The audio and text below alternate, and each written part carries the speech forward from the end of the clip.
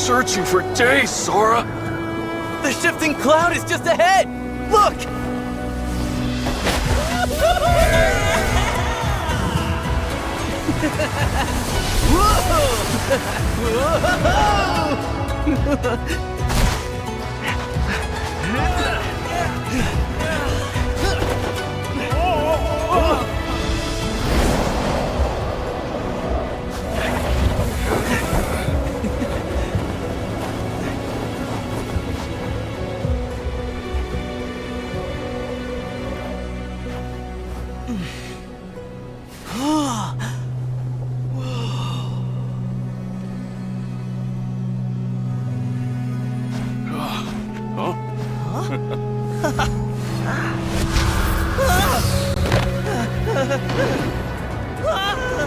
Oh, that's no cloud!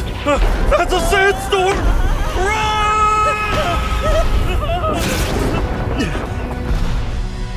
Thunder.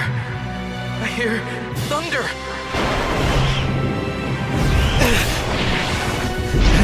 It's here! I know it!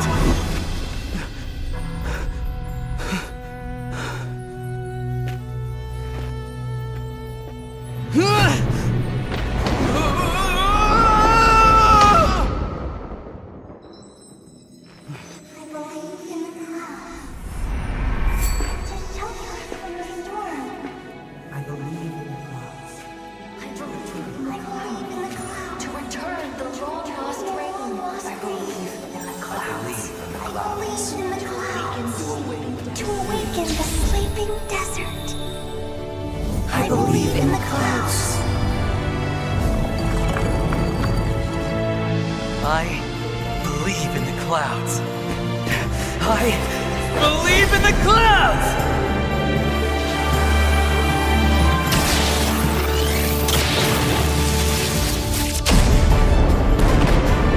Wow! Hey! Whoa!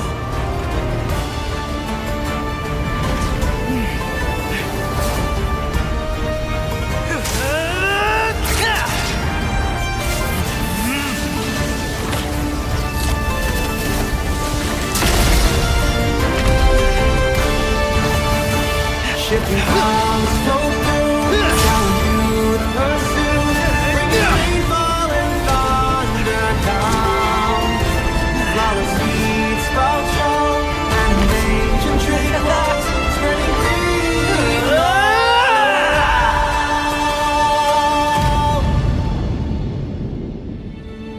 See? There's our shifting cloud!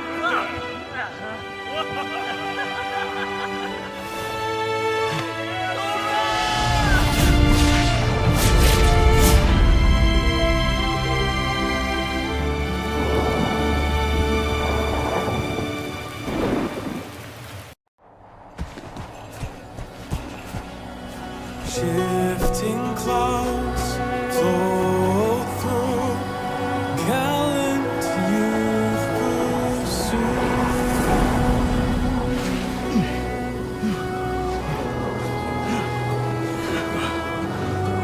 We've been searching for days, Sora. The shifting cloud is just ahead! Look!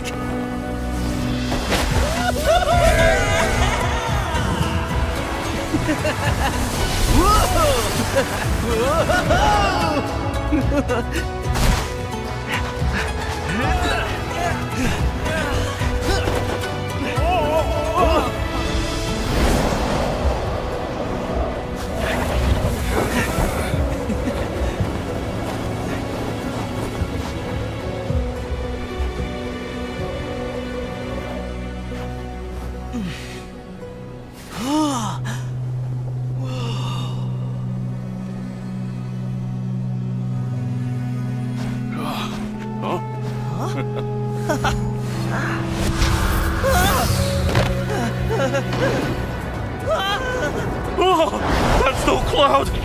That's a sandstorm!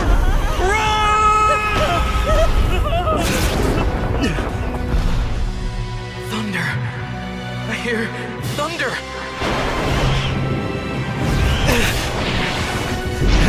It's here! I know it!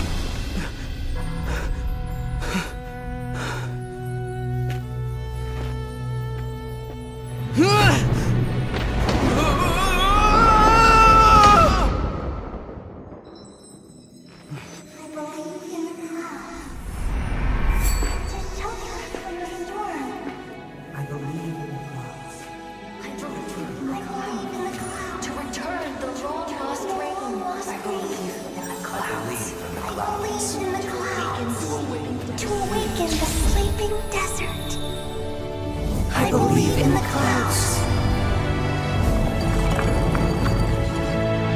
I believe in the clouds. I believe in the clouds!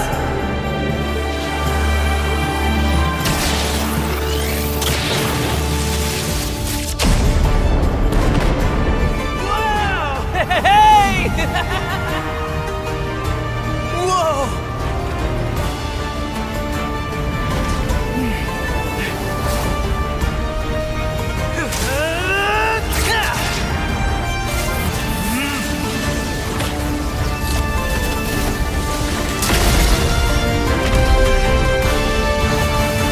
Shifting clouds flow through, telling you to pursue. Bringing rainfall and thunder down. Flower seeds sprout strong, and ancient tree clouds spreading green.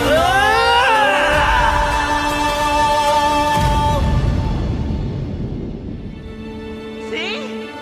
There's our shifting cloud.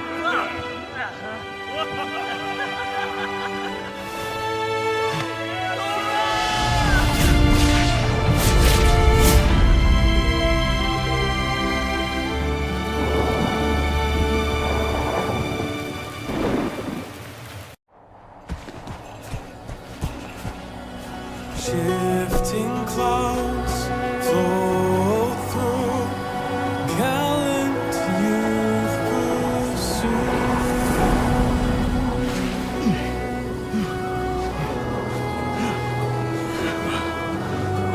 We've been searching for days, Sora.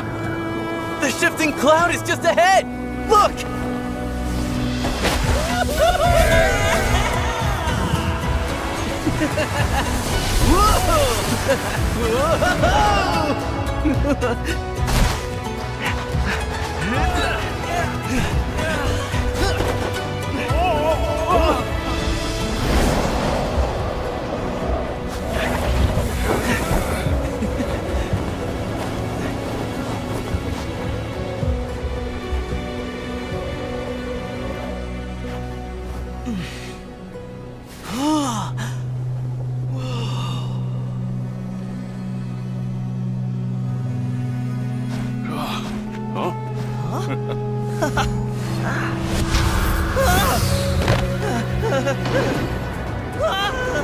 Oh, that's no cloud. That's a sandstorm.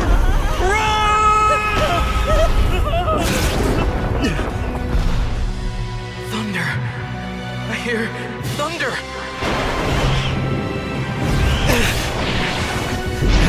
It's here! I know it!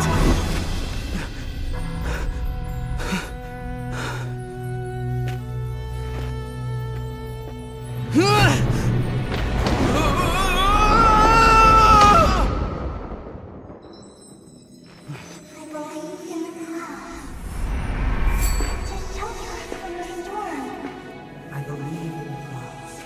I believe in the clouds. To return the long lost rain. I believe in the clouds. I believe in the clouds. To awaken the sleeping desert. I believe in the clouds. I believe in the clouds. I believe in the clouds!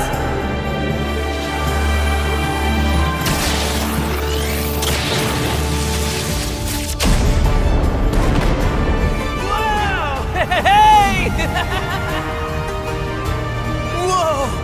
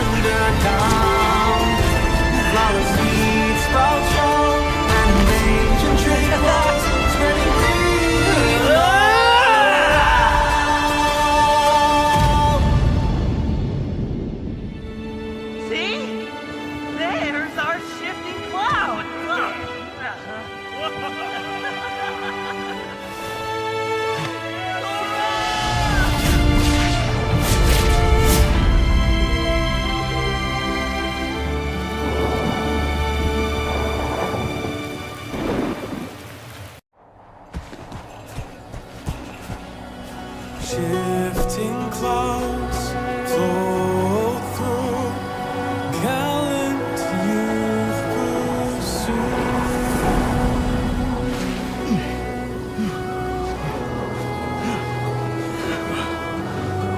We've been searching for days, Sora. The shifting cloud is just ahead! Look!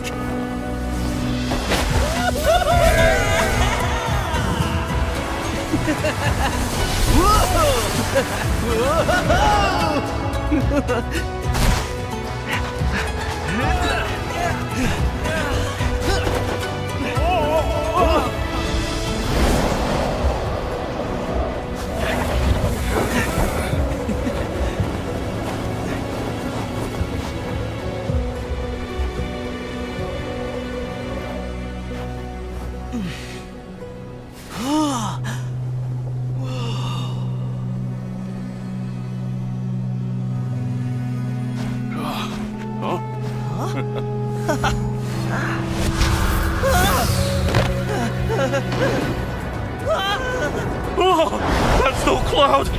That's a sandstorm.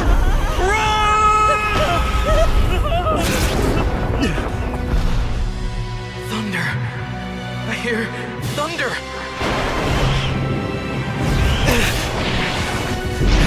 It's here! I know it!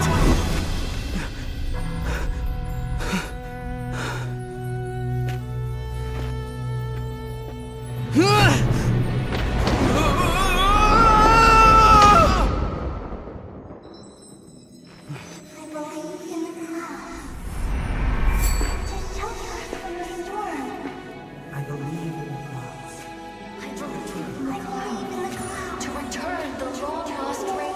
I believe in the clouds. I believe in the clouds. To awaken the sleeping desert. I believe in the clouds.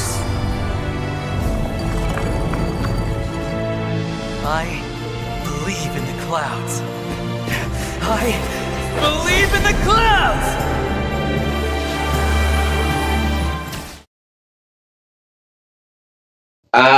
Good evening, guys. Welcome back to the MWCC the Moba Women's Championship Cup. And yes, this tournament is coming to an end today. But we have came so far to the point that we will be witnessing the women's power as well in the mobile 5v5 community, in the esports series to be in fact. But yes, this tournament is being brought to you by none other than Missy Jenny herself in collaboration with ESFI, the Esports Federation of India, and a huge shout out to our sponsors, the Dab Arcade as well, for sponsoring this tournament as well. But yes, in the casters decks, it's your homeboy Jeff.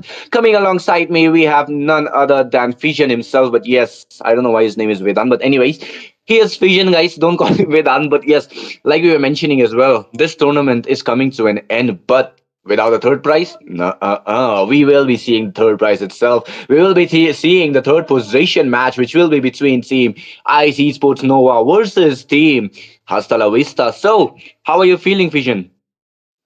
I'm really excited to see what happens in this. This competition has been going for a while now, and I've seen Missy Jenny taking the initiative to host the female players in the community to showcase their their top talents. And now, third place. Really excited to see this. What happens between these two teams, Ice Esports Nova, and Hasta La Vista. Right now, we're in the drafting phase, though, Jeff. Alice being banned out first from the side of Ice Esports, while Xborg is banned out from the side of Hasta La Vista. What do you think about these bans? If you are asking me about the Xbox being banned down from the side of Team Hasta La Vista here, that is a really technical ban, because usually we'll be seeing Xbox absolutely destroying any frontliners or even a tankiness coming in from the opponent's team. But yes, it is in the ban list right now. But coming in from the side of Team Ice Esports Nova here, they have actually banned out that Alice, combined with a Grok and a CC, a really strong comp in my opinion. Those are the huge AoE heroes and a perfect zoning capability. So from the side of Team Hasta La Vista, they need to make sure that their zoning capability when it comes towards the objective fights will be there. But right now, Fusion, what do you say about Hasta La Vista? What should they ban as the last pick for the first phase? There's a lot of junglers that haven't been banned out, is what I'm looking at right now. Jason Shin, Lancelot still being banned out a lot. Frederick Berkshire, there's still those options that they could ban, and instead they'll be going for the Roamer Hilda. We already know what a Hilda can do. Hilda early game invades, really annoying to deal with. And Hilda, I think she recently she got a buff, if I'm not mistaken. Well, the side of IC Sports, like you said, Grok banned out, CC banned out. CC really flexible as well. Can go in the gold lane and in the EXP lane. Grok, even though he got nerfed in this patch slightly, he still is a really solid pick overall. But right now, even though we have talked about these bans, Celestia will be taking the first pick for the side of esports Nova right here, and I Exactly. I'm hoping it's a S tier pick. There's a lot, I'm also hoping it could be something like a recently buffed hero, maybe something like a Lucas. I want to see a Lucas in action. It'll be a Minotaur instead. Annoying hero. What do you think about the Minotaur pick, Jeff? It's Celestia who's playing, and if that is not a Roma, then it's not a Celestia. But nonetheless, the Minotaur has been picked up. A really strong comp with a Minion Fury, giving a huge AoE effect on the knockup as well, and combining with his healing. Oh man, that is a strong comp. And he is a beefy guy as well. He does not care who is up against. He will be soaking up those damages. So there is an additional plus point for that. But from the side of Team Hasta La Vista, the only key factor which the side of Team ICE Esports Nova lacked out in the last night against that Megatron Divas here was the Eve. But they were not able to play it out. But this time, the side of Team Hasta La Vista are going to be showing them how strong a Eve is, and combining it with Esmeralda, an even stronger pick in my opinion. And she does not care as well. She is a really, really strong hero when it comes towards the late game when she gets those Oracle and combining with those defensive items. Oh man, she's almost immortal. 100%, I agree with that. The real world manipulations coming in from the Eve will be really annoying to deal with as well. Well, right now, Vivian and is it Leo? They're going to be taking their picks for the side of IC Sports Nova, and this could be anything. There's still a Farsa left open, by the way, in the mid lane. They could probably pick up a Farsa. But they'll be going for the Lunox pick and a Benedetta pick. I'm not really sure about the Benedetta pick. Benedetta, we all know what a Benedetta can do, but in tournaments, I've never really seen a Benedetta being picked up. But this will be the first time, I guess, I'll be seeing a Benedetta in action. While Vivian on the Lunox, this burst damage mage can burst down most, if not every hero in the Land of Dawn. And it will be really interesting to see while Lazy Man Sama taking her pick for the team of Hasta La Vista, which will be a Guinevere.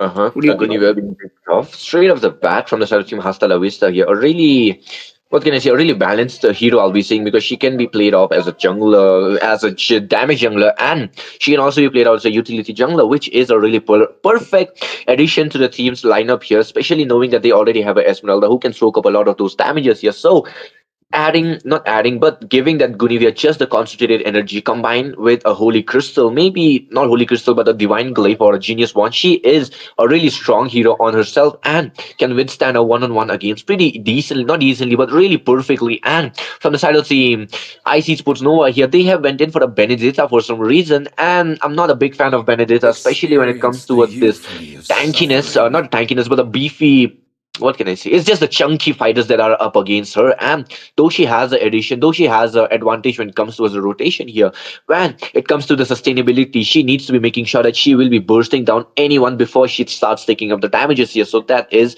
kind of a drawback, but at the same time, she is a really strong EXP laner. But that still depends about how the team comp will be running right now. But from the side of Team Hasta La Vista here, Fusion, we can see a Granger being banned off. Granger, yeah. Even though Granger got nerfed, he's still being picked up a lot. Even at tournaments, recently he was picked up in Games of the Future, where I think one of the biggest critiques for and why Granger he should not be picked up was Mirko. He did tell us what happened in the recent patch notes and why his damage. He doesn't deal as much damage to minions, and previously he could do a lot of damage to the minions and take up the gold crab and farm faster. But now, since he can't really do that, he's not being picked up. But he's still a really lethal either way, because once there's a lot of stacks on the Sky Piercer, he still deals a lot of damage. While he's banned out, Lancelot also being banned out. While from the side of ICE Esports Nova, Florian has been banned out. The Lancelot ban, we already know why the Lancelot is banned. Lancelot with the Phantom Execution, really strong jungler. one of the meta picks in jungle, still being picked up a lot, even in tournaments like Games of the Future. There's multiple tournaments he's still being used up in. While right now, I see Sports Nova though taking their last ban for in this whole game Always on the in this way. game right now, which will be a This is Matilda. not a good. Yep, definitely. It is going to be the Matilda band from the side of Team IC Sports Nova here, predicting that there might be someone from a Michael Jackson movie, but let's not play around. As the Matilda with her guiding winds can actually heal out at the same time, she can give out the scapegoat for their opponent for the teammates as well. So that is a really trump card, I'll be saying, if they get to pick it off. But against someone like a Minotaur here, I think they should be going in for maybe somewhat of a healer here. I mean, Angela can work out, but then again, there is a Lunox. She needs to be targeted down as well. And I don't think so that a Guinevere and a Esmeralda are alone enough for that brilliance to be poked out all the time. But nonetheless, as there's also a Yves being picked up, there is quite an upper hand in the middle lane being cleared out pretty easily here. And that all depends on how the Roma from the side of Team Hasta La Vista will be immensing right now. But that still is a question, as let's see what it is going to be. But from the side of Team IC Sport Nova here, they are still lacking a possibility on towards a Let's jungle go. or maybe EXP laner if they want to go for a Benedetta on the jungle, that is a different thing. But from the side of Team Hasta La Vista, they will be picking off that Irithel instead, a really strong marksman. At the same time, even though she is going to be facing the Benedetta in the late game, it still matters a lot. If she has a sprint, maybe she can escape with the wind of nature being always to her aid. But that still is a question about that, right, Vision? Mhm. But Yeah, yeah. but they a little bit coming in, even though there's no Rangers on the map. She's still a really good pick Come in the on, MM lane. Dexter. It's our There's still, showtime. but in the side of IC Sports Nova, they'll be picking up the Claude. Claude has been picked up a lot recently. Claude does a lot of am damage, as we more already than know. a weapon. While Dawn going to be taking her pick, but what I've not seen here is a jungler, and that's what I was going to talk about. I was hoping that there'll be a really strong S tier jungler, but it will be a Julian instead. Julian, we don't really see much of a Julian in tournament games either. But this will be one of the few times where I think Dawn will be looking to show us what a Julian can do. He does have a lot of damage, a lot of magic damage coming in from him, a lot of combos to execute. While Emily going to be taking her pick for the side of Hasta La Vista. Hmm. I mean, the previous night when I saw Megatron Divas playing against IC Sports Nova here, they have banned off that Julian all the three matches, Fancy not us three getting matches, but shit all the for a two real matches, which is fight. kind of like a hint coming in for that Zwan here that she is a signature hero. She has a signature hero on towards that Julian here, and we have already seen that Claude on towards that lineup as well, and she is an absolute beast, not caring about who she is up against. That blazing duet is making sure that she will be making two or three bodies down from their opponents, and this time their opponent is Hasta La Vista, which they have completed a draft with that Kalia here. So Vision, what do you want to say about the draft here? These drafts by both these teams, I think I will have to side a bit with the draft of Hasta La Vista here. There's the Kalea. We already know the Tsunami Slams coming in from a Kalea would be really good. Well, Guinevere. This is Guinevere jungle, so the sets from a Guinevere jungle in the jungle would be really something we need to look out for. While Irethel, we know the damage providing Irethel can provide. Also Esmeralda and Eve. Real manipulations, like we said, coming in. While this Esmeralda, we already know what she can do to most of these heroes and what she will be looking to do. While the side of this side of IC Sports Noah, Julian and Benedetta. So these two are really interesting picks that I don't know how they'll do in this game, but maybe their micro is exceptional and they show me something that I've never seen before. Exactly. I mean, a really interesting pick I'll be seeing from both these teams here. Nonetheless, guys, we will be jumping into the land of Zon in a few seconds. You guys are watching the MWCC, which is Moba Women's Championship Cup, being brought to you by none other than Missy Jenny herself, and in collaboration with ESFI, the Esports Federation of India, and it is being sponsored by the Dab Arcade. And yes, we are going to be witnessing a really, really strong comp of these teams here, as this is the third prize, and whoever comes in the third position as well will be stomping on a legacy to their name. And yes, with this, we will be jumping in the land of John in a few minutes. But Fusion, any few touches you want to give out for this draft here? For this, any suggestions for this draft? Is that what you said? I think what I would have to say for both these teams is that don't make any brash decisions. This is basic. This is literally I'm going to be giving some basic MOBA advice or like MLBB advice. Basically, don't take any brash decisions. Don't make it a brawl. I mean, make it a brawl if you have to, but remember this is not MPL Indonesia, the brawl server. Unless you want to make it the brawl server, show us some MPL PH kind of plays where you're basically you're thinking you're doing making some big brain plays, making sure that the trade-offs are worth it, and not just jumping into like there's not like any rank game things like where you just jump into it and you just brawl it out. Whoever wins or whoever has the much more player standing, that's the team that's gonna win. Don't show us something like that. 5 seconds till the enemy That's what I'm hoping for. smash them. Exactly, and yes, as we are speaking, we are finally in the land of Zon, where the blue team on towards the left side is going to be the side of Team IT Sports Nova, while on the red team, which is on the red hand side, is going to be Team Hasta La Vista. Both these teams have stepped up their game towards their max potential, and they are going to be keeping it up once again, maybe in the third match, but they are going to be facing off against each other. And yes, in this match, only one winner will be declared. And yes, with this vision, the mic is all yours. Thank you for that, Jeff. And right now, what we'll be seeing is these two sides. We're currently seeing the Kalea providing a lot of vision, while the Minotaur they're providing vision onto this Lethal Wanderer here right now. But it all depends on who will be taking it. Julian is a bit too further away, so I don't think he will be getting this Lethal Wanderer. While we do see the side. The side of Hasta La Vista going to be getting this Lethal Wanderer easily, because there was no Julian there, but there was the MM from the side of Hasta La Vista. There was the roamer, there was the jungler as well. They priored it. Wow, we do see Telestia providing a lot of vision onto Emily and the Irretal as well. While we do see the Benedetta and the Esmeralda duking it out in the bot lane, but the Benedetta, which we kind of were hoping for, or we kind of knew already would happen, is taking a lot of damage from this Esmeralda in the bot lane, and that is what is happening right now. While most of them are still in the top lane, they're trying to pressurize. Okay, someone's going to get taken down. Oh, we can already see it's going to be the first blood on the bot lane instead by that. Wait, why did that even happen? I'm not even surprised on that. But anyways, Happy Man Sama actually took down the first blood onto the Benedetta, while we were expecting a top lane first blood onto Celestia, but she managed to survive, and an off-screen kill already came down. And with that, the EXP lane already gets a dominate as Lazy Man Sama comes in with a migration and easily snaps that kill onto Celestia as well. Makes them completely upper-handed fight here with 2 kills up their name, as well as a turtle. And right now, we can see Esmeralda actually zoning out 2 members on the side of Team IT Sports Nova here. They are not even able to look at the face of that turtle here, and as we are speaking, the orange buff will also be taken down by the side of Team Hasta La Vista, while the side of Team IT Sports Nova are left at the dust trail of Team Hasta La Vista.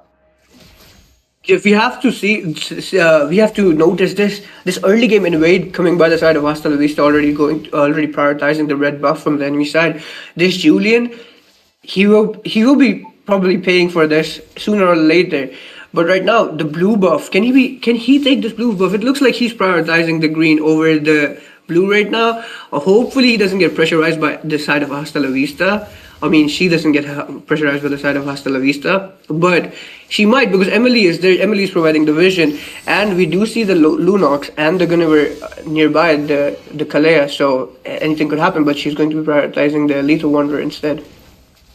Oh, we can already see it's going to be the Tsunami Slam comes in straight off, picks off that Telestia, and the Spatial Migration will be coming in, trying to catch it. Who might be taken down, but no, she will be surviving for a little longer, but Esmeralda comes in with the Starfall Knight, absolutely catching that Natalia instead. A blazing duet coming in as a defensive way. For a defensive blazing duet, we don't really see a lot of those, but she had to do what she had to do to escape there. Or there was 3 man coming in from the side of Hasta La Vista ready to take her down, while she currently cannot. Leah Wu cannot do much, as Ireta will be taking nearly all the gold from this top lane in the third, but she's saved by She's because there's no minion wave left there right now. Exactly. The side of Team IC Sports Nova, they are not able to do much. And as we are speaking as well, the top lane gold plate has completely been drained out from that Lusty, and right now, if we are also witnessing, it's going to be Dusky who is not able to do much in the fight because, but with that, we can see Spatial Migration catching two people. Instantly comes in with the Tsunami Slam as well for the follow-up, and with that, I am him. Will be taking that down. Oh, wait, man. Those IGNs are way too confusing. But anyways, Lusty will be coming in, snatching that kill as well. Three people down from the side of Team IT Sports Nova, and with that, another easy turtle falls on the hands of Team Hasta La Vista, and the orange buff as well in a troublesome situation. Might be taken down, but no, it's going to be Dawn who will be absolutely zoned out from his own orange buff and will not be able to take it down. And with that, it's going to be another orange buff successfully being stole down from the side of Team Nova. Exceptional plays coming in from the side of Hasta La Vista right now. They're 6-0. They have not given a single kill, and they're currently 6k gold over the side of IC Sports Nowhere.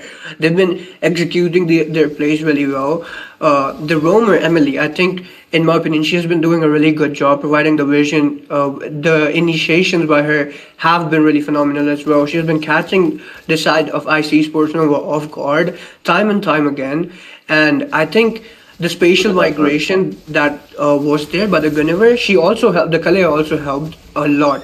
The Benedetta, though, when she did use her ultimate, it was not. It did a bit.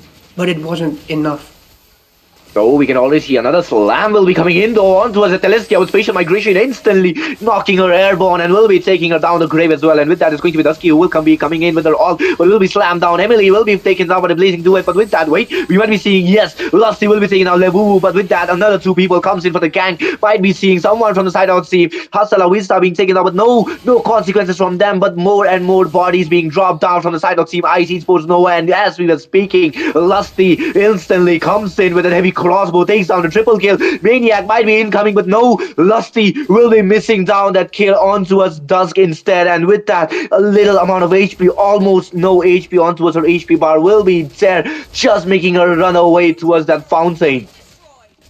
The way, I have to say, the way the Guinevere and the Kalea have been playing, there's so much airborne by them. Every time they use their skills, someone's flying.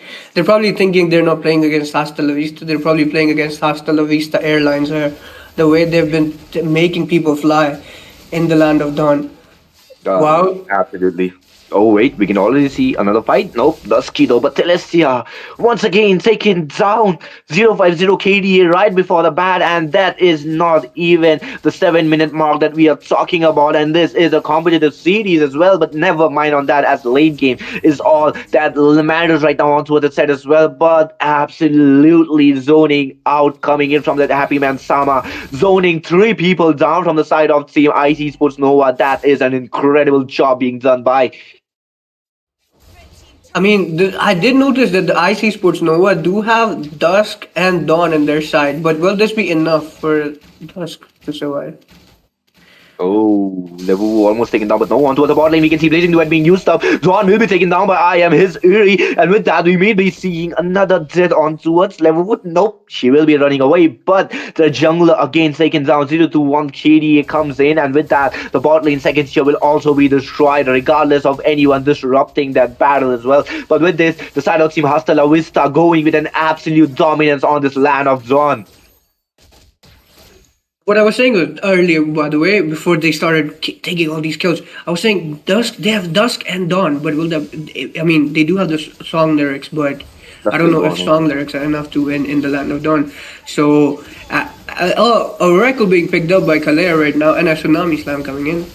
Oh, we can all see the Tsunami Slam comes in with an I am his 80, will be going in, snatching that unstoppable on towards her name, and with that, another slam will be coming in with a flick, another flick about the second skill. Death came in from Dawn, but the RWM's range was still on towards that immobilization scenario, and with that, Hasta La Vista secures 2 more kills on towards their name, and a flicker being wasted down by Vivini.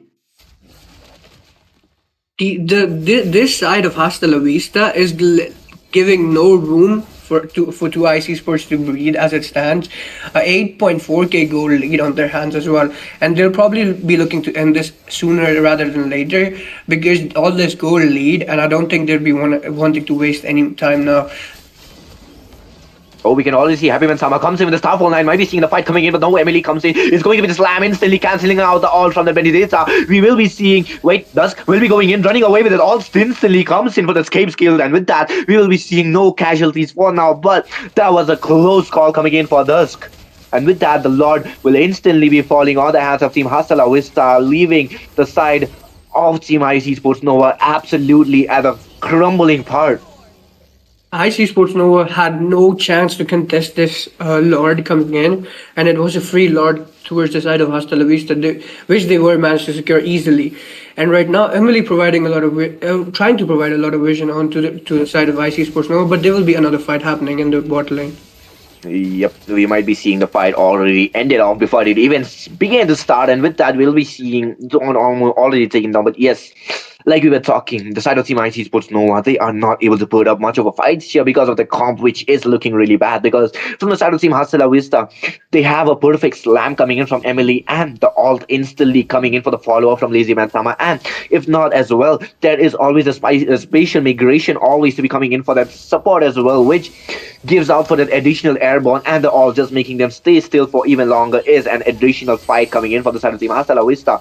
But with this, the Lord will instantly be coming in onto the mid lane. With that, we'll be seeing the Tsunami Slam comes in, catches down. Oh wait, we'll be seeing the Benedetta. No, she will be immuning herself, and with that, we will be seeing her escaping once again. A perfect escape, but will it be enough as mid lane will be taken down? Minon Fury comes in, knocking down 3 people, but she will be taken down. Telesia taken down even before she was able to completely execute a Minion Fury. And with that, the next is completely open for the side of Team Hasta La Vista to take down RWM being laid down. And with that, it's going to be the not spatial migration, but the top one that comes in, and the spatial migration instantly goes on for the Lunox, and she will be taken down by Lusty's heavy crossbow as Lazy Man Sama is trying to go in for more. Lusty secures the double kill. The Nexus is completely open, and the side of Team Hasta La Vista will be securing that easy first point for the name. What a game, Jeff. I have nothing else to say about what a game. The plan from Hasta La Vista was perfectly executed. If that was the plan, to choke the side of IC Sports down completely, giving them no room to breathe. They were all over them. The side of Hasta La Vista were all over them from the starting minute. Even in the rotations, you could see. I mean, the draft was not the best for the side of IC Sports, and they did pay for it, like we said earlier when we were doing the analysis. While in the game as well, they were just in the micro and the macros. They were just all over them, and I think this was a really lovely performance coming in from the side of Hasta La Vista. What do you have to say about it, Jeff? The only thing I have for them is going to be this match was an absolute cinematic match where we saw a complete bloodshed coming in from the side of Team Hasta La Vista against the side of Team IC Sports Nova. As the side of IC Sports Nova, they weren't able to do much. Straight off the bat, from the early game battles itself, we saw the side of Team Hasta La Vista having an upper hand against them, and that absolutely led them to be having even more of an advantage when the game progressed, knowing that they already secured the first blood onto the bot lane, and sooner or later they managed to secure the first, or they managed to take down the Roma from the side of Team IC Sports Nova pretty easily, even before the turtle spawned up, and which gave the side of Team Hasta La Vista an upper hand for the early turtle as well. And the perfect zoning, 2 people, not 2 people, but 3 people almost from the side of Team IC Sports Nova were zoned down on towards the progress of marching for the turtle as well, which was an absolutely deciding matter, I'll be saying. That already decided the match, that the side of Team IC Sports Nova, they are laid back way too much right now.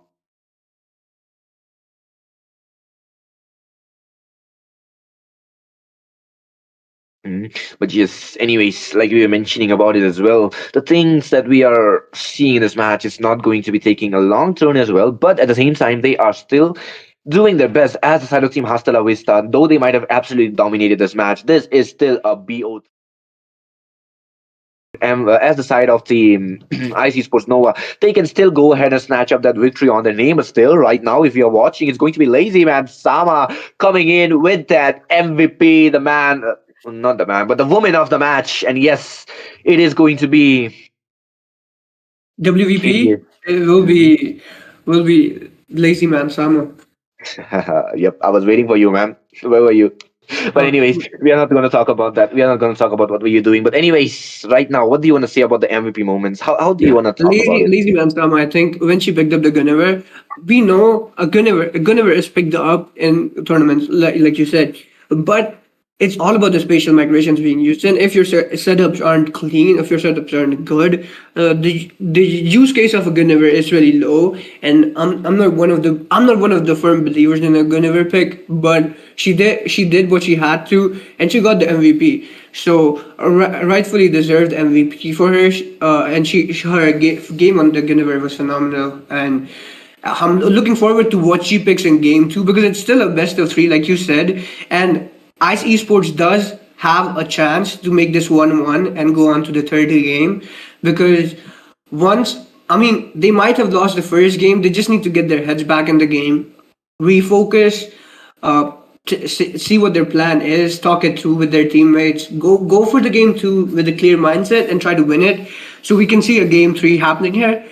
But as it stands, what I'm looking to see some really strong junglers. I hope they do not pick a Julian again, or if they do pick something like a Julian, they need to be able to utilize the Julian way better than what was happening right now. I mean, there was not much she could do on the Julian, to be fair, but I'm expecting some really good plays, especially from the junglers. As a jungler being myself, I'm really looking forward to the jungle plays.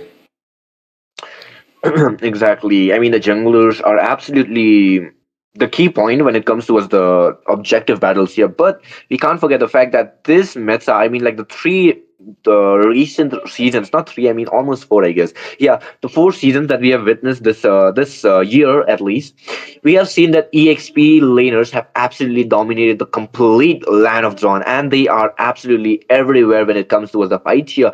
In the gold lane, you will be seeing a CC or maybe a Lapu Lapu or a Esmeralda. In the EXP lane, we'll be seeing someone like a Thamuz or a Yuzong or maybe even a Uranus just absolutely roaming around, fearless. They don't care much. And as the game progresses slowly but surely, those heroes play out the role really impressively to the point that they do not let anyone from their opponents to be handling any situations. And the only marksmen I saw in the meta was only going to be the Granger and a Nathan here. And in some scenarios, we saw 1-1 rising, but that's a really rare matter. 100%. And I was watching. I have to say, I was watching. This is really off topic. I was watching GOTF these past few weeks and days. And I was looking to see some new metas happening, but it looks like we'll have to wait for MPLPH to see a meta shift happen, because right now most of the heroes being picked up are kind of the same that were picked up last patch. So I think that's why a lot of people still think it's still the meta, but I'm hoping the meta shift happens and there's a lot more Suyos picked up and maybe some other junglers. But right now, as we already know, the meta is currently the same. And the top teams are currently using the same heroes in the same lanes. Maybe something like Pagu's glue happening. Maybe they can pick up a glue roam. I mean, Pagusik did it in GOTF, so, and he's a pro, so maybe something like that. Or maybe you could see someone play like a Moscow in the gold lane and dominate, like how DFYG's Loom did. I'm hoping like we see something new, something which is like meta friendly, like some buff heroes is what I'm looking to see, because we know the Hayabusa has been nerfed, and I mean the recent Hayabusa game I saw in any competitive game was, I think, Aurora Turkey versus Onyx ID, and to say the least, the Hayabusa got really cooked by Kyrie. So I mean, we can't be talking about someone getting cooked by someone right now, but nonetheless, because this is going to be a women's cup here, this is going to be an interesting match as well. But if you're watching from side of from their POV right now, the side of Team Hasta Vista are standing at the top, really easily here, taking a really perfect breather, really purified air here. But side of Team IC Sports Nova here, they are at the edge of the cliff here. Even the slightest step will make them fall down, really down to the point that they are absolutely nowhere to be seen. While the side of Team Hasta La Vista, they are stomping their footprints onto the legacy of their own as well, just making sure that they will be coming for the second runner up on this match as well. They are doing their absolute best onto this game as well, because who doesn't want to be? This is a really perfect tournament as well. This is a tournament for women's itself, a really clean, a really smooth tournament I'll be seeing, and they want to make a legacy. They want to have the season one with their name carved in it as well. But nonetheless, we are not going to talk about the results as it is going to be the side of Team Hasta La Vista and Team Ice Esports playing the second match of this BO3, while the side of Team Hasta La Vista bans off that Lapu Lapu. Once again, a really perfect ban when it comes towards that bravest fighter with the raging slashes, giving him an absolute edge when it comes to the fight with the follow-up of Hilda, an absolute beast in the invades. And coming in from the side of Team Ice Esports Nova here, they have banned off Xbox once again. No one wants to deal with this export. I mean, we already know since it's fighter meta, like you explained earlier, what an export can do, especially against fighters. This export, I mean, everyone knows how annoying an export is to deal with. So export is a direct ban. While Grok, is that Grok? Is that? I think that is a Grok. A Grok being banned out as well from the side of Ice Esports Nova. Low key in that logo, he does look like the alien from Aliens and His Predators, but that is besides the point. While a CC being banned out from the side of Hasta La Vista, and we already said, like you already said, the Hilda and the Lapu Lapu being banned out. While this is the turn of IC Sports Nova to be taking a ban, and let's see who they will be banning. Maybe a Kalea, because we did see Hasta La Vista and Emily was really good in the Kalea. Maybe they ban out the Kalea, but I guess not this time because it will be an Alice ban. Alice, once again, the same notebook ban coming in from the side of Team IC Sports Nova here, while the side of Team Hasta La Vista does the same, but they have forgot something that is going to be a Yuzong being left open, and they can pick it off, going for an absolute beast in the backline, Unsane right now. The Yuzong will certainly be a menace to the backline. We already know what a Yuzong can do, especially this early game menace Yuzong.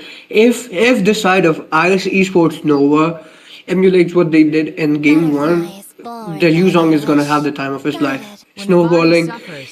Dusk is gonna have a. I think it was Dusk in the EXP lane. Dusk is gonna go for the Benedetta pick yet again.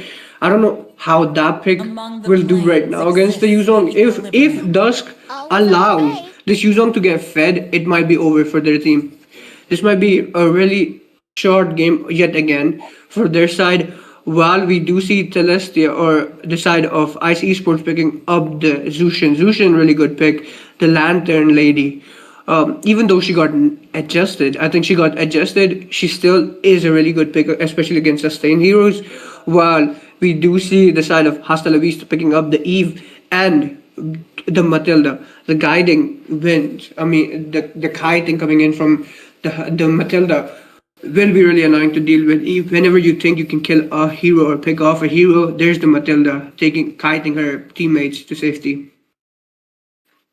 I mean, the fact that the side of Team IT Sports Nova, they have picked up a Benedetta, despite the fact that she was not able to be played out pretty perfectly towards the previous game here. They have still gotten the goods to be actually going it off and not test the waters once again, because the previous game, it was an absolute fail. And I don't know about that right now, but as of now, if you're watching into it, we can still see that it's going to be a Carmilla being picked. Also, there's quite a combo potential coming in from them, but not missing out the fact that they have a Matilda, and combined up with that Eve as well, it's a really crazy thing, man. Like from the side of Team Hasta La Vista, they already have a really strong zoning, at the same time a really perfect team fight comp coming in, and also we mentioned now they have escape route as well. If anyone is in danger, the guiding wins is there to be guiding them out the way of danger. 100%. Well, Celestia, we do see her this time. She'll be picking up the Carmilla. Like we said, by the way, this Benedetta pick, I don't know if it's a comfort pick for Dusk or if there's a different reason. But 2 games, I mean, usually when some hero doesn't work out for you, you just have to reevaluate the situation and change your heroes. But I think she'll still be sticking up to the Benedetta. She has her full faith in this Benedetta.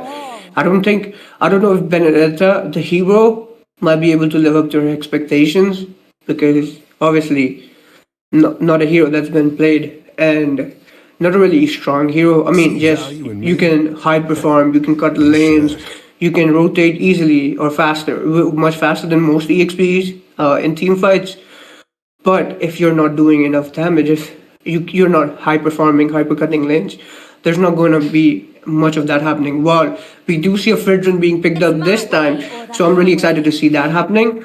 While we do see Irithel Carry and Beatrix and Esmeralda being banned out in this game, while uh, Ixia being picked up, and Lazy Man Sama taking their pick right now, which will be a Baxter. Hmm. I mean, the pressure coming in from the side of Team Hasta Vista is already there, and that is a really perfect comp, I'll be honest.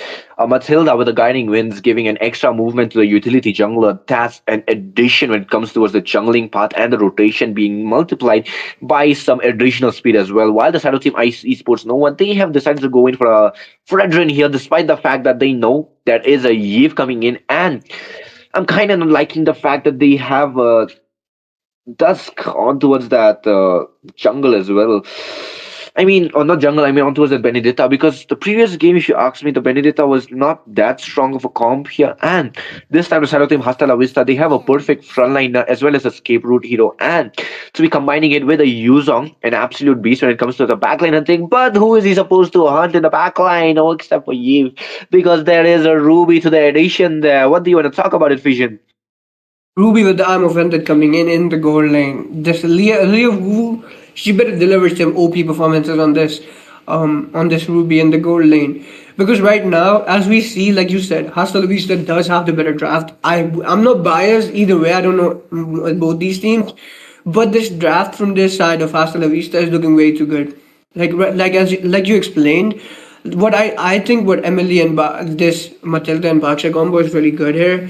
But since you literally did mention this, there's no backline to dive here, because I mean the Yuzong can put a lot of pressure on this Yushin, can probably snowball off of the Benedetta, but there's not much options apart from these two, because the other three are really tanky and have a lot of sustain on them. So the Baksha and the Matilda combo will be really good here though. Even though the Zushin can pick heroes up and place them near her teammates, and the CC's coming in from the Fridrin, the taunt coming in from the Fridrin, they can still be guided out with the Matilda. So there's that.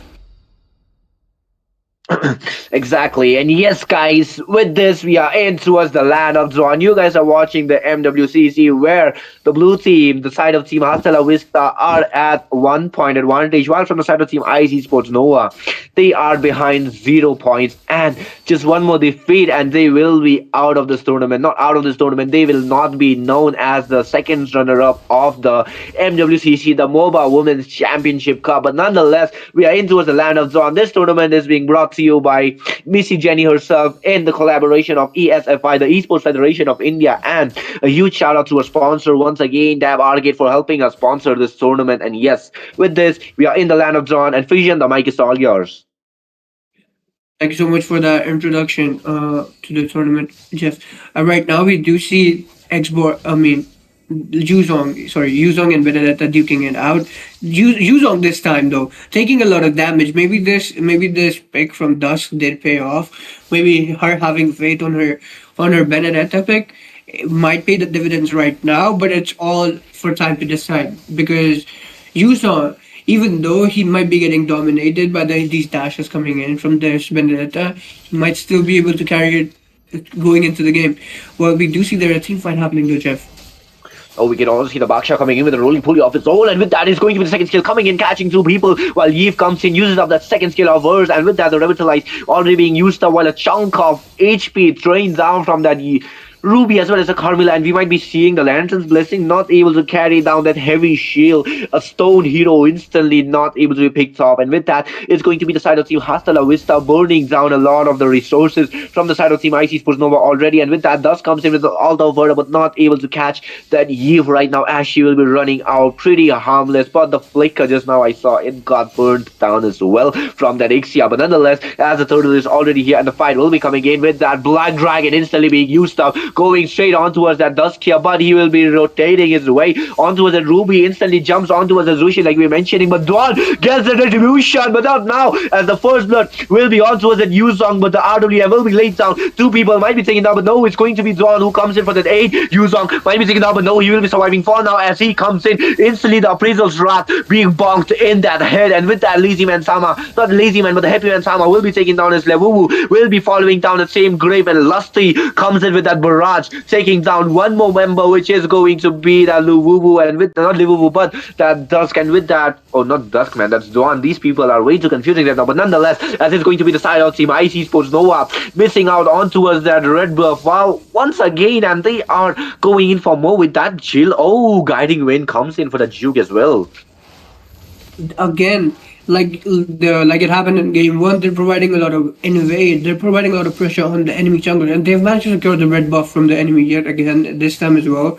Last time it was the Julian paying for it. This time it'll be the Fridrin paying for losing out on his red buff instead. Well, what a team fight coming in, like you explained to us play by play. Oh, what a game! The Eve was hiding in the bushes and she got a kill as well there. What a kill coming in by her. And maybe I think there's another fight breaking down though. Absolutely, they are not able to do much right now. But as we are speaking as well, we can already see it's going to be Telesta who will be taken down already. But the Appraisal Stars comes in. Dwan will be taken down instead as Lazy Man Sama bashes his shield straight on her face. And with that, it's going to be Lavuvu who will be taken down by the RWM as well. But oh wait, Dusk will be coming in for the follow-up though. But will it be worth it? As that's the question. She will be way too deep right now, using up her second skill. The all comes in, but that is a skill which is being used up to only escape since the previous game I'm seeing for that. And nonetheless, right now, as it's going to be the shield played again, being taken down from the side of Team IC Sports Nova, while Ixia this time, Lusty will once again get an upper hand onto the gold gap here, and with that is going to be Telestia, who will be taken down once again, isolated from her team and ambushed as well, and she will be taken down, trying to check the bush, will be checked out instead. What a lot of pressure coming in from the side of Hasta La Vista yet again. Telestia getting pressurized like she was in last game. Last game, I think on the Minotaur she was 0-7-0. Dawn securing this turtle though from the hands of this three-man coming from Hasta La Vista. Emily getting the kill onto the Fridrin as well. While Dusk, I mean, she is doing what I expected her to do for high perform lanes and then be able to rotate with her team. But are those rotations even doing anything at this point? Because her team is being choked out completely. She might be 0-0-0, but the rest of her team has been paying the price. The rest of her team is 0-3-1, 0-2-1, etc. Even though she has been providing the one extra man in these gangs, it does not look like it's doing much since she's being zoned out as well. There's three man. There's the Lazy Man Sama. There's the Matilda. There is the Eve as well. And Dusk has not been able to do much, while Lucy does get a kill onto Leovuvu off cam. Exactly, the offense. Oh, Dusk as well being taken out. But yes, that's a perfect summary that you just laid out there, Fusion. But the major fact that you missed out is going to be the, what can I say, lane swapping that just came down by both these laners here. But despite the fact that Benedetta came towards the goal lane, and we saw that the Yuzong as well just followed her down towards the goal lane as well. But if you're looking on towards that item, just look at that, Fusion. It's a heptasis for the Benedetta already. 100%. The lane swap had happened. The Yuzong is currently in the bot lane, while this Fridrin trying to defend, it can clear the bot lane minions right now, trying to save anything from happening or stop anything from happening there. There's push coming in by the side of Hasta La Vista, but Oh, we can all see the barrage will be here, but with that, I'm offended instantly. Picks off the Nixia out of the dangerous way as the Curse of Blood will be cancelled down. And with that, Zwan will be using up that, so a lot of those HP bars, but Lusty will be securing that kill without even a Sky Piercer. But nonetheless, it is going to be, oh wait, Dusk will be isolated from her team and she will be taken down by Happy Man Sama as the middle lane first here will be taken down as well. But the third turtle, the last turtle will be here while the side of Team IC Sports Nova, their jungler, their Zwan absolutely came in with a clutch using the piercing strike, taking down that objective, the turtles, two turtles in fact. But this time, she is nowhere around to be securing this third turtle. And with that, Celestia will be in danger, not having Flicker, but the Vengeance will be taken down as well. But not of any use, and it's going to be the easy kill coming from the side of Team Hasta La Vista.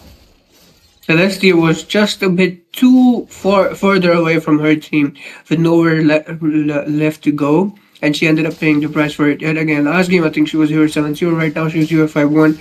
She's not been having the best of games. Today might not be her day. But as it stands, the side of Hasta La Vista currently zoning out Dawn to secure this blue buff for Lazy Man Sama, which they will be doing it easily. But Oh, we can also see the fight will be coming in, and it's going to be Dwan who will be isolated. Not isolated, but drop down his HP bar. A chunk of his HP was just melted out in a matter of seconds. And with that, it's going to be a pause which will be coming in, man. Oh, a final pause, maybe.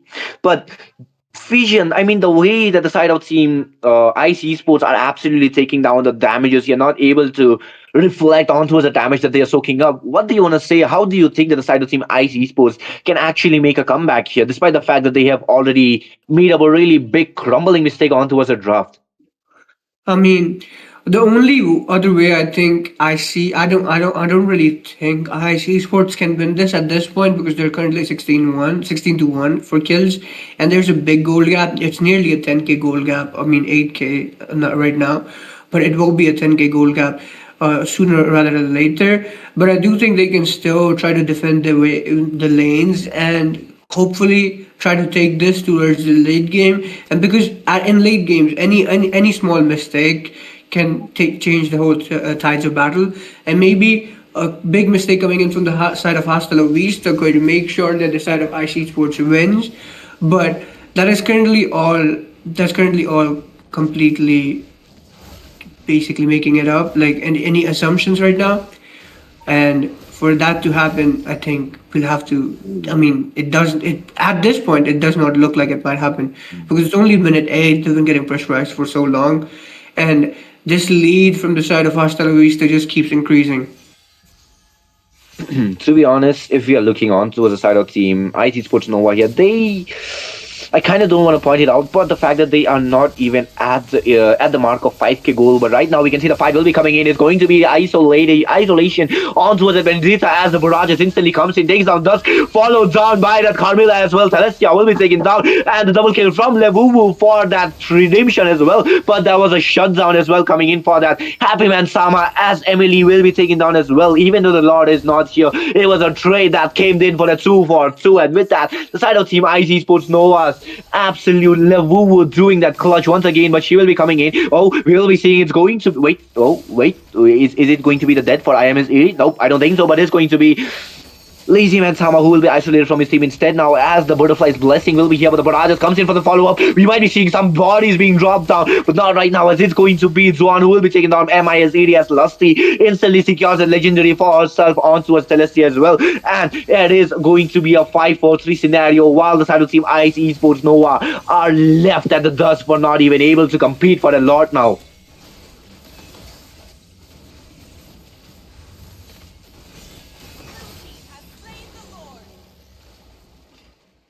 But yes, anyways, like we were mentioning, it is going to be the third, it is going to be the last Lord, and maybe, but no, we can't predict so early on. But yes, this is going to be the Lord secured by the side of team Hasta La Vista here, as they are trying to go in for a lot of those fights at the moment. But I can't even ignore the fact that the side of team has IC Sports Nova, they are not able to take up a lot of those pointers right now, because if we are looking on towards the Benedetta, she only has 2 of her items. And if we are looking on towards that Zushin as well, the only thing she has secured right now is going to be the glowing one, while that elegant jump is there for the Clock of Destiny, which is not going to be giving them that big of an upper hand right now. And for that Ruby, she is somewhat going for the damage build, but the fact that the side of team IC Sports Nova are not able to put up much of a fight here, that is leading for their unstable frontliners. But right now, it's going to be the Lord, which will be coming straight onto the mid lane, but we might be seeing the RWM being laid down instantly. Curse of Blood comes in for the fight with the Benedicta's follow-up, as the fight will be coming in. Dusky takes down that shutdown. Celestia takes down Lusty, as well as Lazy Man Sama takes that kill onto a Celestia, and the fight does not want to stop anytime sooner,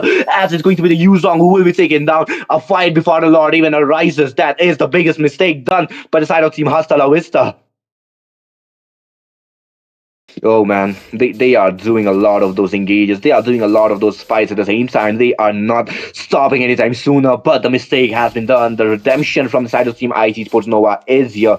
And if we are looking on towards that, if we are looking on towards that replay as well, the way that they have absolutely went in for the fight here, MIS ED absolutely picked off by that I am offended of Ruby, though the mega kill came in onto a Celestia, but she has already died so many times to the point that she is not even giving the enough amount of gold that she should be dealing when she has taken up a kill here. But Levo will be taken down off screen with a 3v1 fight here, as Dusky secures the first tier onto the bot lane pretty simply, knowing that she can escape out of that Yuzong's grasp without any issues, knowing that she does not have any petrify on towards her as well, as Emily will be secured. Emily will be taking up a lot of those damages here, but Telesia will be taking the double amount. And as we are speaking, just from the first kill of Yves, 30% of the HP done down from that.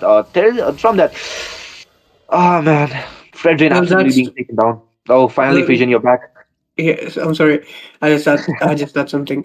But anyways, like we were saying, but will that be enough for this side of IC Sports Nova to make a comeback? Because I mean, the plays that did happen, that now you do see Dust trying to split push as much as she can, and she has managed to take the T1 inhibitor threat from the top lane, and she will be recalling safely, but she will not be able to get her hands on this T2, even though these split pushes coming in from her.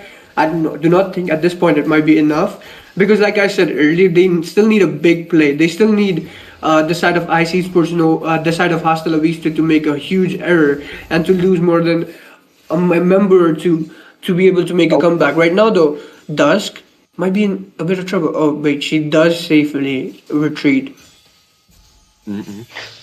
I mean, I guess you might have missed out on towards that fight here, but the side of Team Hasta La Vista, they lost 4 of their members right before the Lord has actually spawned on their side and marched. But that was quite a blunder that was made down by the side of Team Hasta La Vista. But sorry about that. They have actually redeemed themselves on towards it as well, and they're absolutely making sure that they won't do the same mistake again. But as we are speaking, it's going to be Lazy Man Sama who will be bashing his shield straight on towards it, and we might be seeing the red ship being stolen out. And yes, Juan will be securing that Lord, but the Baradas will be coming in from the Nixia. Instantly takes out the Lestia, but MI's Eerie will be taken down by Fredrin, and with that, it's going to be Levuvu who will be taking up a lot of those damages here, and she will be taken down. No, she's still sustaining that spell and comes in, but as we are speaking, it is going to be Juan who will be taken down, and Levuvu will be taken down by the death from that Lusty. What a Lord fight coming in! There's 100% faith in Dawn right now, with the way Talistia, Dawn, Lewu, etc. walked up to the Lord and just tried to brawl it out to get the Lord. And that, I think that scenario kind of paid off for them, because she did end up getting the retreat on towards the Lord and did get the Lord for their side, right? But even though that Lord attempt was a success, they did end up losing down three members, which is Celestia, Dawn, and Liavuvu. So there was no push coming in with the Lord. There's only a bit of damage done towards the T2 inhibitor turret in the top lane, but overall, the pressure was just not enough, because they did lose out on their members. Lusty, with the barrage coming in, was really beautiful to see. The way she took the members of Ice Esports out was really clinical, because she just stayed behind the Lord, she just let the barrage go, and yeah, she just did a lot of damage to them. Exactly. They are absolutely making sure that they will be not going for any blunders. And as we were speaking, it's going to be MIS ED already taken down. Dusky comes in, takes up a lot of those damages, but she will be in a bit of trouble, but she will be escaping from the grasp of death here. But right now it's going to be Zwan who will be soaking up a lot of those damages. She will be taking her down though, and Zwan instantly goes down as Telesia follows down the same part from Lusty's hands. And it's going to be Dusky who will be marched down as well. And we might be seeing the fight will be coming in, but no, it's going to be the Butterfly's Blessing that will be coming in from Lazy Man Sama as the engages instantly comes in. You might see Vivini who will be taken down, but oh, she will be surviving right now. But Level taking up a lot of those damages. Barrage comes in instantly with a Sky Piercer stacks, takes down through another member from that, and it's going to be Lusty who will finally be taken down by Dusky's hands here. Oh man, Lusty, Dusky, Zorn, I'll remember these three IGNs now. The way Dusk has been trying to recover from this for her team, recover this loss from her team, has been really good in the late game though. She's been making her locking her targets down, like the Eve, right now she got the kill onto the Ixia, but it might not be enough, because Vivian did fall down. We did see Liavuvu fall down as well, so they're still falling down. It looks like even though the side of Hasta La Vista has the Matilda, low key, I have a bit of a feeling that ISIS would think.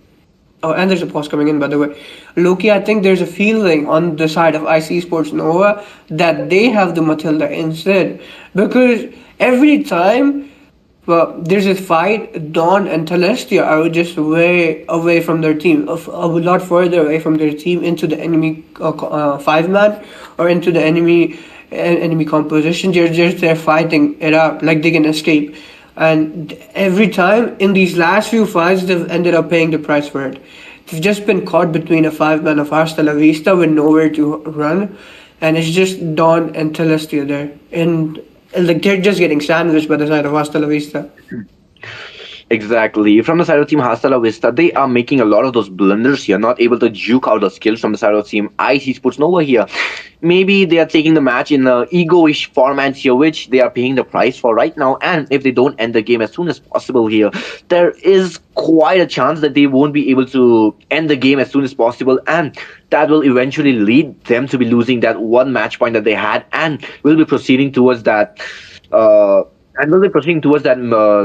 Tiebreaker as well, which will be causing them a lot of those battles as well, which is going to be a really pressurizing match, and nobody wants to play under pressure, because the more pressurized you are, the more the more bad you are intended to play, because with a free mind, you are able to think of the decisions, you are able to make the decisions pretty perfectly here, while with a pressurized mind here, you won't be able to think as clearly as you do. But let's not talk about the tiebreaker, as this game is still going on, the second game as we are speaking. And the side of Team IT Sports Nova, they are somewhat or somehow they are making up a comeback here because of the blunders that the side of Team Hasta La Vista are making up. And if you are looking on towards the items here right now, we can see that it's going to be the three items completed from that Zushin here. It's going to be the Wishing Lantern, the Glowing One, and the Clock of Destiny being completely open.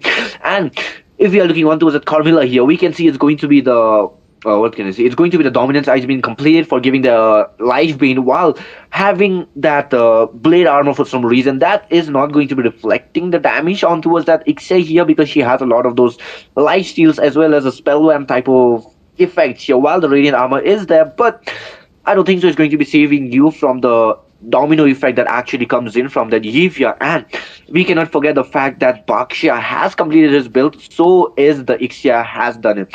And we cannot forget the fact that there is going to be a golden staff completed with that Skype as well, so that is going to be giving a huge advantage on towards that Ixia. And the guiding winds are always there for the help, though it was not there on towards the last fight that we just witnessed out, where Ixia was not able to run out of the all from that Benedetta here. But from that Yuzong, somehow if he is able to manage down onto the fight here and zone out that Levuvu here, the Ruby, then there is somewhat of a chance that the side of Team Hasta La Vista will be able to make out a comeback here now. 100%.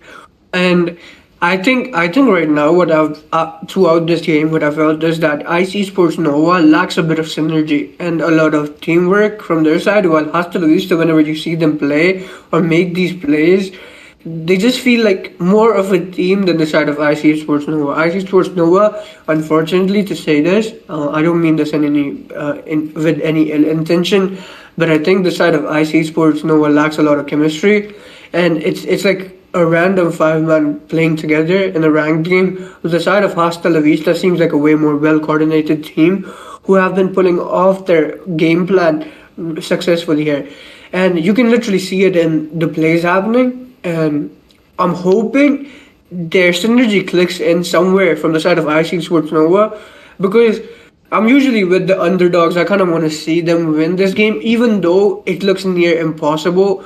But the goal gap has been lowered down. I mean, everyone is at nearly their full builds, and I'm hoping there can be some play made here, so just so that IC Sports wins and we can see Game 3 happening.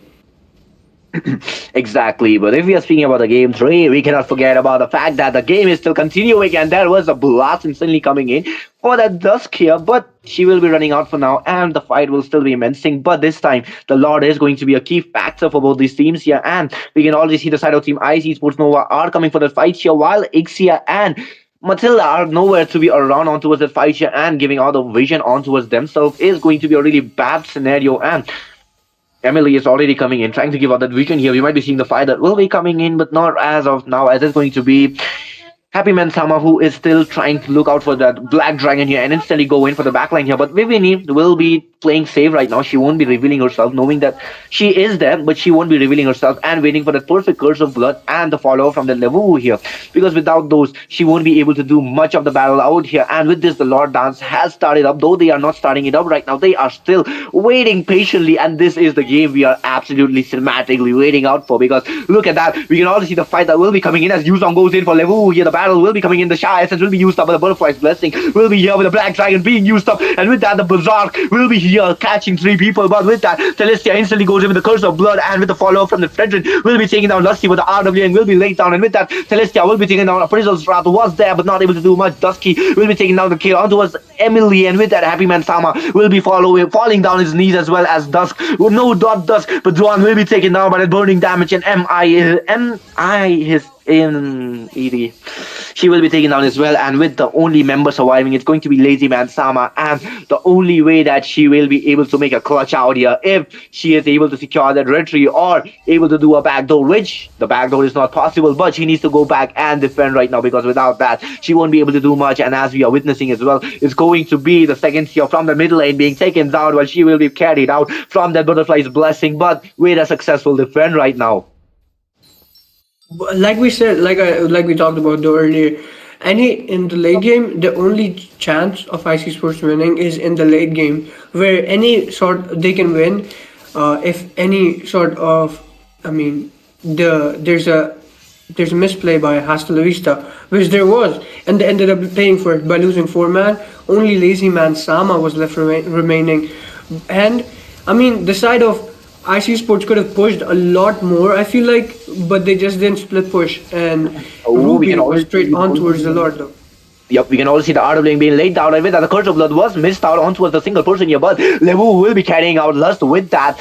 Instant I am offended, and the Appraisal Straps comes in, instantly takes down Lazy Man Sama, though it is going to be Celestia who is going to be dropped down really low. Happy Man Sama comes in a little late, but the Petrified combo will definitely be connecting out, and with that is going to be Winnie who will be taken down, and 3 members from the side of Team IC Sports Nova absolutely low, and with that is going to be M-80 going in, snatching up that kill onto a Celestia, and with that, and comeback scenario was there for IC Sports Nova, but they won't be able to do much right now, as the side of Team Hasta La Vista, they are still holding on towards that match with their dear life right now, and with that, it's going to be Levu who needs to be marked down right now, as she is going to be the key factor for making a comeback right now, and with that, we are going to be seeing a fight that will still be immense right now, and with that, it's going to be Levu soaking up a lot of those damages. Matilda goes in, takes him down, and takes her down. Levu will be down already, and with that, 2 members still alive from the side of Team IC Sports Nova, they are going in for the fight here, and with that, the battle might be coming to an end with a clean 4-man down from the side of Team IC Sports Nova already. Only Zwan surviving, but the next batch of minions are here as 5 members from the side of Team Hasta La Vista are here. Zwan will be caught out with that RWM being laid down already, but the next set is being marked down. Will they be able to end the game, as that is the question? No, the Appraisal's Wrath instantly clears down the minion here, and with that, the minions, even though they are from the top and bot lane, but it might be way too late, as the minions, not the minions, but the players from the side of Team IC Sports Nova will be respawning in a matter of seconds. I feel like they ended up the misplay that came in from the side of IC Sports Nova was, I think Celestia shouldn't have. They were already going to lose the member, and Celestia just being there, instead of retreating, she stayed back. I don't know what she thought she could do, but she was really low HP as well. If she just retreated there, they could have 4-man left standing. But instead, they were only left down to 3, which kind of made it way worse for their side, because there was no rumor, there was just the Fredrin, there was just the Ruby, there was the, I think it was Dusk, these 3 were left standing. And what a lot of damage came in from the side of the Matilda to be able to take down this Ruby was immense. I did not expect that. I see the Matilda and the Ruby there, and I was like, okay, the Ruby might still survive, but the damage coming off the Matilda to get a kill on towards the Ruby, I was like, wait, what just happened? I was like, what does the Matilda think she is? She's not, she is indeed a support assassin, so she does do a lot of damage, but it might be the end for the side of IC Sports.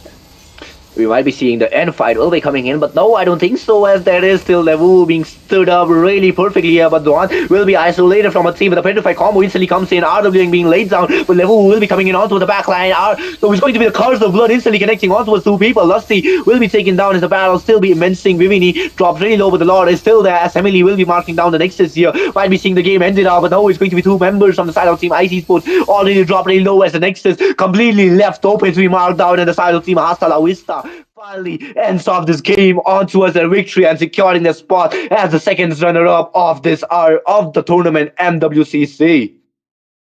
What a game, Jeff.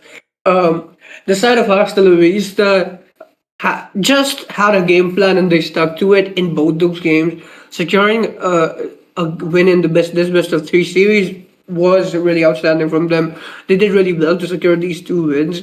While IC Sports, this game I think they looked way better than the game one. In game one, they did end up losing in 11 minutes, but this game they were kind of in. I mean, the start leg was a bit really rough. Like Kadita's rough phase, it was really rough. It looked like they got hit by it, but during the end they really came in.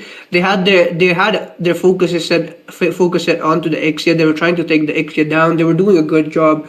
The Benedetta was doing a good job at taking the Ixia down. So did the Ruby, and it looked like at a few instances it looked like there might be a comeback possible by Ice Esports there, but even though I was really excited to see a comeback, it could not happen just this yet. But maybe best of luck to both the teams. Hopefully, we do see more of IC Sports. Hopefully, and I also want to say, we were talking about this whole tournament. We were thanking the ESFI. We were thanking Dab Arcade, the sponsors. But you have to also give the props to Missy Jenny for hosting a tournament only for the women's, and so that the female MLBB players can showcase their talent onto a bigger stage. And yeah, this was really a good initiative by her, and I would like to thank her as well for putting this tournament up. And what do you think about this so far, Jeff? The MVPs and stuff. Oh man, if we are talking about the woman of the match, the most valuable player here is going to be Emily. Definitely, the way that she is able to secure her teammates really perfectly here with a 35 assists to be. In fact, just imagine how long the fights were going on for if she has 31 assists onto her name with 4 kills as well. So that just total ups to 35 KA for her, and with the goal being 13k as well. That is a really long lasting fight because Aroma having 13k goal, that basically means the match has started off for a really long time, and that is going to be a perfect moment as well because she deserved that. Though the fact that the Emily was not able to mark down much of the members, her assist, her support was always there for the healing as well as the guiding wins here for the early rotation as well as the fights, which gives the side of Team Hasta La Vista a perfect opportunity to be making up those fights and a really perfect opportunity to be making a big pothole for the side of Team IC Sports Nova to be falling down on. But nonetheless, right now, if we are looking on towards the stats as well, like overall the team stats, I would like to see about how the matches have ended out right now and the items about how they have picked off. But are you as curious as me, Fusion? That's the question, man.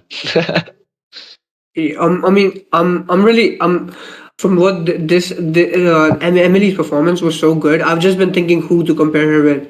I mean, I know you were talking, and I was like, is this the female keyboard of India, or like I was like key girl or something? I was like, 31 assists. That's really commendable. That's true. Maybe she is the key girl of India, or who knows. But anyways, if we are speaking about it as well, this tournament has been going on for way too long. If you are even about to talk about it, not way too long, but whatever it is, this was a really perfect opportunity that just came down for the women's teams here, and they absolutely played out their roles. And let me tell you, the management team in the background is doing their work pretty perfectly here, showing the cams, showing the face cams, showing the hand cams, and as well as doing the device verification as well. So there is a three-way verification that just came in for the women as well. So that is a secure tournament came in with a fair play as well. No boyfriends in the BTS. So yes, No cheating has been done, guys. This is a fair and square tournament that is being played out, and a really respectable tournament. And a huge shout out to Missy Jenny as well for conducting the females only tournament. And a huge shout out to the collaboration, which is the ESFI, the Esports Federation of India, for helping us in streaming, not streaming, but in organizing the tournament. And a huge shout out to our sponsors, which are Dab Arcade, which helped us in sponsoring the prize pool for the tournament. But right now, Vision, I think we should take a quick break before the grand finals as well, because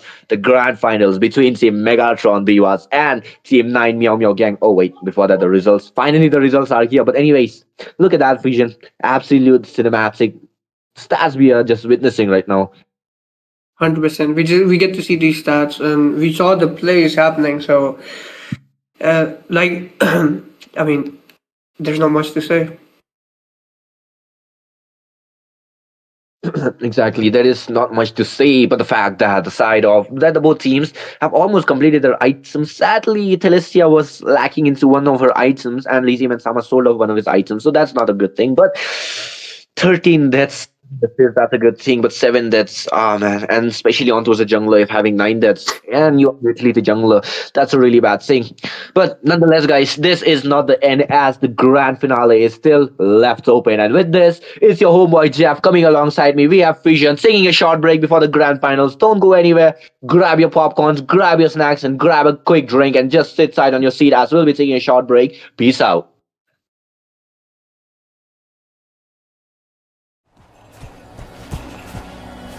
Shifting clouds float through gallant youth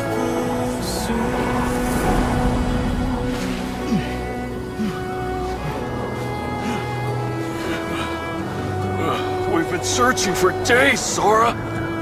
The shifting cloud is just ahead! Look!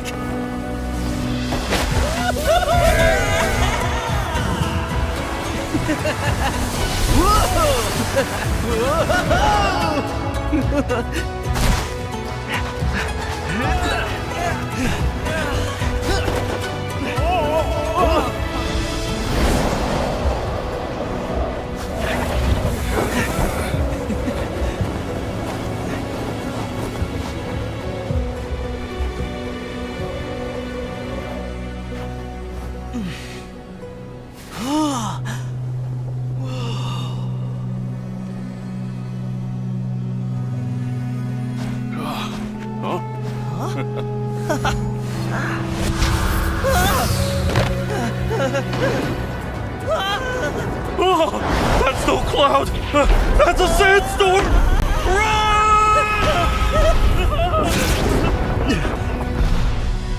Thunder! I hear thunder!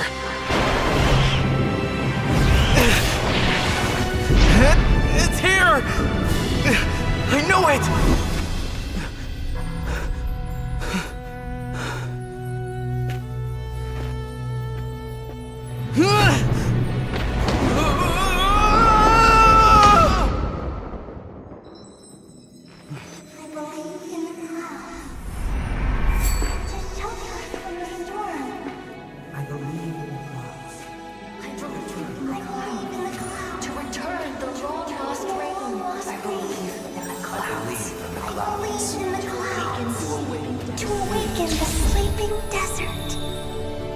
I believe in the clouds. I believe in the clouds. I believe in the clouds!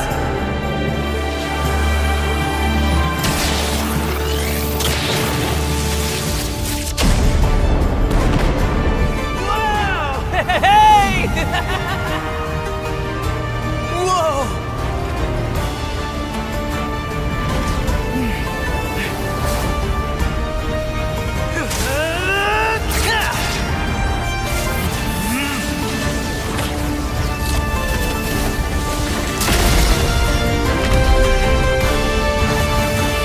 Shifting clouds flow through, gallant youth pursue, bringing rainfall and thunder down. Flower seeds sprout strong, and ancient tree grows, spreading green.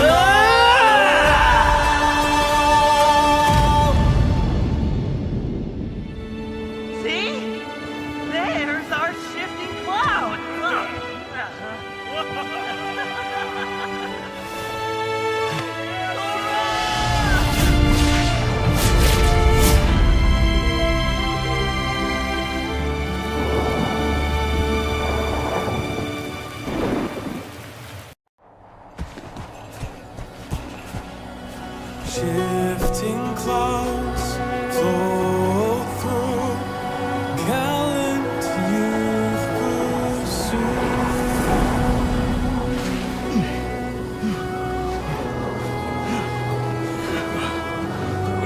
We've been searching for days, Sora. The shifting cloud is just ahead! Look!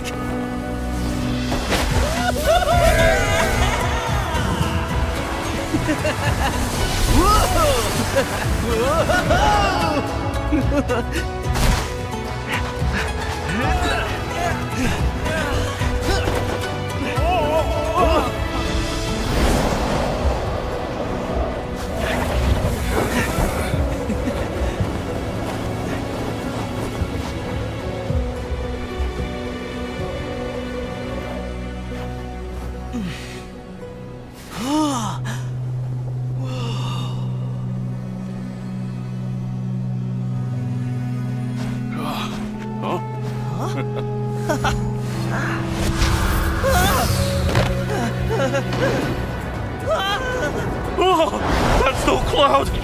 That's a sandstorm.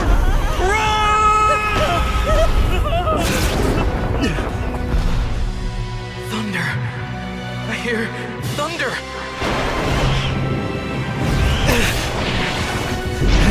It's here! I know it!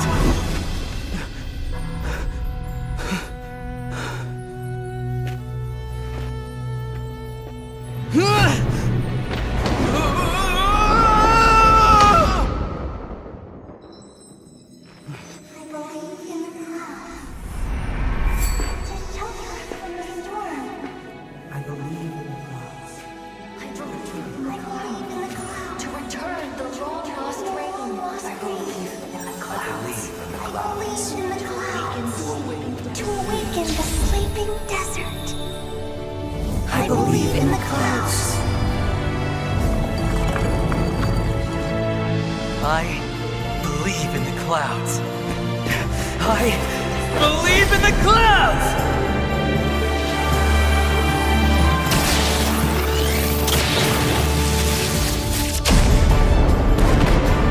Wow! Hey! Whoa!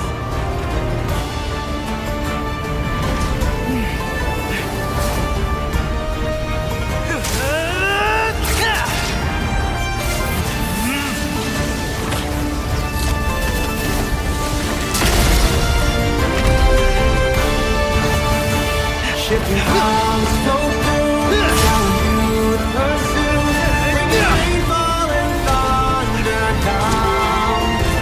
Flower seeds sprout strong, and ancient tree grows, spreading green love.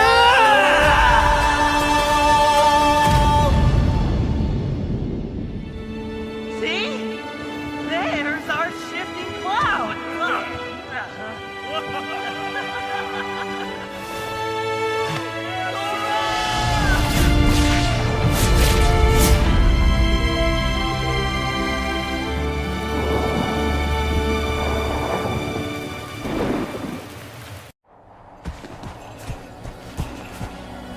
Shifting clouds float through, gallant youth pursue.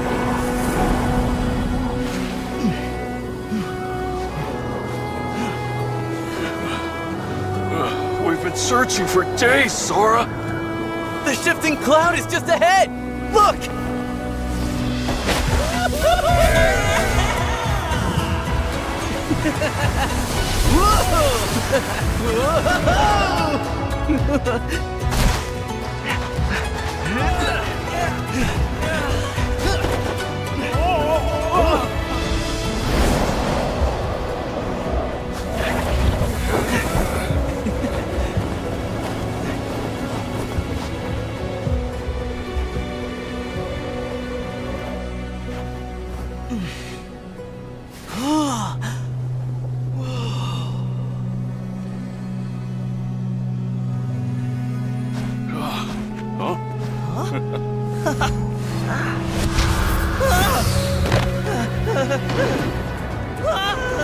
Oh, that's no cloud. That's a sandstorm. Run!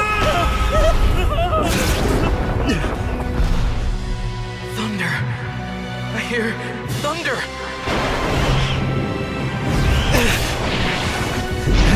It's here! I know it!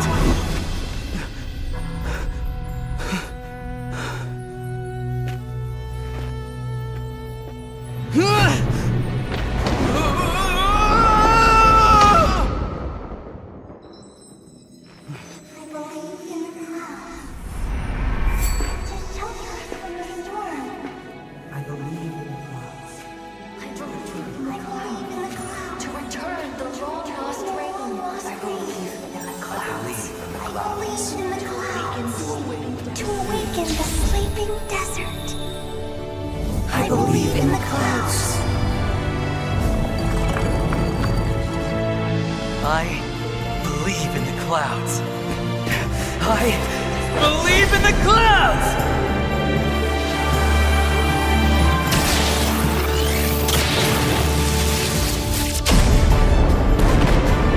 Wow! Hey!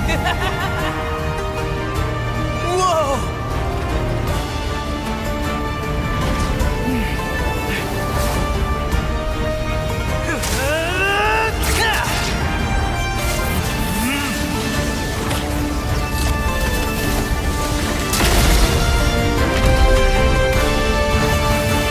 Shifting clouds flow through, challenge you with pursuit. Bringing rainfall and thunder down. Flower seeds sprout strong, and ancient tree grows, spreading green.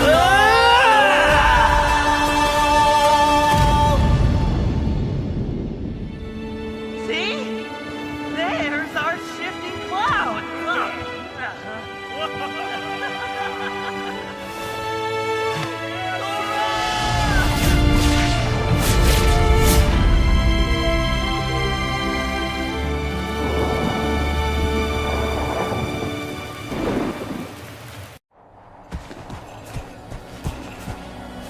Shifting clouds flow through, gallant youth pursue.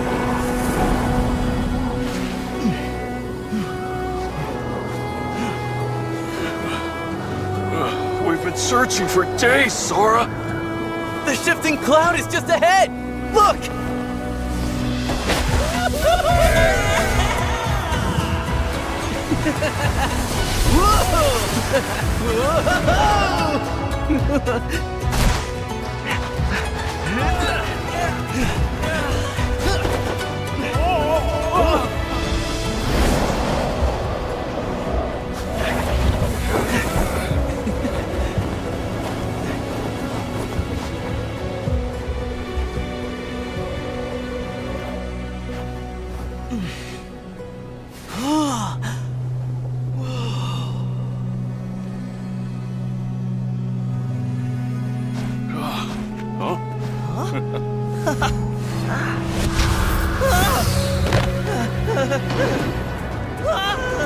Oh, that's no cloud.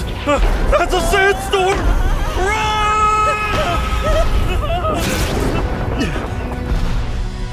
Thunder. I hear thunder.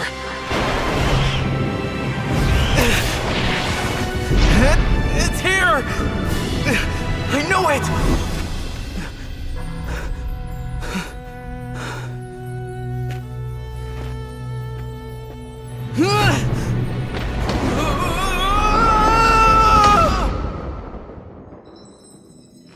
I believe in the clouds. To shelter us from the storm. I believe in the clouds. I believe in the clouds. To return the long-lost rain. I believe in the clouds. I believe in the clouds. To awaken the sleeping desert. I believe in the clouds.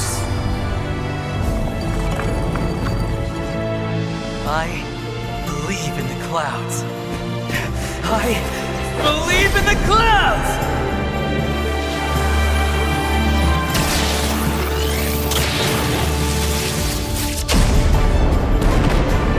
Wow! Hey!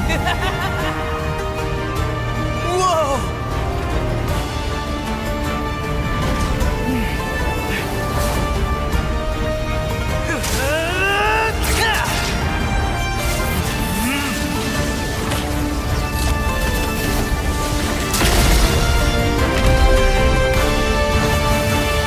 Shifting clouds flow through, telling you to pursue.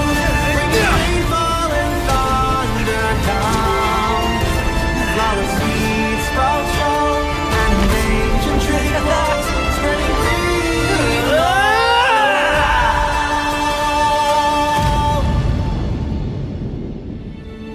See? There's our shifting cloud.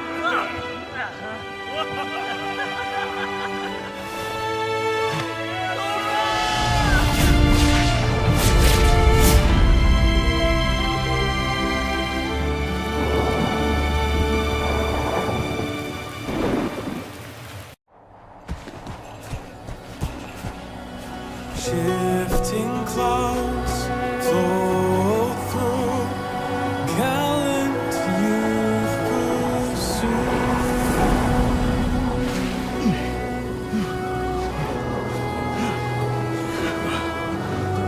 We've been searching for days, Sora. The shifting cloud is just ahead. Look!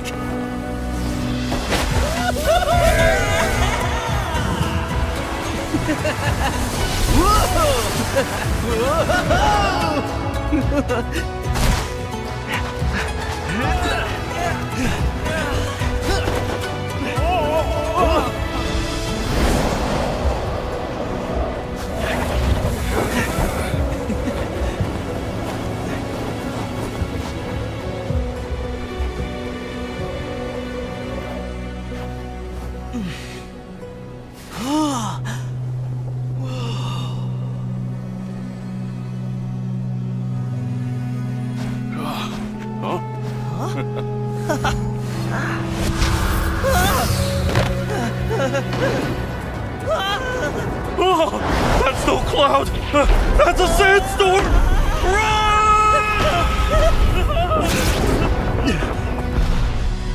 Thunder. I hear thunder.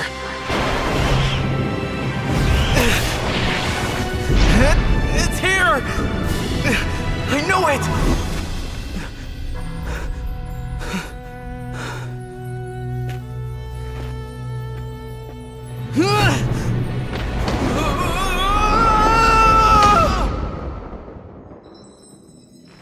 I believe in the clouds.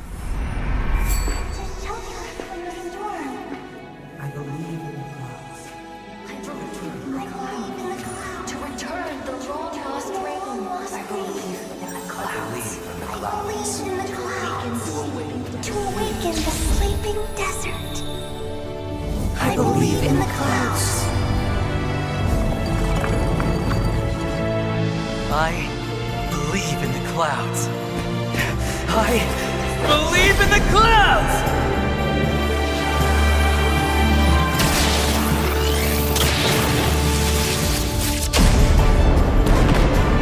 Wow! Hey! Whoa!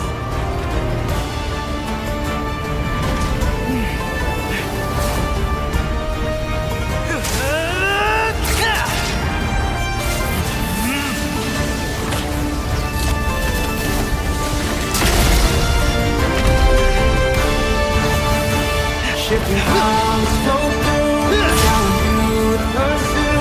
Bring rainfall and thunder down. Flower seeds sprout strong, and ancient tree blocks spreading green.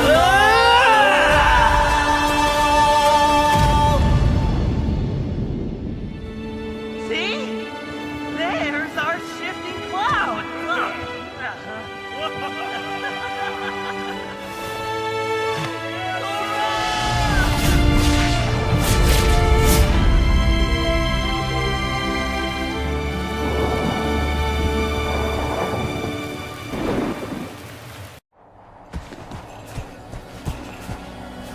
Shifting clouds flow through, gallant youth pursue.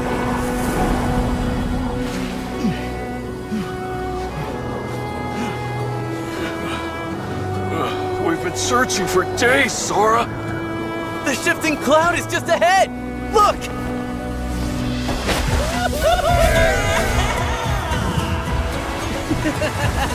Whoa!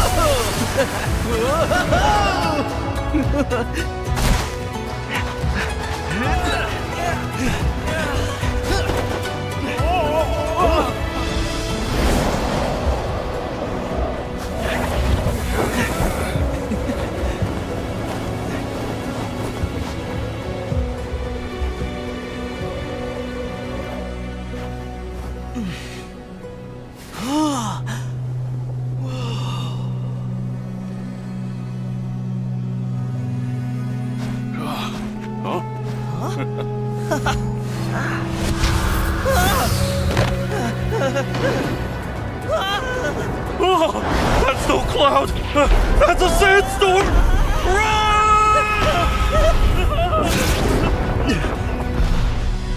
Thunder. I hear thunder.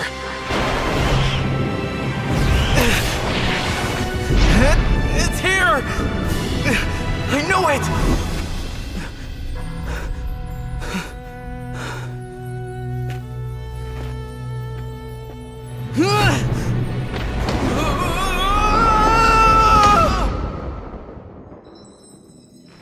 I believe in the clouds.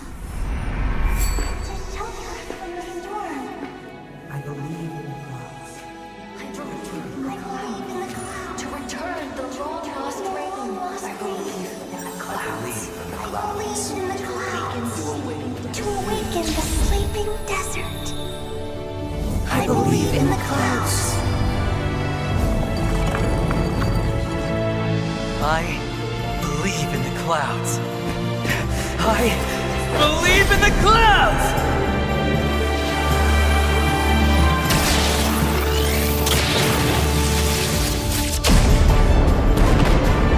Wow! Hey! Whoa!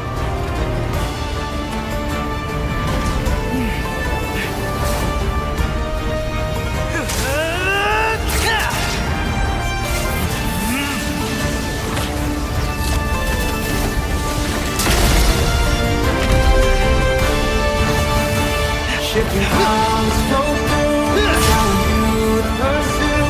Bringing rainfall and thunder down. Flower seeds sprout strong, and ancient tree grows, spreading green.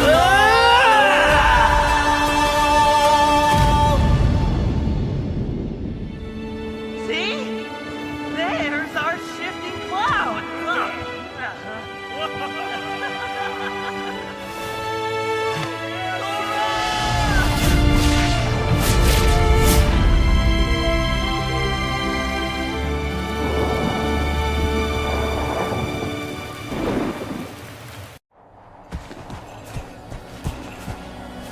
Shifting clouds flow through, gallant youth pursue.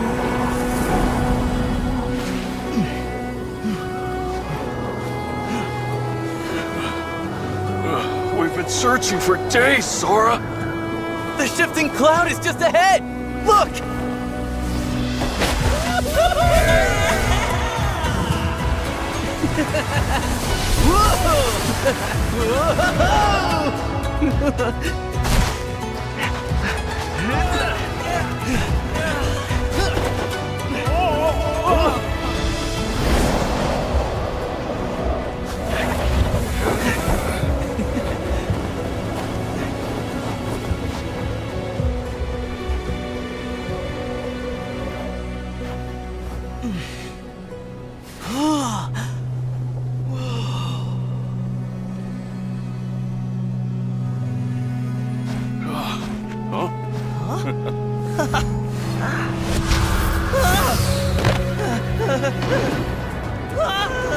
Oh, that's no cloud!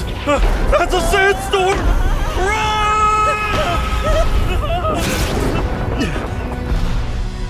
Thunder. I hear thunder.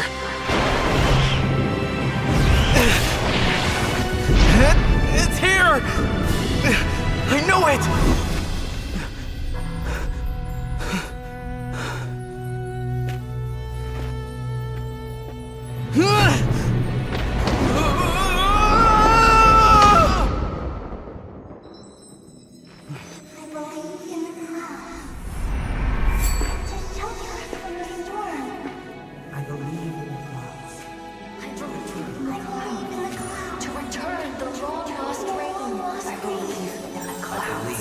release in the clouds. To awaken the sleeping desert. I believe in the clouds. I believe in the clouds. I believe in the clouds!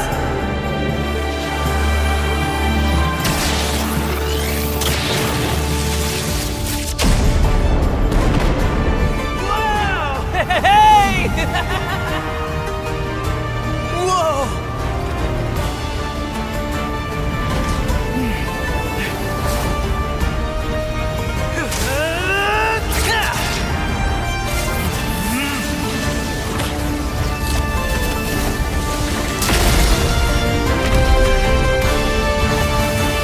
Shifting clouds flow through, telling you to pursue. Bring rainfall and thunder down. Flower seeds sprout strong, and ancient tree grows, spreading green.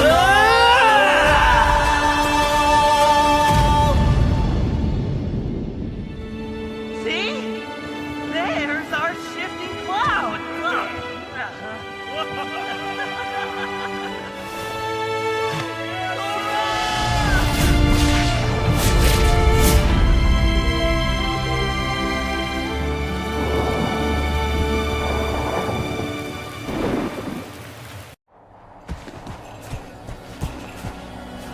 Shifting clouds flow through, gallant youth pursue.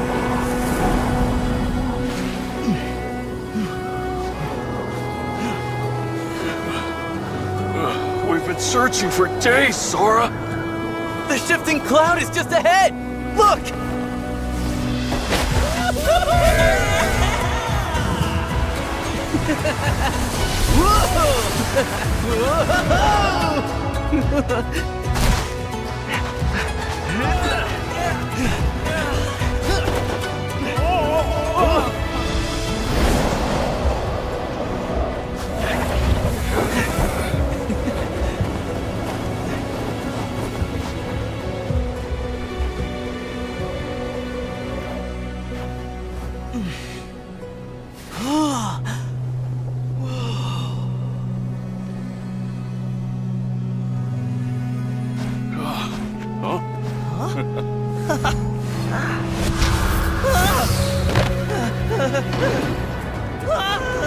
Oh, that's no cloud. That's a sandstorm.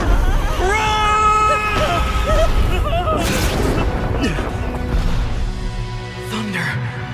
I hear thunder!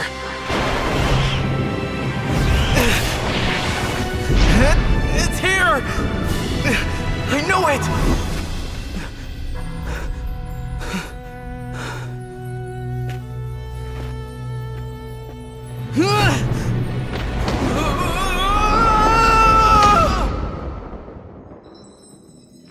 I believe in the clouds. To shelter us from the storm. I believe in the clouds. I believe in the clouds. To return the long lost rain. I believe in the clouds. I believe in the clouds. To awaken the sleeping desert. I believe in the clouds. I believe in the clouds. I believe in the clouds!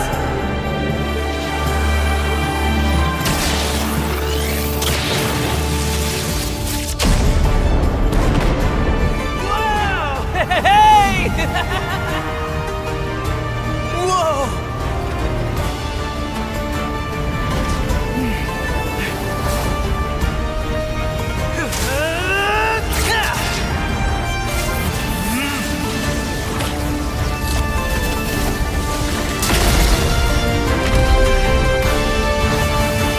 Shifting clouds flow through, telling you to pursue. Bring rainfall and thunder down.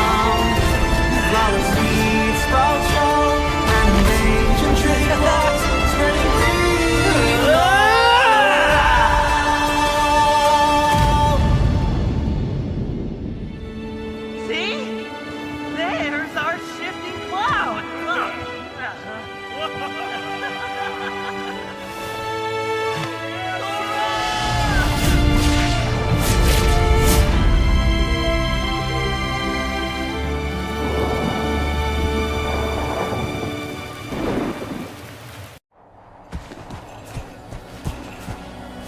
Shifting clouds float through, gallant youth pursue.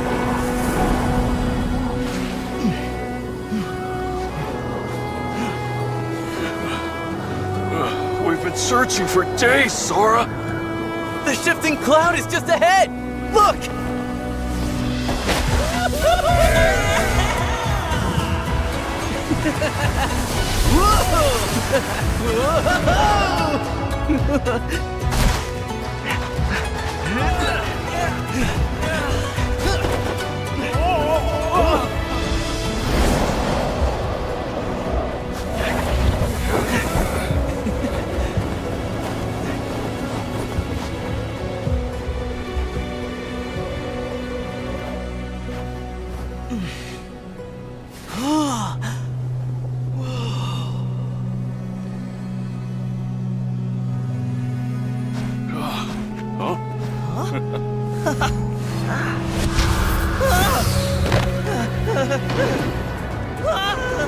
Oh, that's no cloud.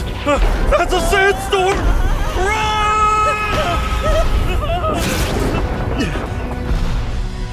Thunder. I hear thunder.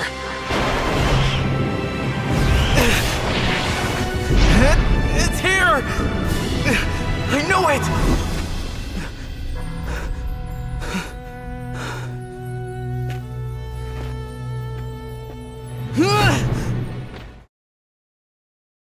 With a 2-0 sweep coming in from Hasta La Vista against Ice Esports Nova, ladies and gentlemen, we're soaring through at the same speed towards the grand finals of the Moba Women's Championship Cup, brought to you by Missy Jenny and ESFI. Sponsored by Dab Arcade. You don't want to miss all of that out, right? Because of the massive prize pool which we have of 10,000 INR, and the division of which and the details about which is going to be shared to you by none other than the man, handsome dude on the desk, Roots. How are you doing, my boy? Well, I am doing pretty great. I think, Scared, the question has to be asked here. I should be the one asking you, how are you doing? I mean, last time around, we saw a certain caster being attacked by a few aliens. So, are you doing good, buddy? Yeah, I'm alive right now. I really hope. Yeah, they're not here. They're not here. Don't talk to them. They're not But here, yeah, okay. I'm absolutely cool right now. To be honest, I'm pretty excited to see the match that we'll have after a long journey. We had 16 top teams out here. All of them were the female teams, people. After that entire journey, we are finally here watching Megatron take on 9 Meow Meow in the grand finals. I mean, hopefully all were women. I'm just kidding. They all were women teams because it is a women's championship. It is, of course, the MoMA Women's Championship Cup. And the way it was organized has to be given the props to Sked. Everybody, every single girl had to be in front of the camera and in such a way that the hand, the camera, as well as their faces were visible. So there is no way that they could have let anybody else play it. And this championship is going to be the most legit tournament for women that has ever happened in India. It is, of course, all due courtesy of Missy Jenny coming for the win. Big one out here, right? She promised to deliver a pure women's tournament, and she is delivering that. Staying up to the promise. That's what she's best known for. But now coming back into the draft, ladies and gentlemen, Megatron Diva taking on 9 Meow Meow out here. I've already seen all of these players as well. Anxious, Arya, Harmony, Eversense, Moon. I mean, half of these people have also played in for multiple rosters previously as well, right? I personally know Anxious since she was a part of the Tartarus Divas lineup as well. Even before that, when they were called Miss Mizoram, right? Those good old days when they all used to play along with Chloe and the rest of the people too. And this roster had the potential since then. So we've been watching their growth time after time, moving in those tournaments after tournaments, now finally arriving here. And to be honest, this is one of the best platforms for them to showcase their skills. Yes, definitely true. And I can sense a little bit of pain in Skadiat's heart when he says that they were in Tartarus before and now they're here. But yeah, they had to go there, I suppose, to come here back.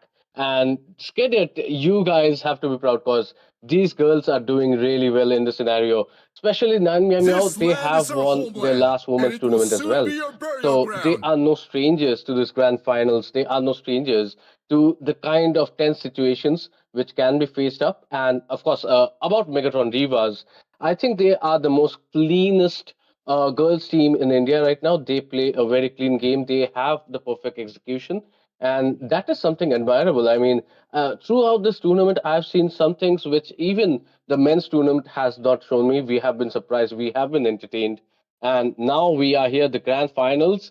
It is a best of five series, but scared. The best of one, the first match which we play, that has to have a lot of credibility, right? The momentum is set by that first match itself. So you've rightfully mentioned how Light me important up it and is, watch and the even more world so burn. becomes the draft that we have right now, as we already see the bands, ladies and gentlemen.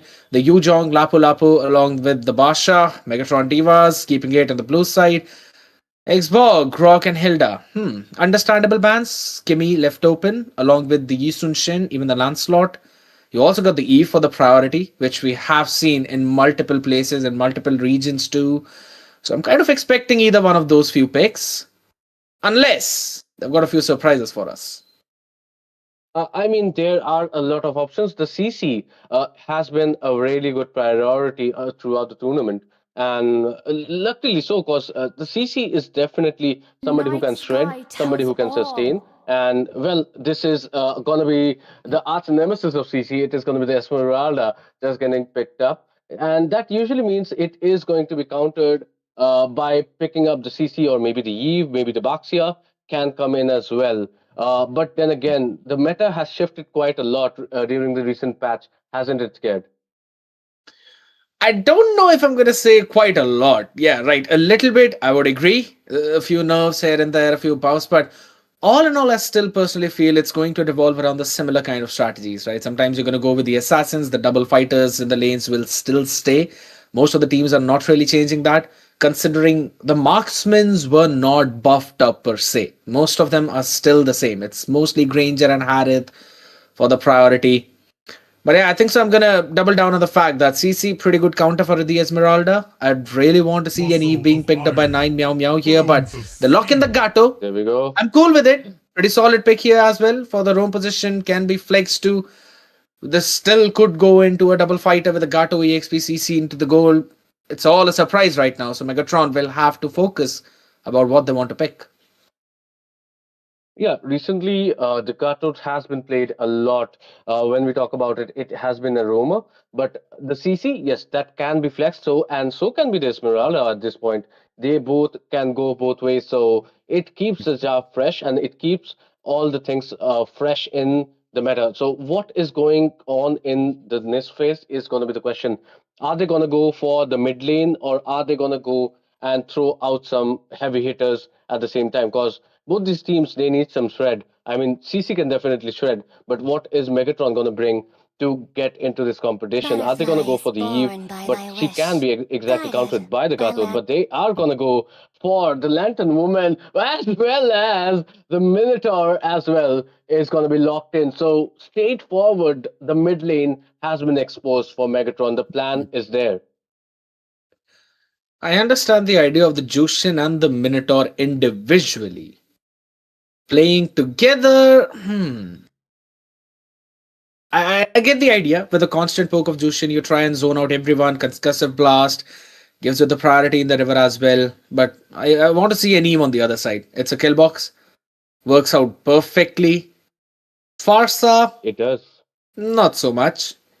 Still could potentially work if they want to. It's half like the same thing.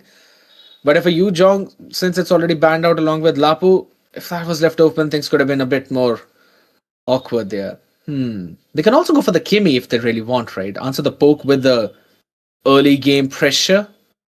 Possible, possible. At this point, since we have so many mage options, there is not going to be a Lilia being shown, but then again, a Lilia could have played out as well. She can definitely dodge the Minion Fury and Come and maybe join me give a in lot of my hope to the dream Esmeralda world. coming in. But hey, it is gonna be the Lunox which is picked up, and she is very common. She is very popular. And according to Jenny, if you're not playing Lunox, then what are you doing? You should be playing the Lunox in this meta. So definitely the Lunox against the Esmeralda, the likes of the Minotaur, is going to be a great weapon, and more shred being added to 9 Meow Meow gang right now. Most of a pick off there, along with a bit of an AoE coming in with a brilliance. I see the vision. I think so. The Eve would have worked out a lot better in that scenario, but it's absolutely fine. They're going for their comforts, as you rightly mentioned. Burst from the chaos as well. Yeah, that is gonna be the game plan right now. I cannot disagree that maybe Eve could have been better, but then again, at this point, they are gonna be choosing the Lunox, and well, Lunox has been very popular. Even in the current Mythic Showdown, she was very popular.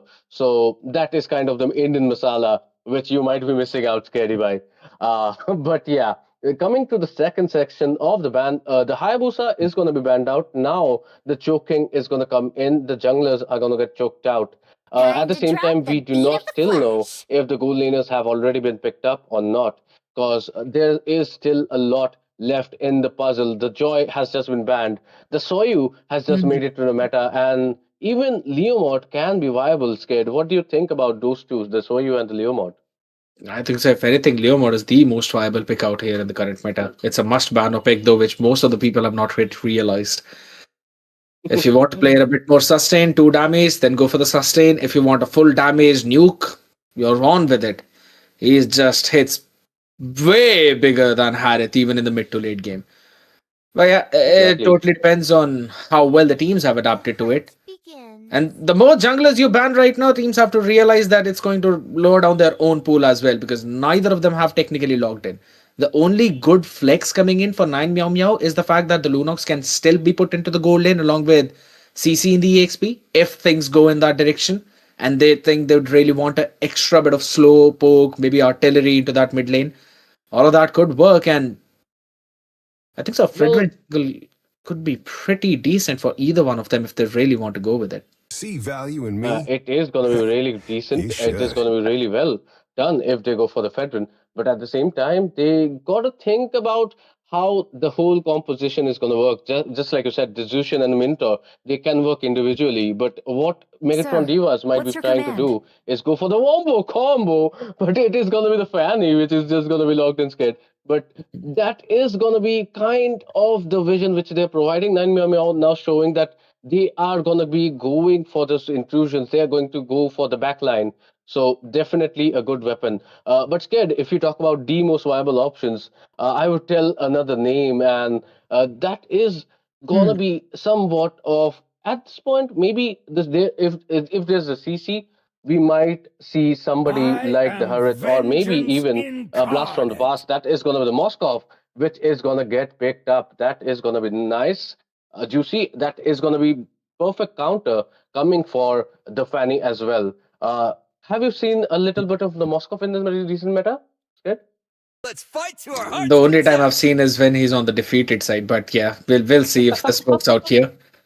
That's Oh, again. but I wait. don't really like the Moscow pick until and unless you've got the Malefic gun being picked up. That is after your Trinity. And until then, you're gonna have Lunox outranging you, Fanny either ways. Yes, you could say you've got a soft counter with the Spear of Misery, but apart from that, nothing. She still will actually hit you like a truck if you've used it up previously. And CC is also outranging you with the Yo-Yo Blitz. Not quite a big fan of there. Now the Lucas has been picked up into the jungle. Understandable, but I don't see 9 Meow Meow's composition to be brawly. If anything, they want to kite around a lot, and Lucas hates Time the and kiting tide composition, wait for so no man. it's a bit Not tough. girl. Beatrix logged in. Here we go. Beatrix finally locked in. And that is kind of the winning hero for 9 Meow Meow. Beatrix, Akiko on that Beatrix has carried 9 Meow Meow on her back multiple times. She has done really wonderful with the Beatrix. And again, Skadiet, coming to your point as well, it also outranges the Moskov. So definitely another big issue for the Moskov right there. But then again, definitely it can work out in scenarios such as the turret dives, which the fan is going to try for. The Moskov can definitely try his luck, or maybe even split push, because the composition which 9 are coming for, they are kind of going for the team fight composition. I mean, apart from the Fanny can definitely push. The CC can push, but apart from that, it is going to be a team fight composition. But then again, it is the Lucas in the jungle in the other end, Megatron Divas. So it is going to be really important to see how the Lucas is getting played. I mean, you have your visions about Moscow. I have the same about Lucas. The only time I've seen him is in the losing end. But let's see, he is pretty decent. The question is he going to be shredded down or not? But here we go. After the draft, the audience in the chat, do let us know, who do you think has the better draft this time around? Which team are you supporting? Which women's team is going to lift the trophy or the cup at the end of this fiasco? It is going to be Roots Official, of course, with none other than Scared yet casting this out. And Scared, what are going to be your predictions? We know you are one of the best with the predictions, so let's see if you can get this one right. That sounds more like sarcastic comment there, but all right. It's tough here since individually all of these heroes are good, but as a team, yeah, it's gonna be a bit more difficult to see. It's a dive of 9 ladies and gentlemen, up against an anti-dive of Japanese on the Minotaur for Megatron Divas. We'll have to see which one of them will pull the strings up in this game number 1 of the best of 5 grand finals. We've got Megatron Divas on the blue, taking on 9 on the red. Yeah, and already we can see a little bit of skirmish. That is kind of the Indian flavor which we have. We do love the early game skirmishes. We do love the early game head-to-head. And that is going to be something you're going to see. Is probably you're going to see the early first blood coming in. Already the Fanny is there. Ada is there as well. Ada has been pretty good in the jungle section. The question is, now she's going to be tested on that Fanny. But top lane, we can see already the CC has been losing out from this Esmeralda. Is that a pretty common scenario, Sked? It's a straightforward back and forth, man. The brick falling lane is what we call that. But yeah, it's more of a zone coming in from Nancy. Akiko down bot as well. We'll just go blow to blow against Anxious. When we know Moscow to be not that great when it comes down to those early game skirmishes. Yeah. The main question about Megatron Divas in the midsection is going to be the damage isn't there, right? Especially the early game. It is going to be both of them giving that count control, tremendous count control. There it is, but there is no burst. So definitely they're going to need the Lucas by their sides, or maybe one of the side laners to do something. And even then. Hang on. Mino, they're going to low. They're getting low. I think they're going to pass their time on, and they are going to survive still. But that is something playing with danger. Akiko is pretty low, and so is Anxious. What is happening in the bot lane? Lucas is busy farming out, but he would like to get it, but no. Since she actually does not capitalize on the opportunity, the Akiko on the Beatrix actually survives top as well. It is going to be Arya falling, Nancy getting the one up on her. It is going to be Lunox as well getting a kill on Japanese. All the trades are going in favor of 9 Scared. Big plays coming in, and that's individual outplays, and maybe it's not yet over. Bit of a zone out coming in from the moon is beautiful. It indeed is. We've got the crescent this time around. Yes. I mean, that is a really good IGN as well, but I think that's going to be a fairly easy turtle. If not, I mean, okay, they still want to contest it to Megatron Divas. The Spear of Destiny connected, but once again, Nancy is going to fall, and that is going to be, once again, the session where we can see the tides have changed once again, the momentums have swung, and that is a good competition coming in. Effervescence is going to get that turtle, and that is going to be good because Megatron Divas are going to make a comeback once again into the competition. So back and forth we go, Scared. The big thing is that this is the strength of Moscow. You're not going to win out the lane individually, but you can out-rotate everyone on the other side. But yes, given that you need to connect those SODs, pretty phenomenal play coming in from Anxious with that. Instantly hopped into the fight as well to pick off Nancy. And to be honest, Nancy was still being left out in the open there when everyone was chasing her. So a few questions from the side of 9 which are definitely growing up because they're not really looking that well coordinated. Megatron Diva on the other side.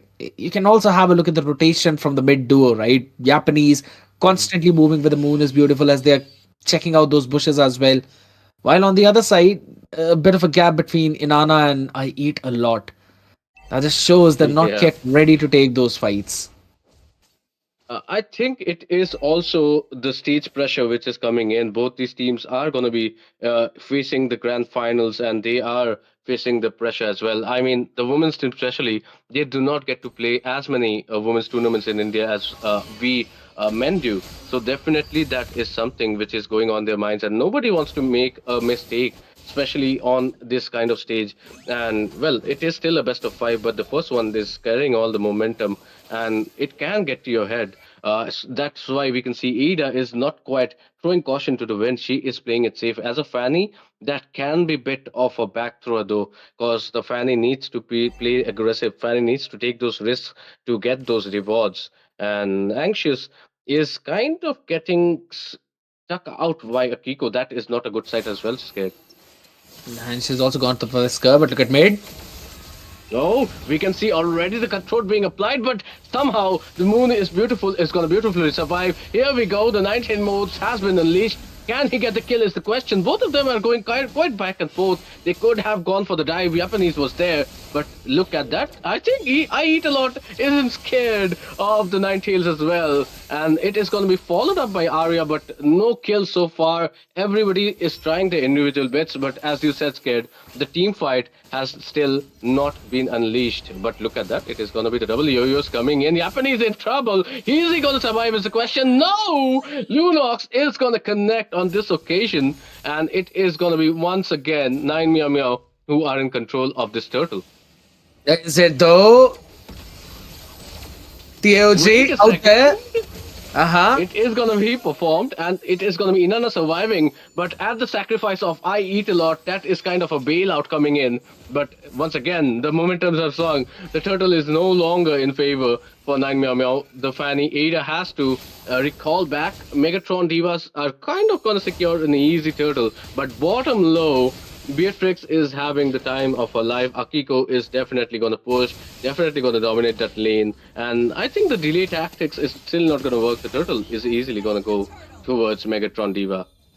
Now Meow Meow are winning out those fights, right? They're brawling it out pretty well. But then when it comes down to taking those objectives, that's where they're struggling.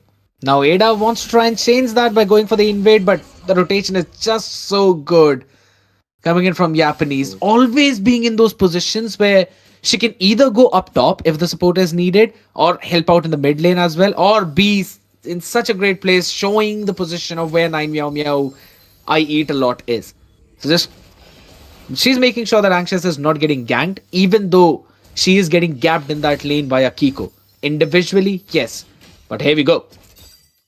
Yeah, once again, we can see in the Ninetale modes has been unlocked. She is going to straight away dive to Akiko. Akiko once again surviving. She has the luck of a fox, but she is finally going to fall. The moon is beautiful, takes it out. Killing spree coming out from Inanna, and that is going to be a really bad scenario. Flicker being used, Japanese somehow surviving, but it is still Megatron Divas who are on the back foot, and they've been playing on the back foot for a long while. The team fights are just not working out, and Scared, as you mentioned, yes, the team fight of 9 Meow Meow has been brilliant, but it is also gonna be the kind of Megatron Divas, the kind of overextension which Megatron Divas are following up. That might be a reason as well, but that is a smart play coming in. The split push definitely needs to be there.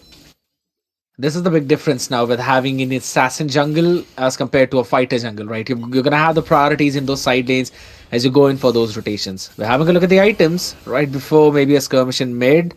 The Vorax completed, and I'm pretty sure if Vanessi is going for a Sky Piercer.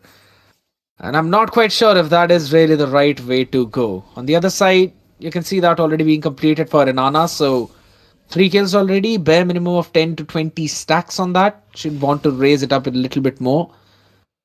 One thing that I really like from both of the roamers is the fact they went in for the silence robe, understanding that the magic damage might actually take the priority, and then are going in for their own dominance ices, right? So, not gonna get bursted down so very easily out here, but look at mid. Once again, the fight is coming in. Nimu's passion has been interrupted once again. And it is going to be Moon is beautiful. It's going to try to go for Kiko. That is a great game plan, but it is not accounting for Ada on that Fanny. And it is going to be Aitala taking down Anxious. Once again, not going to be a big major part of this team fight. Ada has to survive. The Fox is unleashed. But the Fox cannot do much about this occasion, and that is why the Sky Piercer is not so good for him. He doesn't have any kills to actually get those stacks on. And once again, 9 Meow Meow are gonna make them play on the back foot. The Megatron Divas has to go back, and if they didn't, it would have been an even worse scenario. Take all the turtles you need. We're going to take up the Lord out here as we have a look at the replay for the previous fight too. Perfect timing coming in from Ada. The Moon is beautiful, was isolated towards that Lord pit. She first took her down and then went in forward to take down Anxious as well on the Moscow. As again, both of them were entirely isolated. Now, this is a front-to-back composition of Megatron Divas. They need to keep Anxious safe along with the Moon, and Moon is beautiful. She has to make sure that she is also alive along with the Moscow. If none of that happens, yeah, it's going to be a bit of a trouble. Out here in mid, though. Yeah, the mid is kind of gonna be the skirmish zone, the next in target for 9 Meow Meow, as they are playing the objective game. That is pretty good to see, because yeah, we can see already up top there is some skirmish happening. Arya is desperately trying to secure that turret, but yeah, she is gonna get ganked. She is gonna get jumped on. 4 people jumping in. No way she is gonna survive. Is SOD connecting unless Anxious has a death wish? She is not gonna follow it up. Big pick by Ada in mid.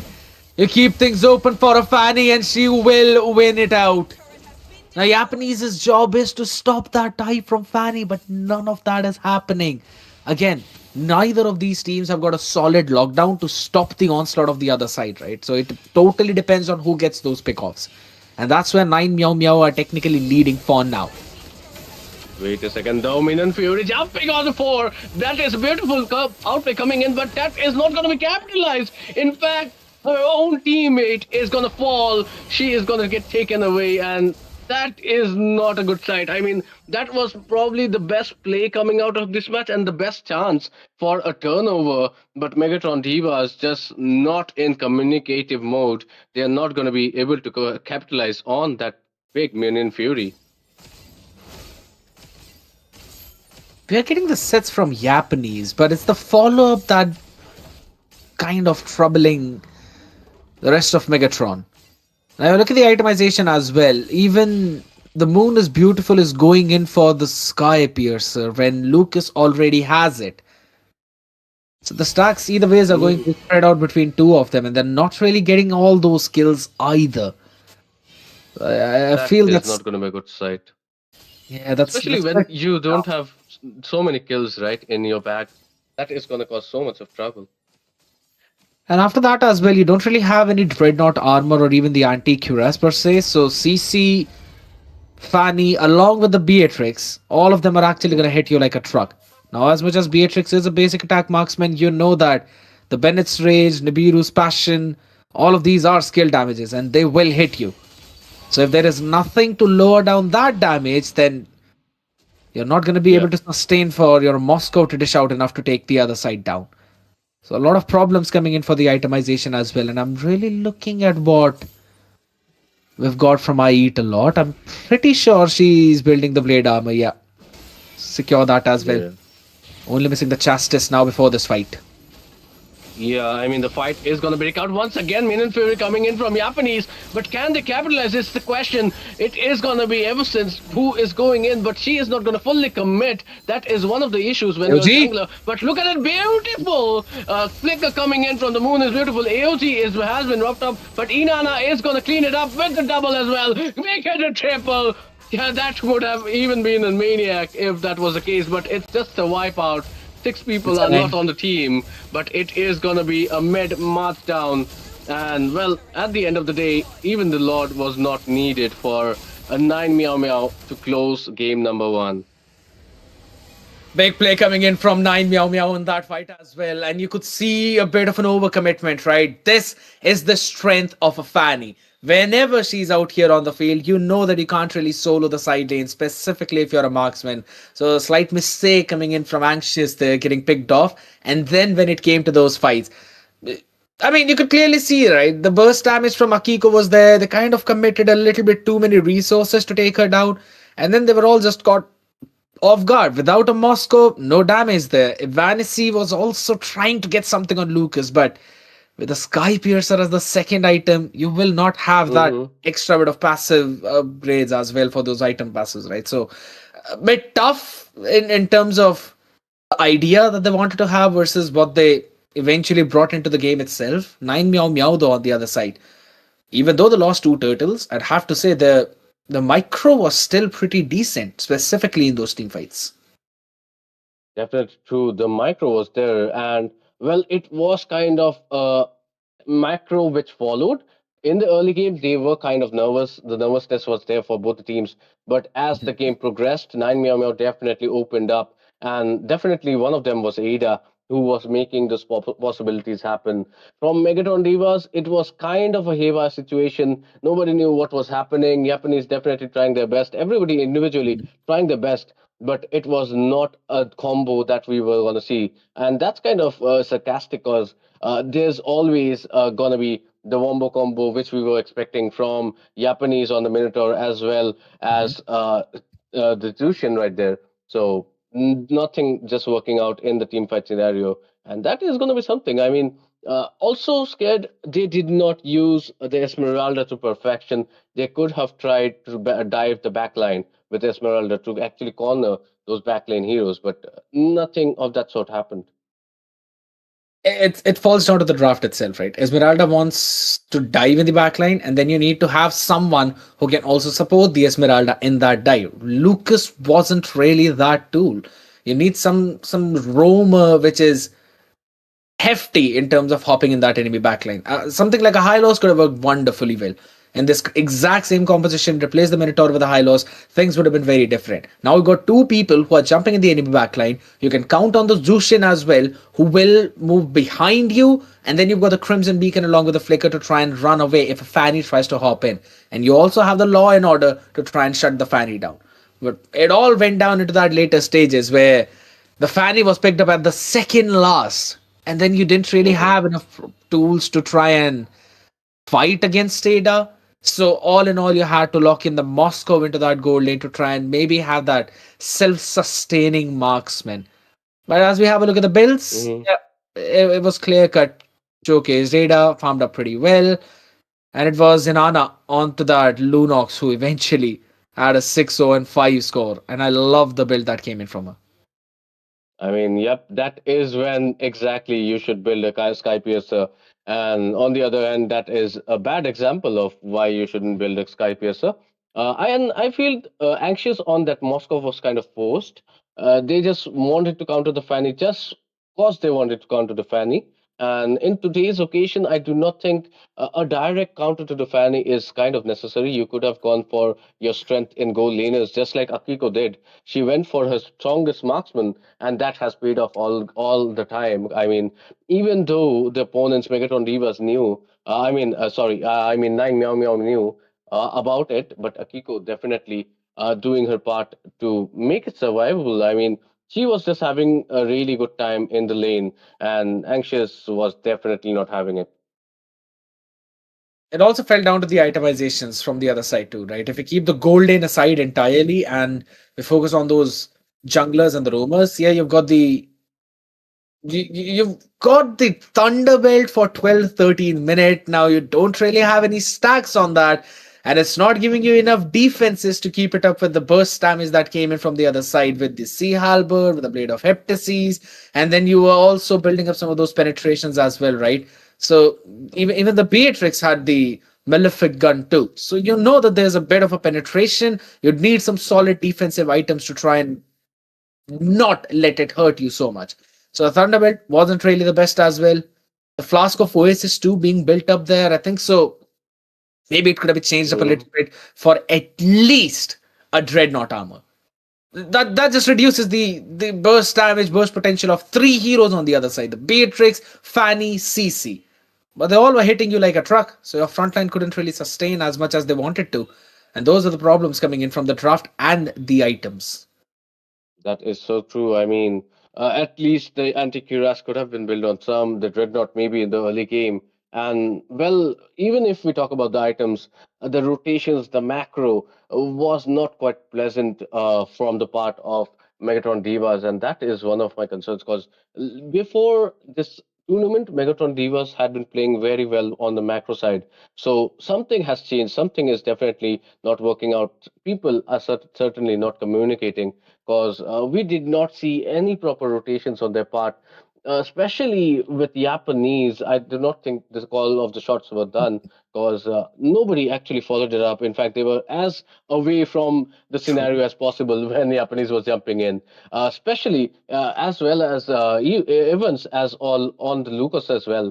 She was jumping in, but she did not have anybody actually to have those people in the line to actually get counted. Everybody was just running out from her 19 Fox mode. So yeah, that is going to be a lot of problems to solve in such a small format because this is just a best of five. If you got to bounce back, you got to do it in game two, game three max. That is all you got in your hands.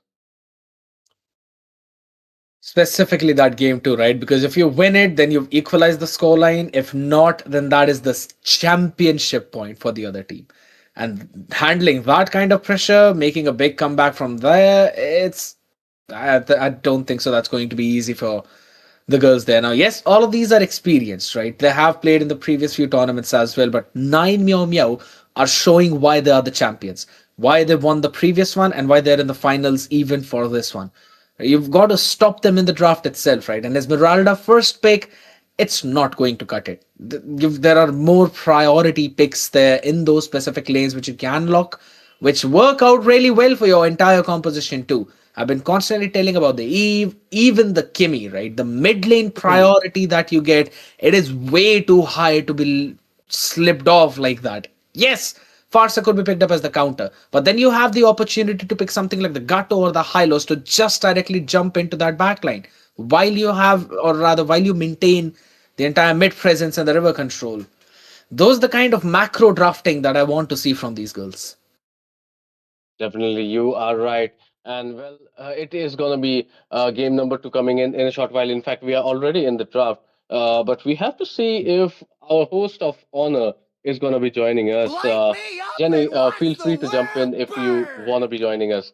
But until then, it is going to be the second draft coming in. Hopefully, the teams have listened to Scared Yet, Let and them play they are the going to do hero. something. I think I will be the Coach Cadet truth is this kind of world ready, guys. What do you think in the Welcome Indian to my scenario? castle, If the money is my right, Scared, friend. would you rather get into the coaching line?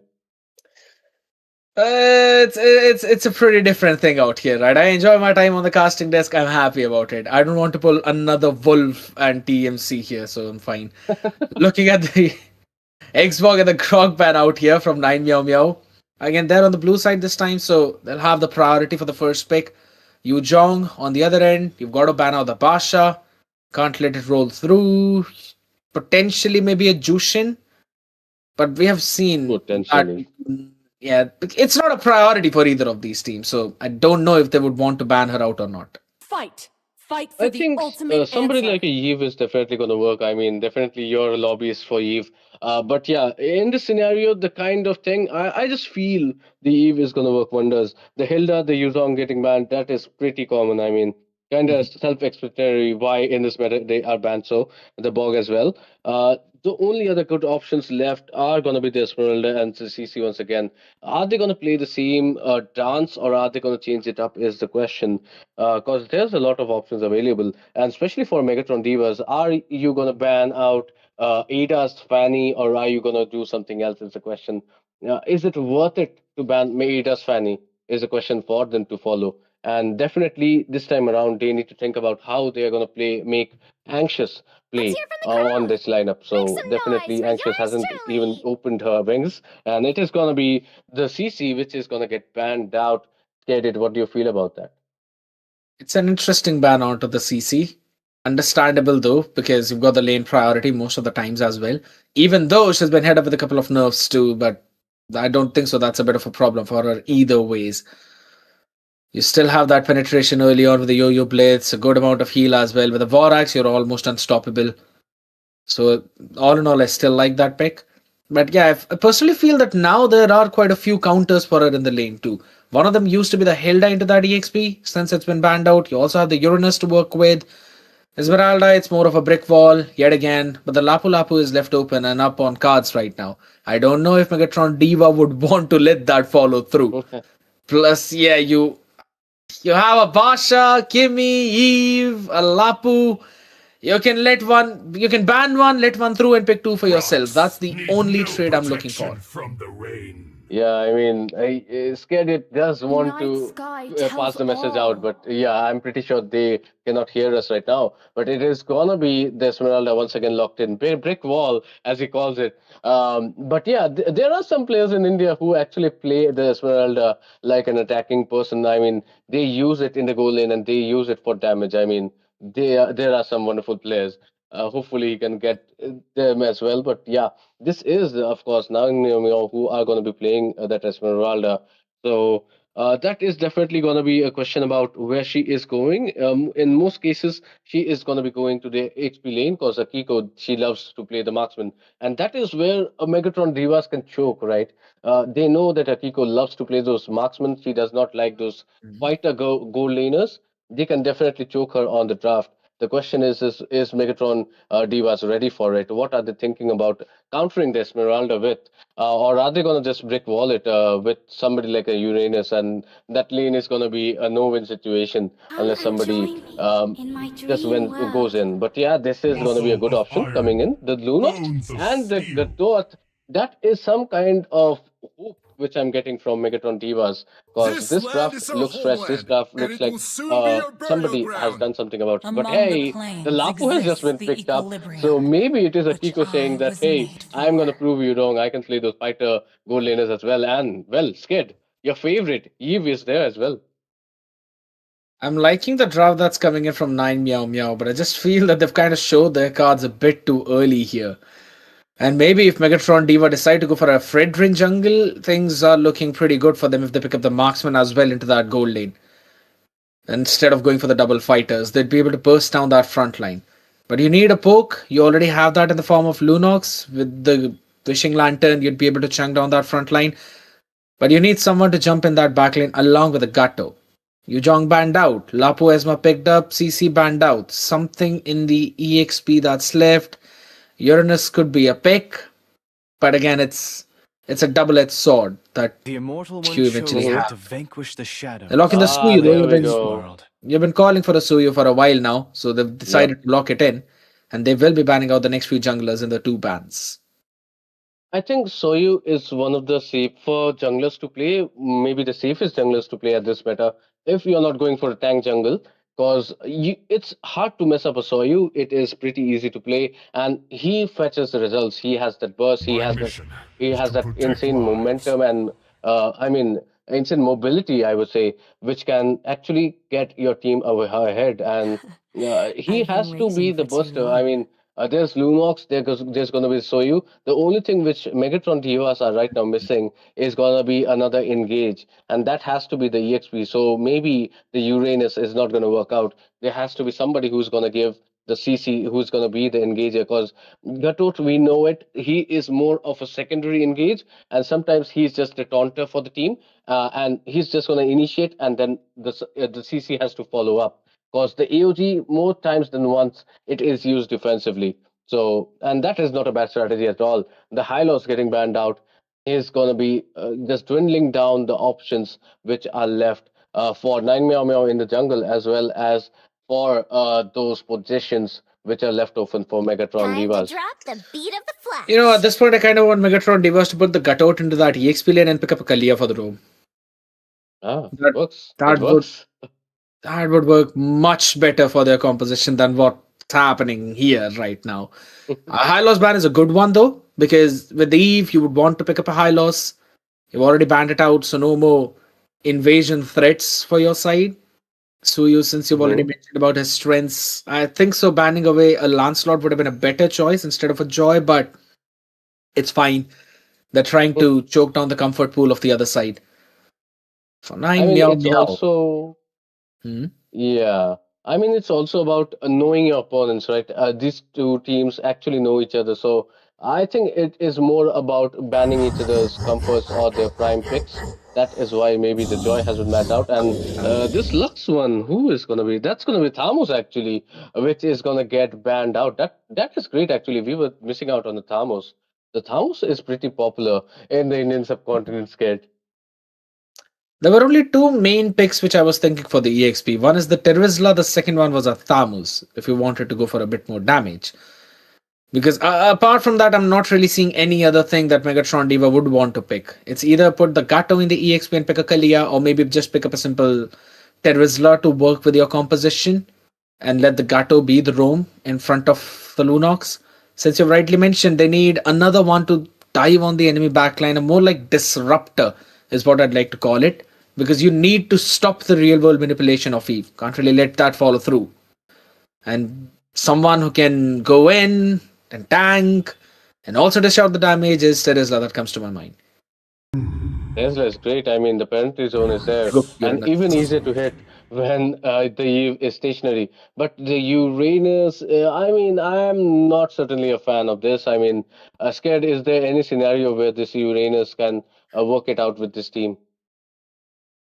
I mean, he just eats up the damage. That's all he's going to do. I was about to say that even the Yisun Shin is going to be a pretty solid pick for 9 Meow Meow. The Locket in with the Khalid.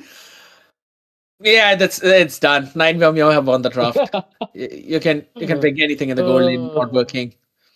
Max to max, Yeah, you I lock mean, in a Harith or a Granger. Granger for the range, a Harith for the burst damage. Harith should not work. There's Esmeralda on the other side that lowers down your options to just a Granger. If it's anything apart from a mhm. Granger, it's already done. So I'm calling it. It should be a 2-0 for 9 Meow Meow with the way how they have drafted. That is true. I mean, I'm with the born Uranus with itself, I talent. would have said wow, but wait, that is going to be a Guinevere as well. So the Soyu is still going to the jungle, right? And Lunox is in the mid. So I'm just trying to Double fighter. That's compute the what. pieces. Yeah, I mean, the Guinevere is going to be probably the roam or maybe the Gato because Guinevere gold isn't the thing, right?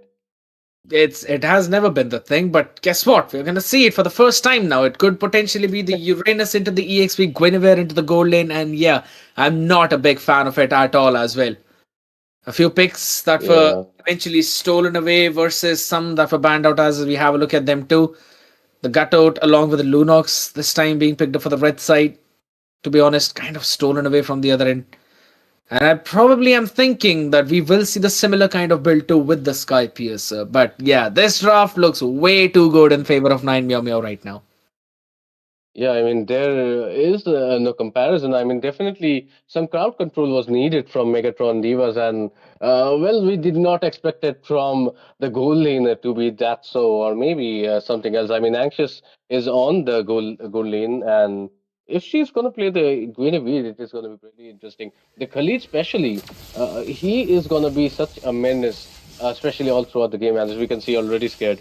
He is going to be somebody who is going to be chunking people low even before the team fights have even begun. But here we go, folks, ladies and gentlemen, especially the ladies. This is the grand finale of your sorts. It is the MWCC coming to you, of course, and this is 9 Meow Meow versus Megatron Divas. This is the game number 2 in this best of 5 series, and backs against the wall are Megatron Divas in this situation. It is going to be Roots Official, along with me, of course, is going to be the household names of the Indian subcontinent, Scared Yet Coming live. And well, Scared has already given his predictions. I would love to hear your opinions as well. Which team are you supporting? Dil Zarur Dharat Hai for the person you guys are supporting. Because even though Megatron Divas has a bad draft, I bet there are a few fans who are still going to be supporting them, who are still going to be wanting them to somehow convert this one.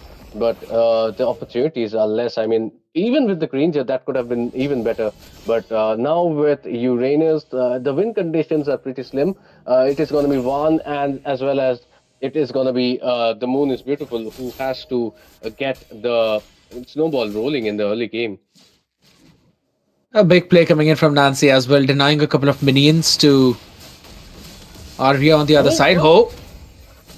Wow, that was something. But yeah, that was good escape coming in. The Japanese though is gonna fall, and who better to fall but in the hands of Ada herself, giving the kill to the YSS. Definitely a great maneuver, and that is gonna be a bad situation. Nancy is just gonna dance her way out of there, and that is a quick early blood coming out from 9 Meow Meow. Definitely precise and professional.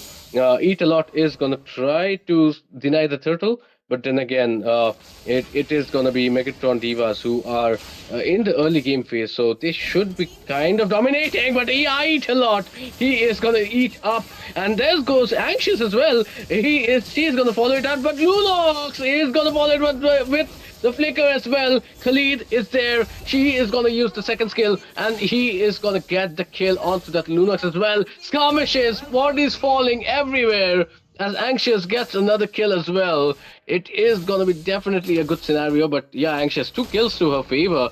Who could have thought that is gonna happen in the goal lane scared? 3 for 2 trade coming in, and on the back of it, Megatron will yet again pick up the turtle. Such a long fight there. It was more of a brawl though, but a big rotation from Anxious is what changed it all. Knock up onto Ada as well as Nana, and on the back of it, yeah, she was able to get one instantly.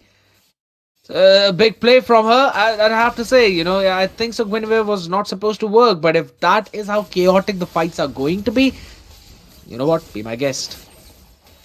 Yeah, I mean, oh my god, Anxious just survived with the slightest of XPs ever possible. HPs I mess, and that is gonna be a reverse coming in, but can they actually pick somebody off Megatron Divas?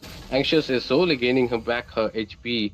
The early game is all Megatron Divas have, I would say, but 3-man collapse is coming in. Khalid forced to use the Sandstorm, and it is going to be an escape for him. Akiko is ready for the engage. It is going to be the Famous Fighter coming in. Brilliance with the AOZ comes in, and that would have been actually in Akiko, who cannot survive. He's going to get taken out. Beautiful cleanup coming in, but 4 people are low. It might be the day Ada was waiting for. Can she clear it up is the question. No, she cannot just connect them up. She is going to fall, but she is going to actually get a couple of kills before she does so. So, still a good engage, 5 to 5. I mean, scared. That is definitely a better scoreboard than the first game. 2 for 2 trade coming in for both of these teams. And yes, I rightfully agree with you. Megatron Divas are answering back well in terms of those kills. As we have a look at the replay too, again, good combination with the raging slashes along with the real world manipulation. But this is exactly why Anxious is waiting for. She's waiting for the RWM to drop up. That's when the spatial migration comes in to try and knock up Inanna. That not just puts her in a pretty awkward position, but also denies any kind of bonks from the RWM. So that's like hitting 2 birds with 1 stone. And I think so Inanna is now going to regret not keeping that Purify, even though there was a Guinevere locked on the other end.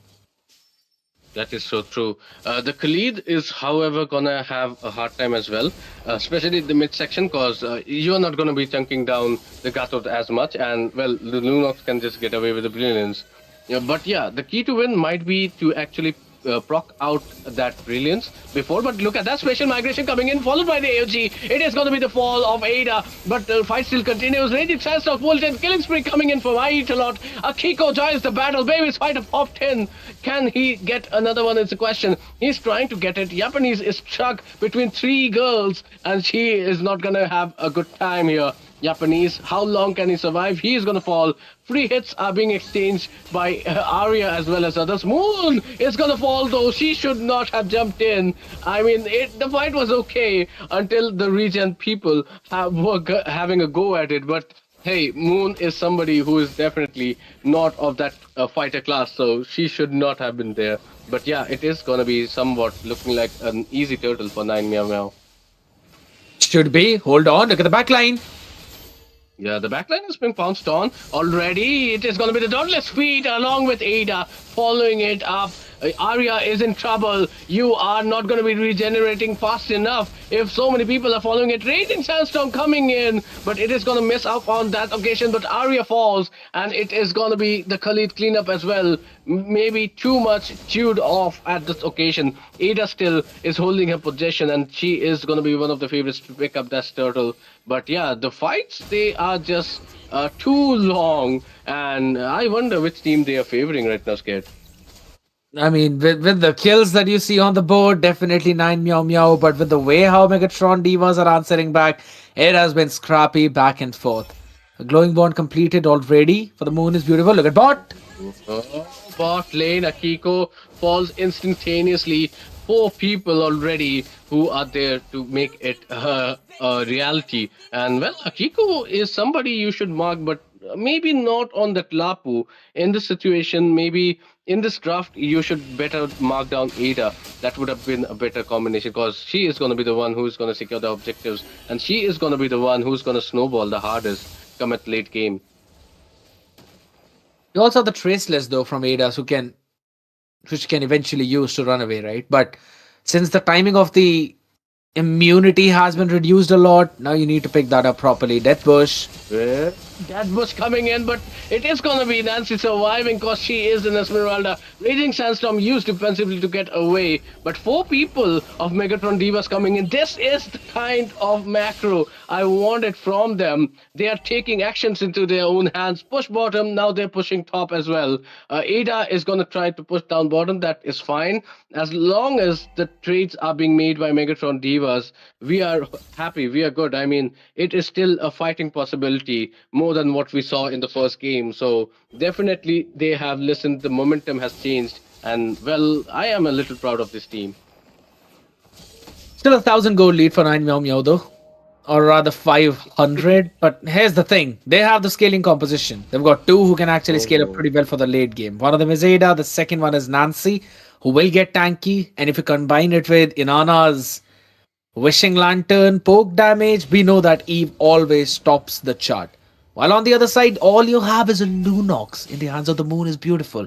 And I'm not quite sure if that is going to be enough to burst down that front line. So it is going to be troublesome. But looking at the position and the plays being made by Anxious, I think so it's possible.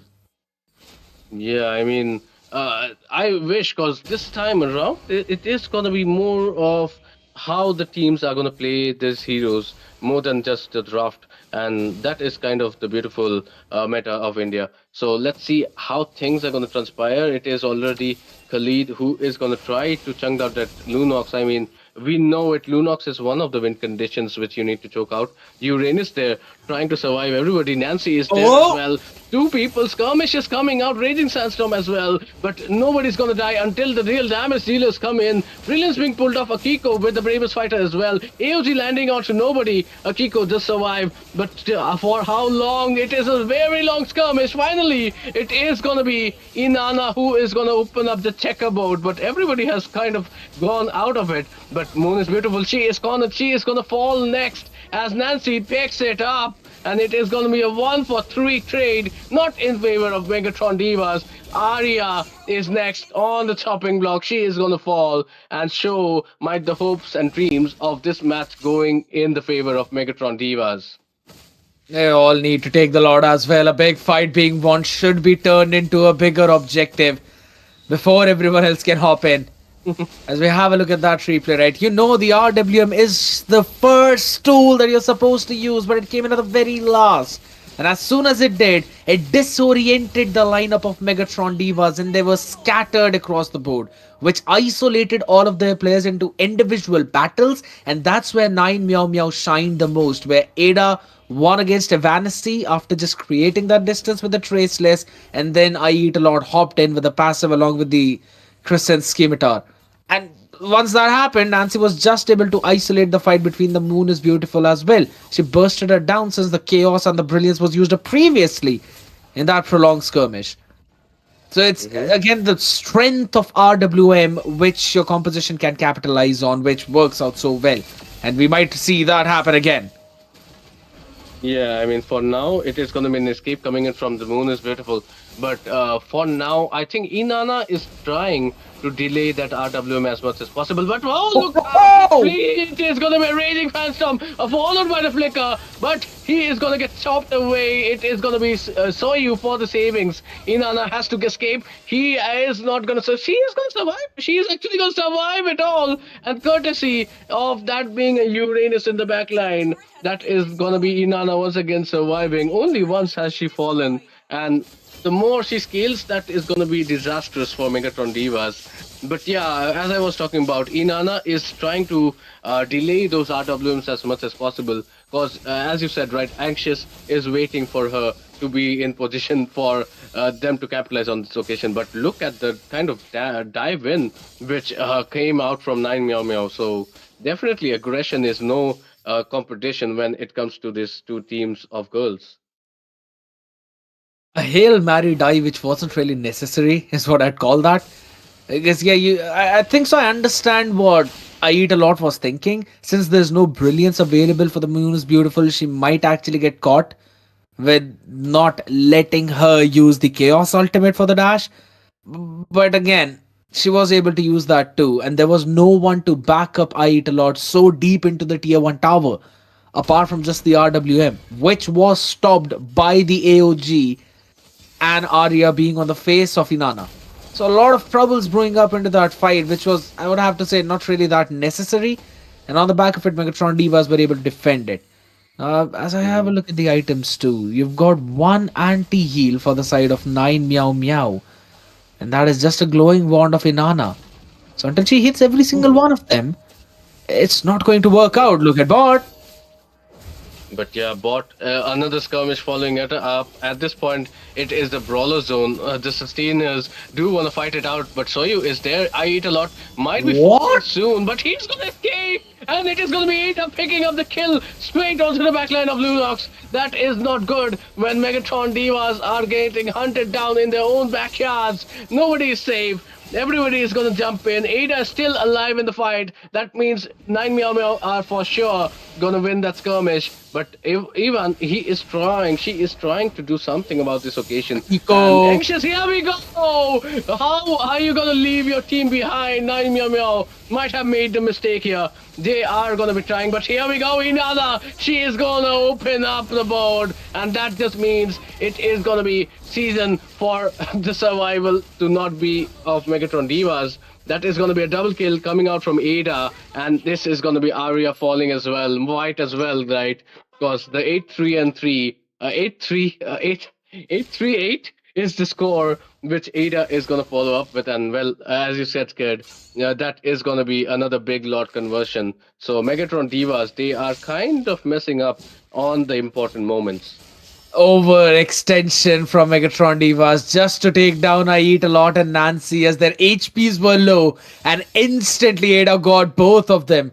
Evanescy too, I mean, I'd have to say as much damage as she has, it's not enough to burst down those frontliners in 1 to 2 shots, right? And on the back of it, Ada just came in at the clutch moment. With the RWM also off of cooldown, it was trouble. Oh. Right, but safe. Yeah, it's fine. Safe for now. Don't think so for how long though. Because with this slot, I'm pretty sure I don't think so we're going to see the same mistake from 9 Meow Meow again that happened previously. It's not a huge goal lead, just a 3 to 4,000. That means probably an item difference, max to max, nothing apart from that. But on the other end of the spectrum, yeah, you look at the control. That's where 9 Meow Meow are going to lead with the real world manipulation, raging sandstorm, and then also the raging slashes of the Lapu Lapu. It is a big problem for them to deal with. And a huge problem in this sense. And then there's Nancy as well, who can just dance into the backline, and there's nothing you can do about it. There's just not enough shred, and even it is going to be the Moon who is going to be next on the chopping block. But look at that fight brewing up. It is going to be 1-1 coming in. AOG coming in flat. Akiko is still going to survive though, somehow miraculously. It is going to be once again the survival coming in from 9 Meow Meow and Megatron Divas, who are going to fall. Ivan, he has to take some kills. He has to do something about it. But no, Ada is just going to go for a suicidal dive onto the Lunox right there. I mean, I do not know what was the need of that moment, but yeah, that is gonna be how it is. The Lord is there, and that could have definitely worked out better if the Yushenshin was alive. Yeah, but they're still gonna take down the mid inhibitor as well. Make it the bottom two with the minions stacking up there. I'm not quite sure if that was the best decision because things are still open for business.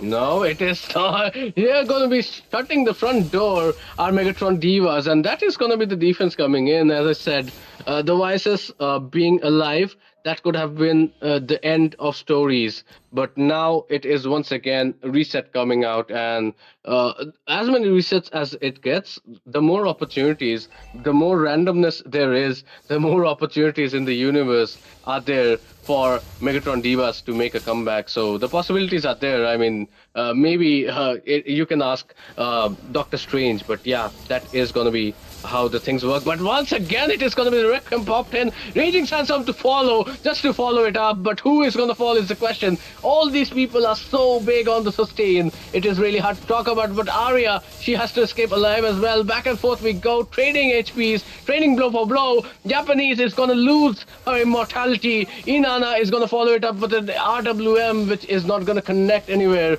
And 9 Meow Meow are going to be knocking at the door once again, and Megatron Divas has to answer it. I don't know if that is the good knock. Maybe there's a bomb on the other side and it's blowing up now. Yeah, it is gonna be fights after fights coming in. Evans, one of the last chances which Megatron Divas have. But how long can you survive with the constant onslaught coming in? Moon, he is the only one alive. She cannot do nothing with the kind of aggression coming out. 9 Meow Meow, certainly. They are not a 9 bullet. They are facing and they are hitting like maybe the the 50 cal at this point because they are penetrating right through scared. And no matter how the draft is, no matter how Megatron Divas are going to fight it out, no matter how tanky they are, the burst is just there for them for 9 Meow Meow. Came down onto the compositions, right? It fell down to Anxious on the Guinevere. She needed to land that ultimate every single time on Inanna. And the more time she missed there, the worse it got for her and her team. Right, over towards the end is exactly what we saw. That she tried to catch a Kiko, she tried to catch a Eat a lot. But they were just too tanky, which you rightly mentioned. They did not have enough damage to burst all of them down. And then at the end, a bit of an overextended team fight yet again, which was kind of messed up there. Every single one of them in the mid, while there was a sandwich play which came in from 9 Meow Meow from the top as well as mid. And I'd have to say, good awareness from Ada. She went back, cleared out the minions on top, and then came back into the fight when her skills were off cooldown. So I'd have to say, kudos to the side of 9 Meow Meow for understanding what they need to do. As we have a look at the builds, I love it from what Nancy has gone for. She did not make the anti-cuirass first. She just went in for a dreadnought armor, completed the oracle, radiant armor, then completed the dominance size with the anti-cuirass. And that is the perfect path of building the items. Yeah, that is definitely something which is working out. And I mean, that is just one of the things which 9 Meow Meow are doing right because they are definitely winning by every mile, every metric at this point. And there was just so much of pressure in this draft for Lunox. The moon is beautiful to face because she was the main target every time, even though since she has a 38% damage, she is the Soyu and she is the jungler, but the target has been locked, and Moon is beautiful was just the target. Maybe she was so beautiful that nobody could resist, and there was just so much of re-engage from Megatron as well. I mean, you try to go for anybody, there's going to be the Raging Sandstorm. If I Eat a Lot is not available, there's still going to be Akiko, who is there with the bravest fighter, and if nothing else, there's the RWM to follow up with the falling star moon, and this is just a checkmate kind of competition. Scared with a 2-0 scoreline, Megatron Divas, what can they do in this situation? Things are looking tough for them at this point, right? And it has to fall down on the draft itself. It seems like the hero pool of factions is actually taking a hit into that gold lane when even though the Harith is open, the Granger is open, we're not really seeing any of that being picked up. Some pocket picks like Guinevere, they require a lot of conditioning to work. One of them was, again, you've got to jump on Inanna. If that doesn't happen, then it's not going to work out for you. And let's just say anxious as soon as she was jumping into the spatial migration and into the violet requiem, she did not have enough damage to burst it down right in the ultimate, had to land in a basic attack, but she was not getting the time to do that since she pressed in the winter crown, and by the time she was off of the winter crown, everyone was running away from her. So that is like a double-edged sword from the winter crown play with Guinevere. You need to land that enhanced basic attack after your ultimate combination. That didn't happen. Plus, she did not have a holy crystal to entirely take down Inanna. And she also made the immortality as the counter because she knew she was being targeted. So, slight bit of smartness coming in from her end as well. All of these things, they just kind of ended up snowballing into the match loss for them. If it needs to be fixed up, it needs to go back into the drafting phase. They have to go back to the drawing board to try and fix things out there. But that's the big thing. If that's going to happen or not, we will have to find that out. And I'm pretty sure we'll be heading into a short break out here too, Roots. Before that, what are your expectations of the series? Well, I have already been amazed by the performances altogether. Definitely, there are few unshaved edges which need to be curved out, but I think the Indian scenario is shaping up beautiful, especially for the women as well. Now, with that MWC coming in, and guys, this is not the end. This might be the grand finale, and we might be at the end of the road here. But there is a seasons two lurking in the shadows. So, and even more teams are going to play it out. So, if you are a woman who's watching this, if you're a girl, you should definitely form a team. You should definitely start it out. Because I mean, there's so much to go for, and the train hasn't moved, isn't it scared yet? There's still time for young girls to actually make teams and actually win these competitions. The way how the competition is developing, yes, I agree. I mean, there's a lot more opportunities that are going to be brewed up now, specifically from Missy Jenny herself, right? There's a slight bit of a leak, ladies and gentlemen. She said that this is not the only girls tournament she's bringing. Definitely, there's something more up her sleeve now. And if you want to know, you've got to make sure that you hit that subscribe button and follow Missy Jenny on all of the social media platforms. Make ssure you also follow ESFI too, who are in the collaboration for the MWCC here, and it's all sponsored by Dab Arcade. So a huge shout out to him too. And with all of that said and done, I think so we'll be heading on to a very short break, people. And on the other side of the break, we will be having the next potentially 3 games. If not, we might see the champion in the form of 9 Meow Meow. If that's going to happen or not, we'll find that out after the short break. Don't go anywhere. See you guys. Shifting clouds flow through gallant youth pursue.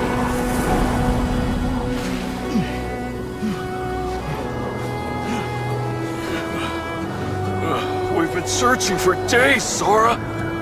The shifting cloud is just ahead! Look!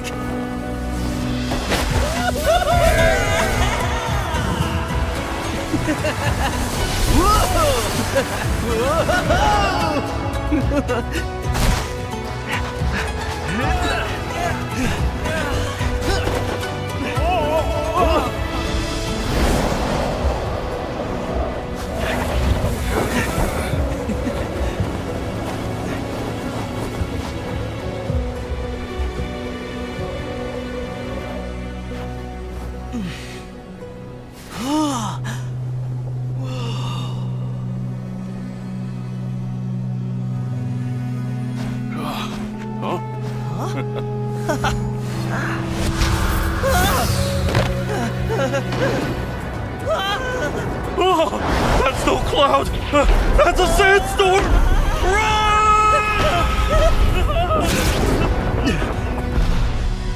Thunder!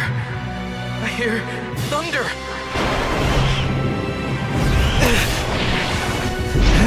It's here! I know it!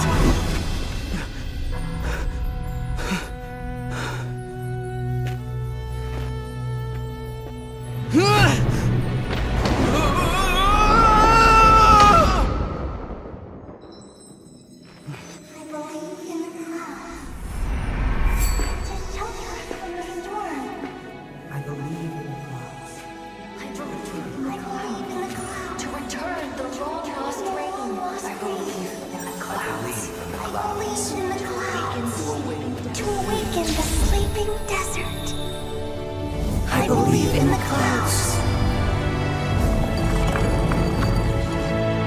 I believe in the clouds.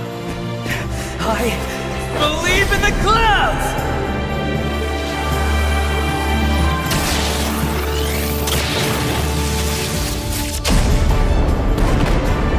Wow! Hey!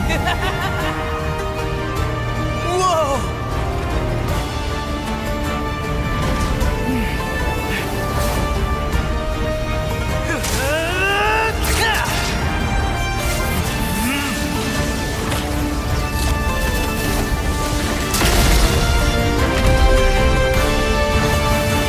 Shifting clouds flow through, telling you to pursue, bringing rainfall and thunder down. Flower seeds sprout strong, and ancient tree clouds spreading green.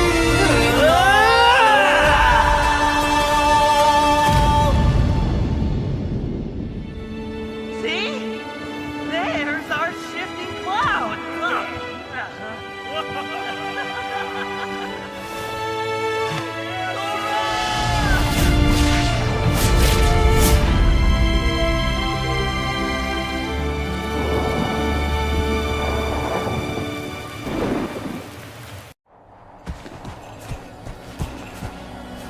Shifting clouds flow through, gallant youth pursue.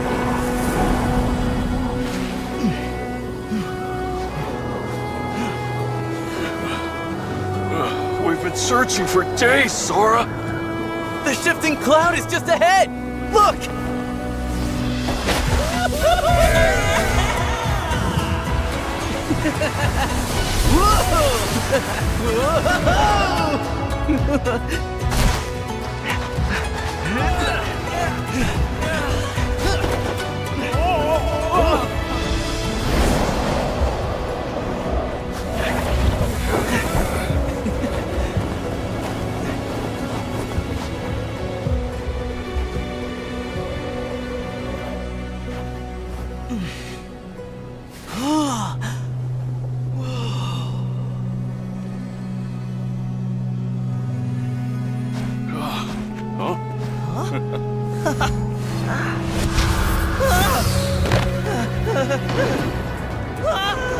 Oh, that's no cloud.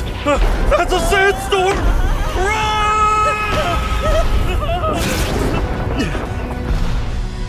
Thunder! I hear thunder!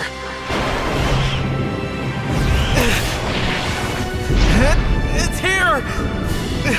I know it!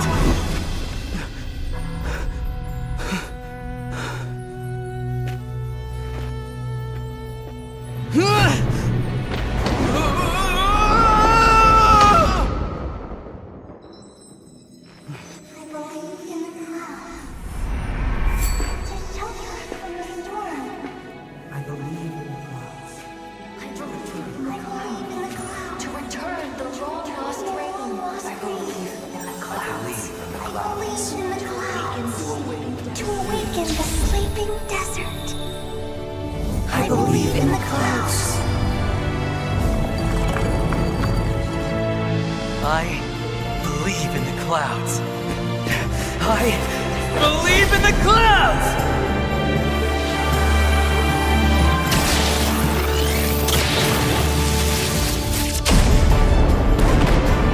Wow! Hey! Whoa!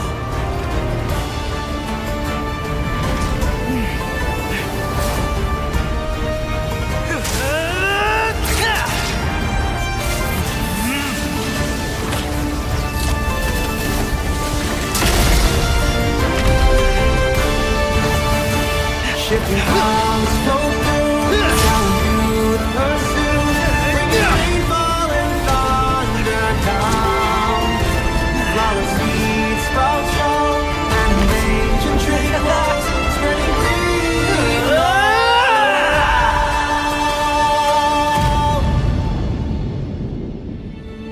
See? There's our shifting cloud!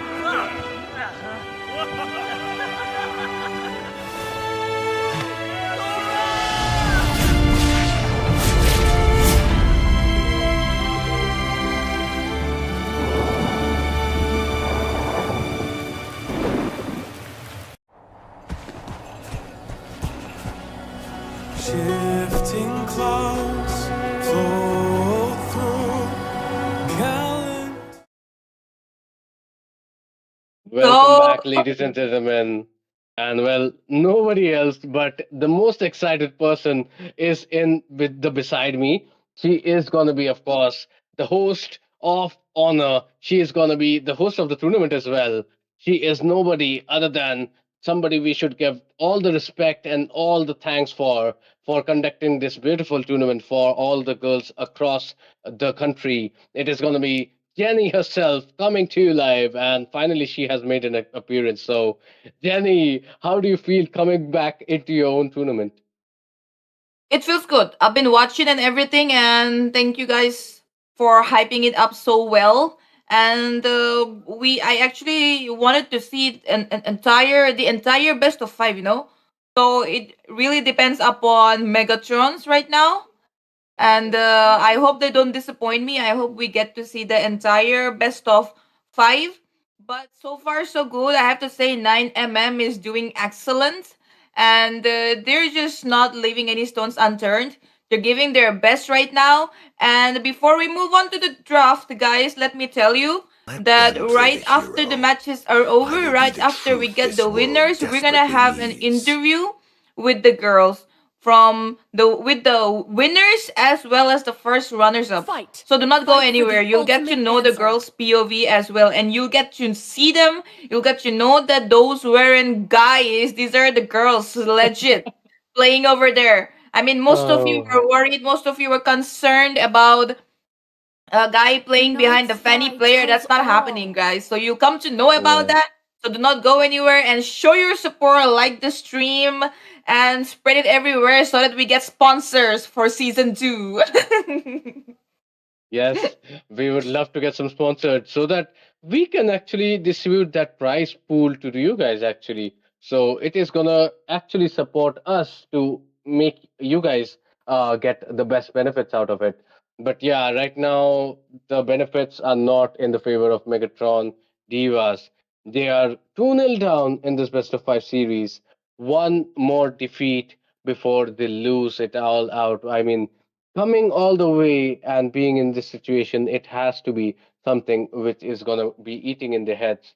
And definitely, Jenny, if you want a game number five, it has to be from Megatron Divas, and it has Yes. to make do from whatever they have. And so far, they have not been able to work it out.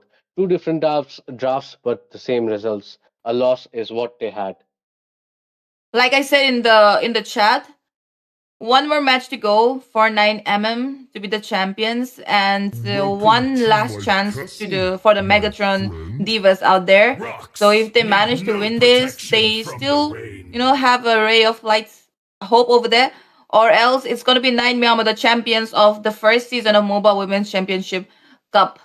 Most probably the only legit female tournament that's been held so far. No piloting. I mean, no cap, guys. No cap. No cap, no cap.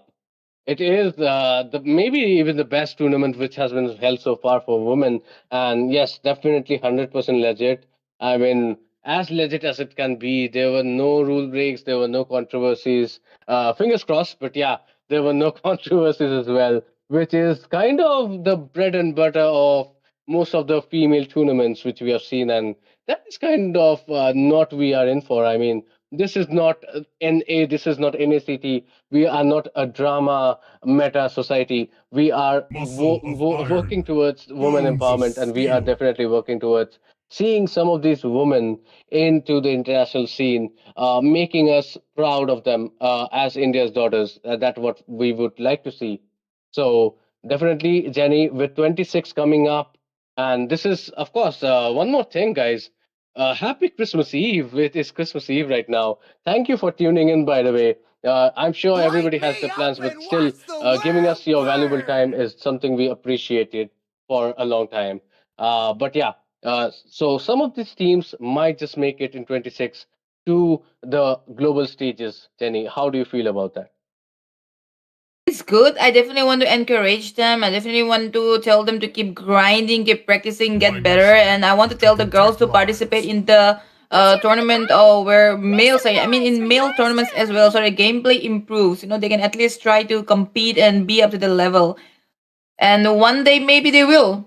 And anyways, right now though, we're gonna have to move to the draft. There you go. We have a Hylos and a CC for the side of 9 Meow Meow. Megatron Divas, they did X-Borg. They're definitely, I mean, I could say a comfort pick because X-Borg is pretty easy to play, nothing difficult. CC and high loss in the roam. CC could be goal lane, could be EXP. I'm not sure about the X-Borg, if he's gonna be flex in the jungle, but probably in the jungle. And they have banned with the Gadot Kacha, Grok, Hilda, so there's not gonna be Hilda Roam, which I would have loved to see.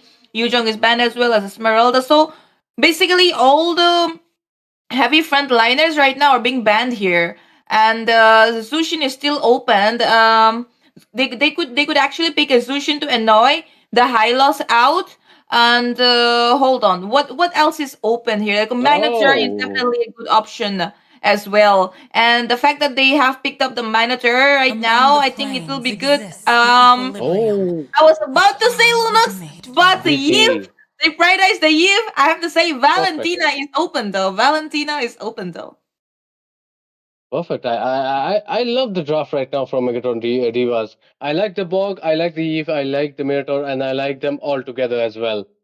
So definitely a good draft coming in. All they have to take care of are maybe, yes, as you said, there is the Lunok, there are other options which are available, especially the I didn't Esmeralda, cure which the can pain. counter the I composition. harness it. My bad, the Esmeralda has just been banned, but the Valentina, as you talked about it, Jenny, it is just going to be taken in to consideration. But yeah, guys, this is not scared yet turned into a woman because he was hungry. It is actually Jenny. So we will have that sorted out as well. That will be edited out. But yeah, Valentina definitely is going to be somebody who's going to cause a lot of problems for Megatron Divas because the Minion Fury, the RWM, Last Insanity, So all many of options. them are such good ultimates to copy. Definitely. I mean the Valentina, if they hadn't picked Valentina right now, should have definitely gotten banned in the second phase. And I have to say, Nine Meow Meow once again have an upper hand. Megatron should have thought about the Valentina pick earlier in the ban phase if they really wanted to pick the Yiv. Also, they could have waited. They could have waited and pick something else. It was too early, I think, to flex the Yiv pick. And well, the fact that they have anyways gone for Eve pick, I think they should go for an assassin jungler or some sort right now so that they will be able to pick off Valentina when she copies the RWM because she is going to be stationary at that moment. Time to drop the And beat of the but flash. you never know if they could actually steal the Minion Fury as well. And I would prefer to go for the Minion Fury, to be honest. Joy has been banned, which is good.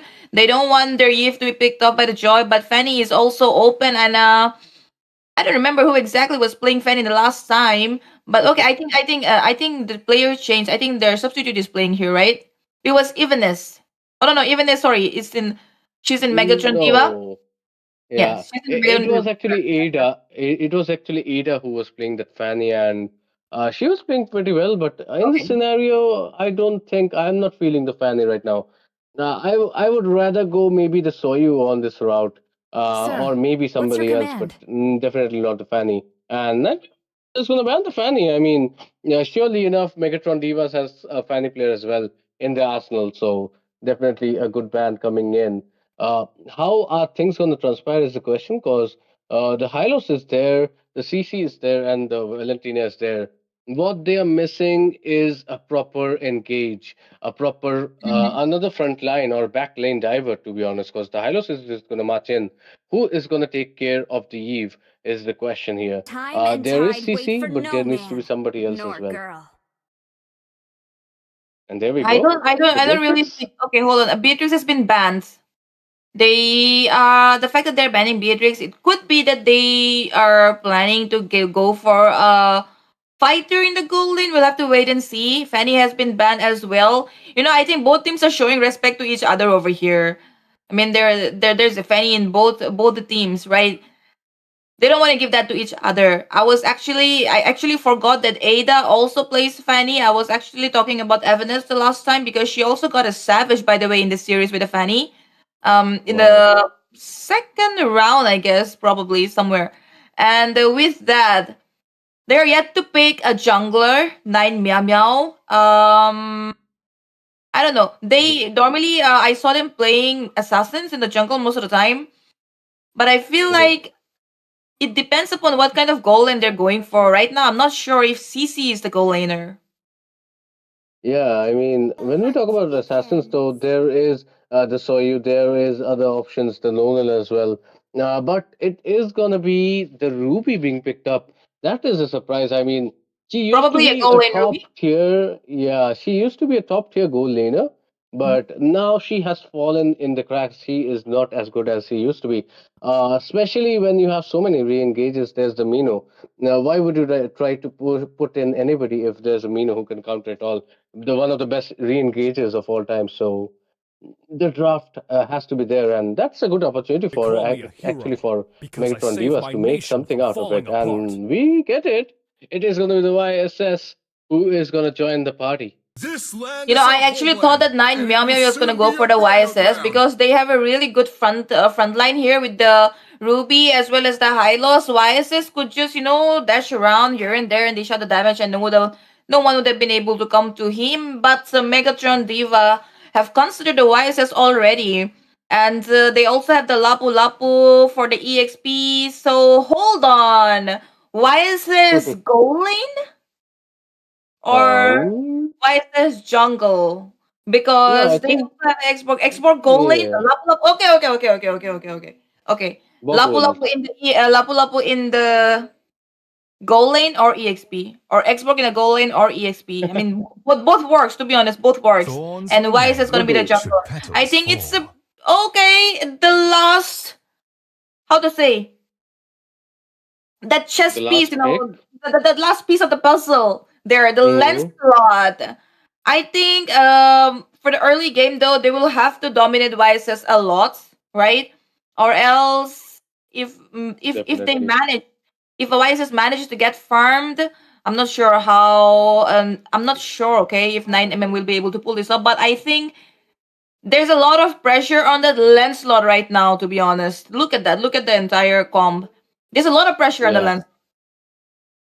Especially on the damage output. Because Lancelot is a mid game scaler. He is not somebody who is going to have a really damn good early game.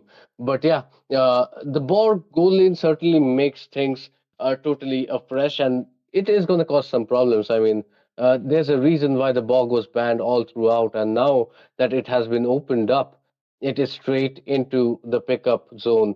The girls have picked it up, and this time around, maybe in a long while, Megatron Divas has the better draft, I would call it.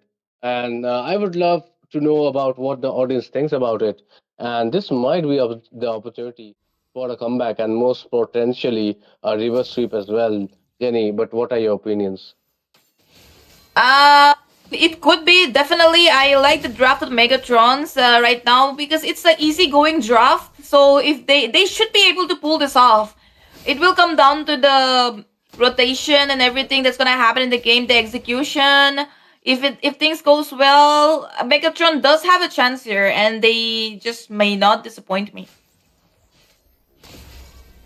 Yeah, that is more important. Do not disappoint Missy Jenny here. But oh, Japanese!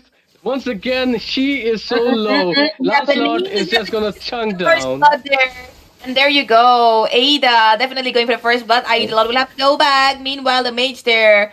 The moon is beautiful. Beautifully. Oh my god. I thought she was gonna get slain, but right now though, she is safe. The early game aggression, that is something which these girls never disappoint to show us. And we can see Akiko and Anxious as well having a go, having a their bit, because they do enjoy and realize that they have the flexibility in the goal lane to actually brawl without being uh, ganked upon by the enemies. When you are playing that fighter role, you are having less chances of being ganked upon. As we can see, everybody is trying to go for the EXP the fight might just brew up. But Arya, she seems ready. She seems to know something is coming. But let's see, bottom low. Yes. I mean, okay. The turtle is there, so they definitely want to try and take down Arya for the turtle setup. And look at that. Yapan is still full in HP, while I eat a lot. Nancy are lagging in some HP. They could have actually gone on hard for I eat a lot because a low HP idol will be taken out, will be punished, I suppose. And there you go.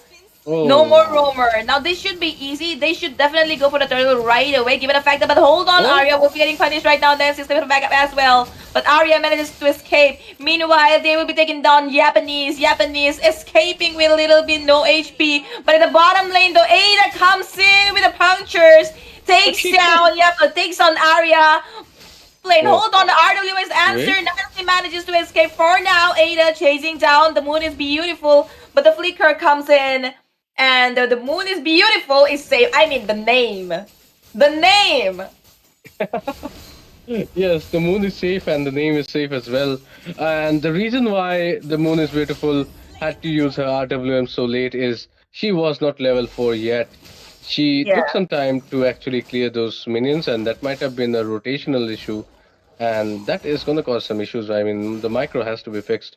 But yeah, that was a good engage. 3 for 1 is the end of the story, and the turtle has gone up as well. But yeah, that was brilliant play coming out, especially from the Valentina. Inanna definitely doing a better job. Oh, And there oh, you go. wait We're a killing second. three. Aida takes down Japanese once again. 0-3-1 in 3 minutes of the game. That's not good news.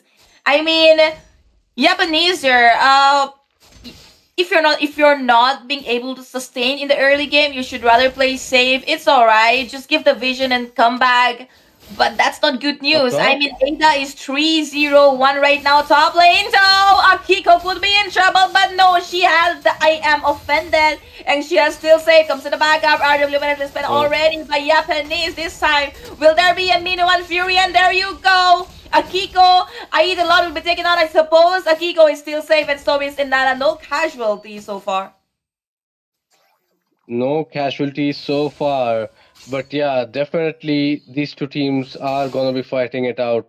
Even when they're losing, they're going to battle it out till the last breath. 5-4-1 score, 9 meow meows, certainly bit a little bit of the goal lead, 3k in fact, in the first 4 minutes. That is definitely something you want to go for.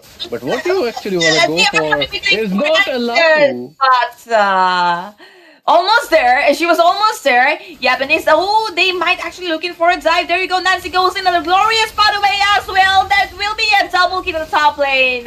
For the side of Ruby, that's Akiko. And hold on, the backup was there from the side of the moon is beautiful, but a little too late to the party. Meanwhile, bottom lane, we can see that they are trying to take advantage and push down the bottom lane turret. Well, it was a 5-man gang, 5-man dive in the top lane. I have to say the rotation was good at the cost of the turret, though, and they will also be taking the turtle. So, what do you think? Was that a good trade? I mean, kind of forced on that occasion that could have resulted very badly, especially when you're diving in Lapu Lapu with the bravest fighter she has. But yeah, definitely worked out in their favor somehow, and they capitalized on it. I mean, when it's your day, you can do anything and get away with it. That is kind of the kind of story which Nine Meow Meow are having right now. And Evanescence, she is having a good farm, but right now Megatron Divas didn't think about it. But Jenny, once again. Yes, Lost Insanity been used up, and she does not have the flicker, I suppose. And she does. She's keeping it for the last moment. She's still safe.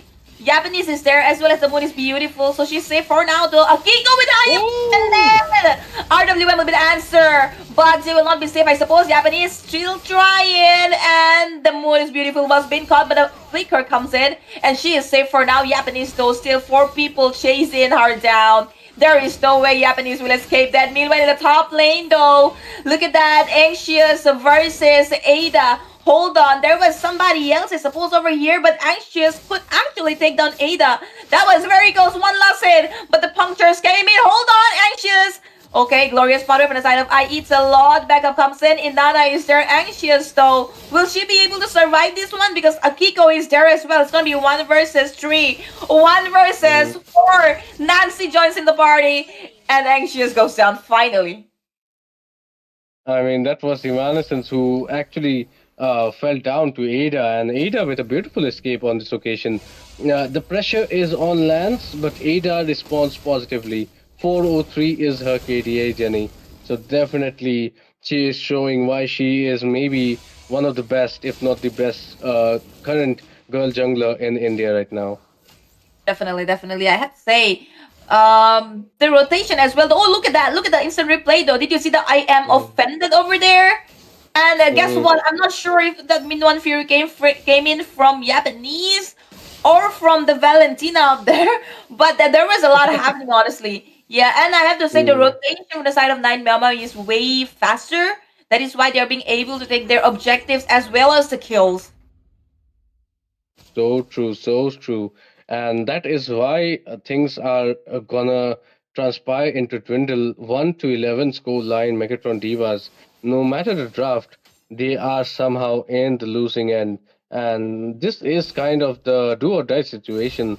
Backs against the wall, everything has been played to this end. So once again, Once again, Japanese could be in trouble. Ardalium is the answer to save Japanese over there. Akiko will have to go back for now. They could actually take a fight, but they are not looking for one right now. To say the discipline is there, they're not just unnecessarily fighting. Every time there's a gang, there's an objective. And this is the discipline you need actually to, end it smoothly because late game, if Avanes gets farmed, she could have been trouble, honestly, but I don't think that's even gonna happen. I mean, look at their early game already. Just 8 minutes and the score is 111 to the kills, and they've already gotten 2 turtles for free. To be honest, right? They've gotten turrets as well, one in the bottom, one in the top, but that's equal.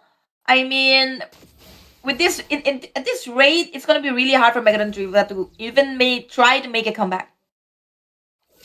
that is so true. I mean, comeback scenario is where you can actually pin down what the options are. But right now, they're just fighting it out, Megatron Divas. They are not scared still.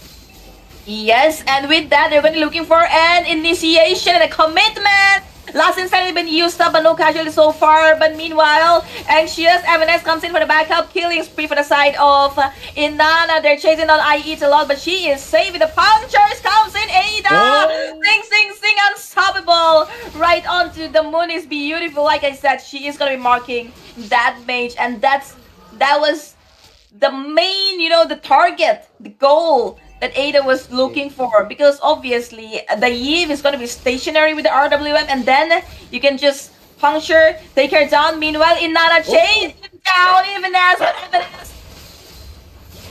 it's a lot, and my dogs wanted to help.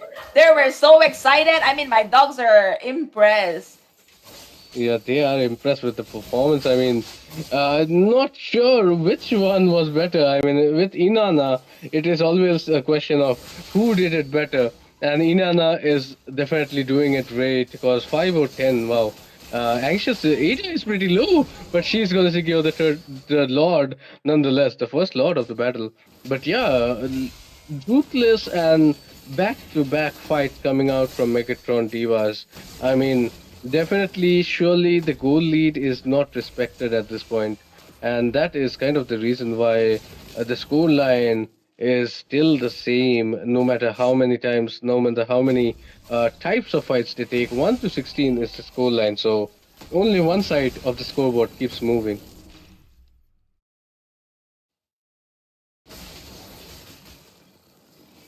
Well, Yeah. electricity issues. They got the Lord.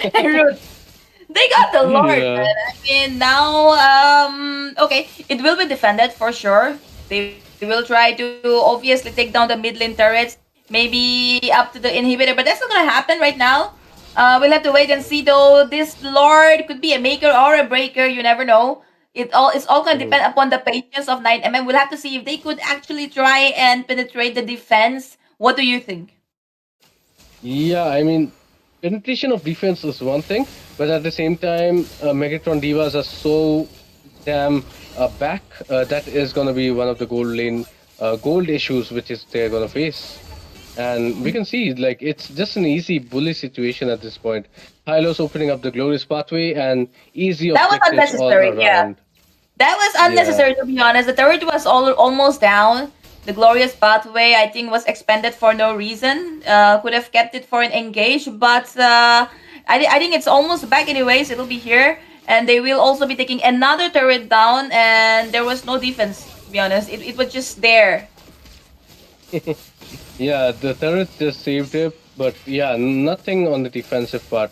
Megatron Divas have not done much of a defense on this point, and I eat a lot. Well, she is just doing it for the cookie points at this point. She's just doing it because kar sakta hai. That's all we can say about that. But yeah, Megatron Divas, they are not looking like they are going to make it to a game 5. They are in a really emergency situation. The ICU is there, the flatline is almost certain.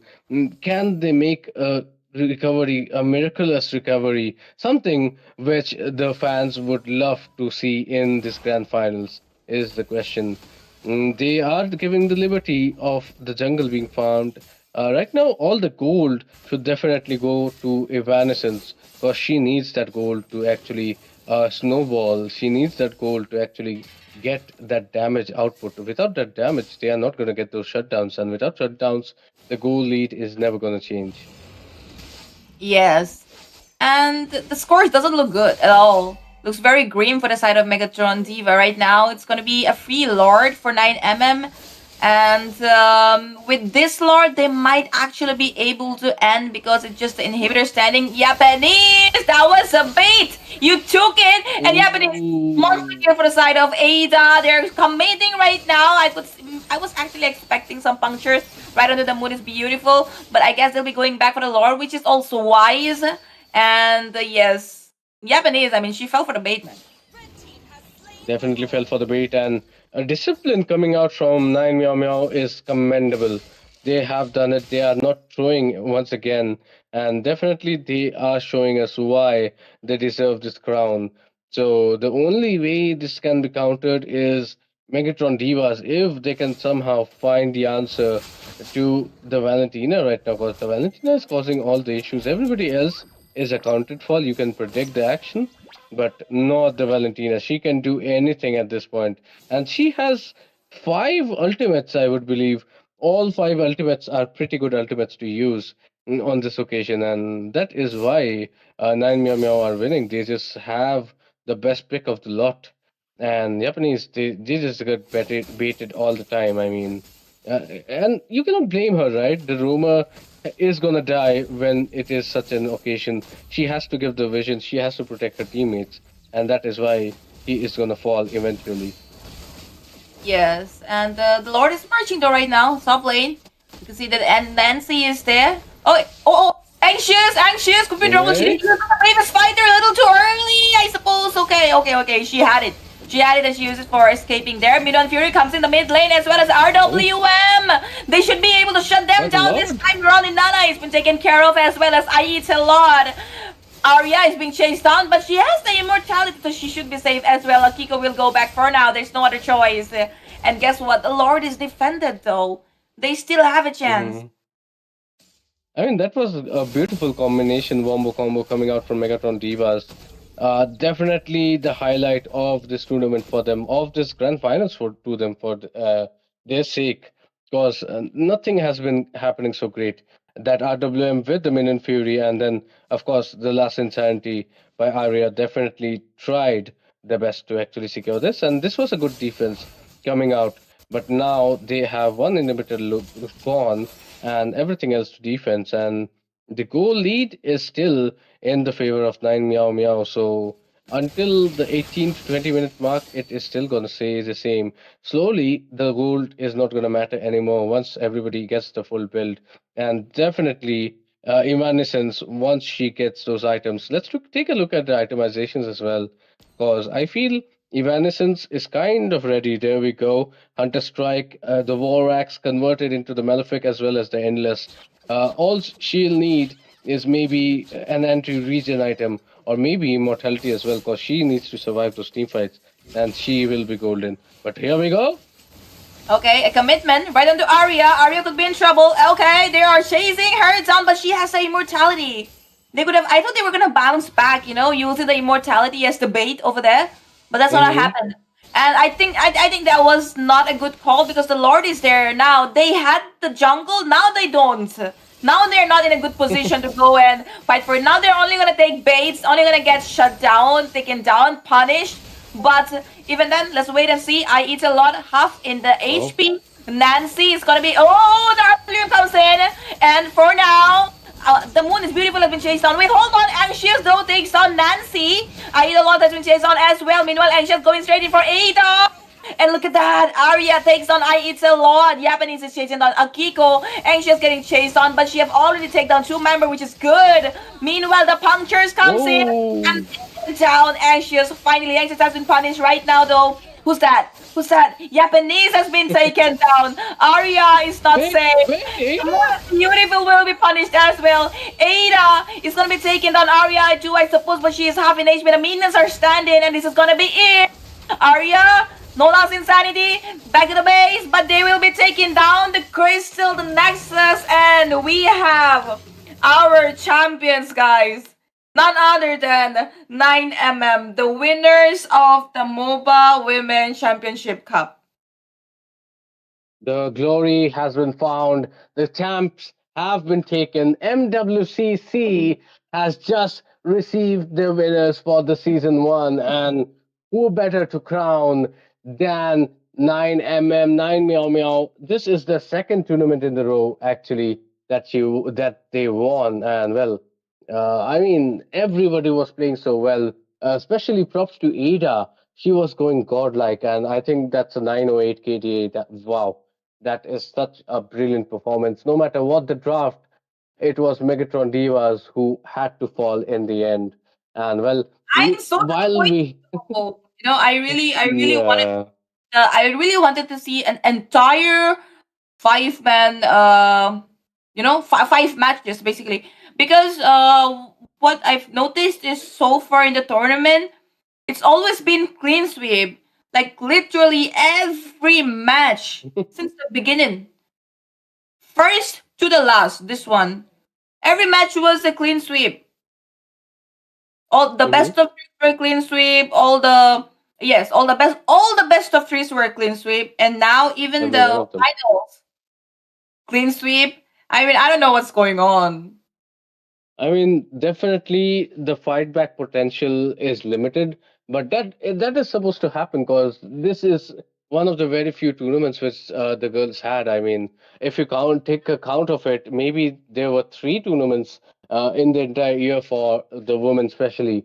So definitely something which will come out once the girls get more experienced, once they know how to hold the line and come back is the question. But hey, MVP, that is going to be a surprise here, uh, Jenny, because Inanna on that Valentina, she was definitely the playmaker, 6-1-14 KGA. Wow. Yes, I mean, I called for it. The moment they picked the Eve, I was like, okay, now they're gonna go for the Valentina, obviously. And look at that, how well she used the Valentina and managed to get the MVP with the 6-1-14 KDA. Definitely the RWM, the Minoan Fury, she used it all. And with that, back to the stats, Roots. Yeah, I mean, the stats are pretty clear. The scoreboard was pretty clear as well. All the kills, all the great stats have been on the blue side. It has been Nine Meow Meow who thoroughly dominated, especially Ada and Inanna definitely contributing to the lot. And well, the ball never kept rolling for Megatron Divas, even though they had such a good, wonderful draft. The composition, the gameplay, the chemistry and the macro, they weren't just there. The short calls were not there. They were just reacting instead of taking actions. And well, when you react, you are not going to always be reacting in the best possible manners. And that is why I think the loss has been incurred by Megatron Divas. But then again, this is just the start, Jenny, isn't it? Yeah. This is just the start. I think because of the lack of competitive scene, the girls are not that up to the mark right now. So once they get more and more competitive, I mean, obviously they're gonna try and get better, and the more they do it, they're only gonna get better. And anyways, the guys, right now we have an interview with the players. Yes. And at first, I mean, we are at first they were unwilling because they were not comfortable with the viewers looking at their cameras because some of them are streamers, not all of them. And Hmm. it's not easy, to be honest, just out of nowhere like that. But we informed them in the last moment that we're gonna do an interview with the players, and they can see your POV, they can know your POV and everything. And I still don't know how many of them are comfortable with it. So that's, I mean, they were actually very much uncomfortable, even when the referees were looking at them, even when our admins were looking at them while they were playing. We can see that they were uncomfortable, so it was hard convincing them to do this in the interview with the face cam and everything. But Hmm. they still said yes. And we will just need a 2 minutes break to go and get them ready and everything. So, guys, do not go anywhere. And we'll be back in just 2 to 3 minutes. Don't go anywhere. Shifting clouds flow through gallant youth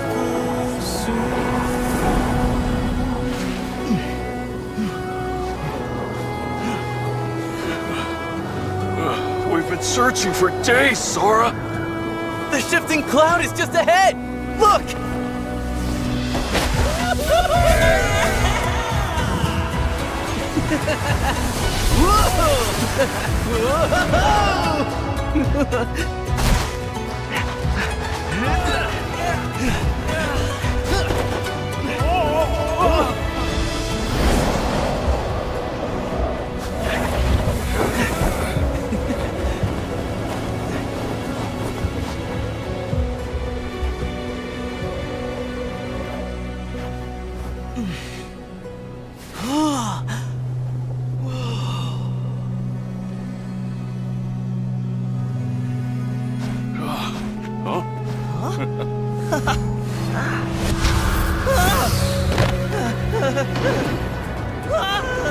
Oh, that's no cloud.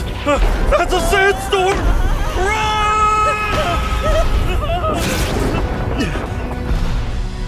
Thunder!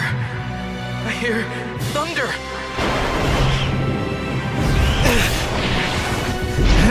It's here! I know it!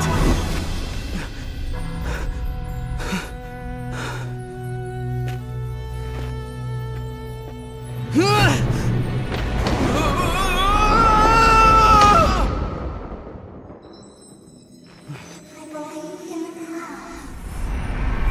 To shelter us from the storm. I believe in the clouds. I believe in the clouds. To return the long-lost rain. I believe in the clouds. I believe in the clouds. To awaken the sleeping desert. I believe in the clouds. I believe in the clouds. I believe in the clouds!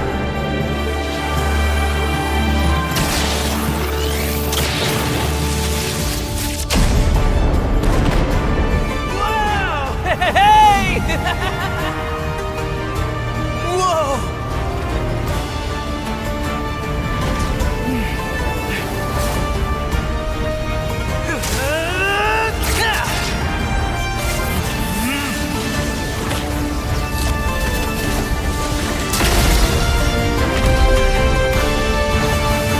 Shifting clouds flow through gallant youth pursue, bringing rainfall and thunder down. Flower seeds sprout show, and ancient trickles spreading green love. See? There's our shifting cloud!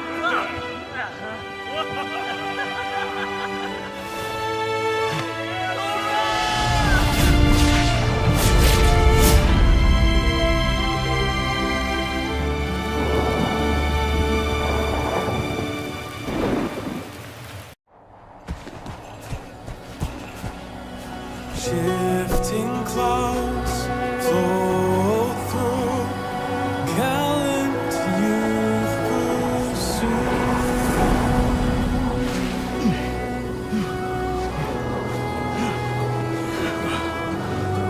We've been searching for days, Sora. The shifting cloud is just ahead! Look!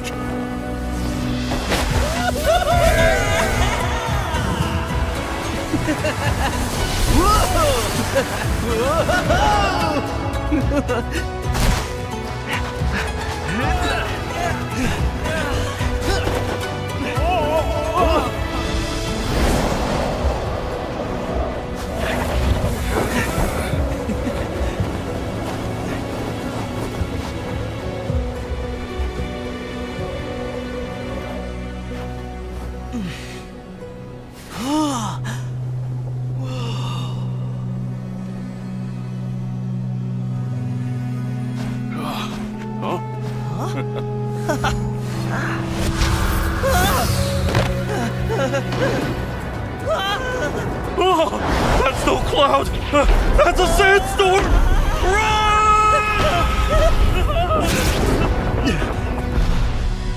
Thunder! I hear thunder!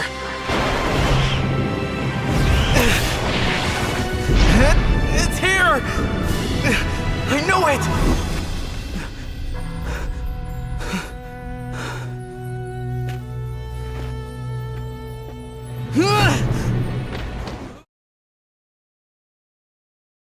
Hey, ladies and gentlemen, so. Now we're gonna have a small chit chat interview with our first runners up, the Megatron Divas, the one in the pink jacket that is anxious. Please say hi, anxious. Okay, that's anxious. And and the Michelle, you can see Michelle over there. Michelle was the one. Michelle, please introduce yourself. Which one were you? Harmony, right? Yeah, I was the hyper. I even Okay. is Evanes, yes. She was the one who got the savage with the fanny, and then one trying to hide herself over there in the black jacket. That's gonna be Suki. What was your IGN over there? the moon is beautiful. The moon is beautiful. Okay.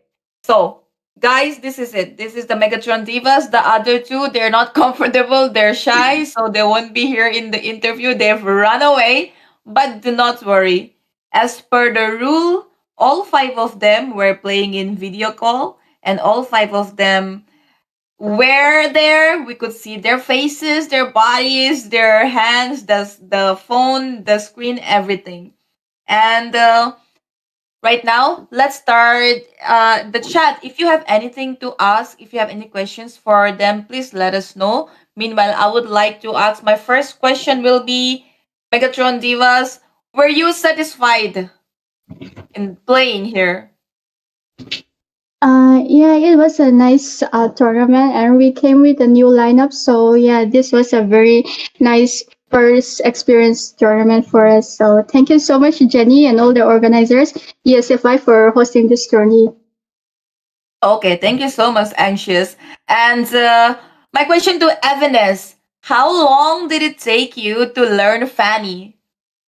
Oh, I have been playing Fanny since like 2010. She was my first main hero, so I stopped playing her for a while. Then I started playing her again from this tournament.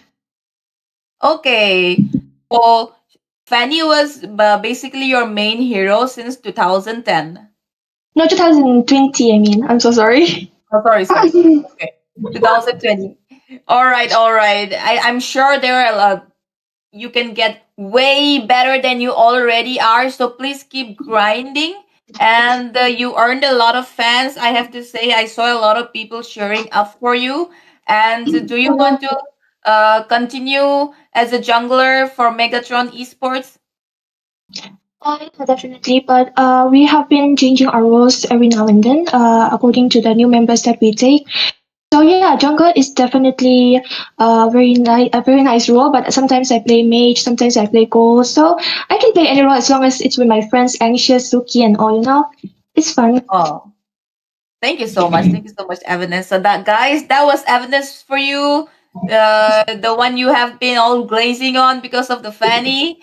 And next up we have Suki. The moon is beautiful. The mage over there. Okay. This might be a little tricky. I won't say tricky. Difficult. Where Okay. did you think about the Valentina pick before going for the Eve? Nah, actually, I wasn't thinking about it. Okay. I thought they will go like Zuzin or something like that. No, but Mhm. Happens. I have to say, nah. like, you guys were already kind of under pressure because it was like do or die for you. So sometimes things do slip up, right? And it just slipped out of your head that okay, Valentina was open. But yeah, that's the thing with the Valentina. Your RWM were on point most of the time. And even when there was a Minoan Fury, I saw your RWM popping up and everything. But it's just the Valentina there. She copied and then surfed it. Anyways, okay, so my last question for the leader of Team Megatron Divas. Are you guys gonna continue playing the competitive scene? And are you guys gonna continue playing as Megatron Esports? Yeah, we will surely be continuing with our competitive scene, but yeah, about the Megatron scene, we'll have to decide on that. I mean, if they want us to continue or not, we don't know because we play this tournament as Megatrons solely for this tournament. We weren't under them, so yeah, if they ask us, then there will be a future decision for us. Okay. Okay, also I wanted to know, I said it's the last question, but I wanted to know do you guys have any coach or anybody who has been, guiding you and everything?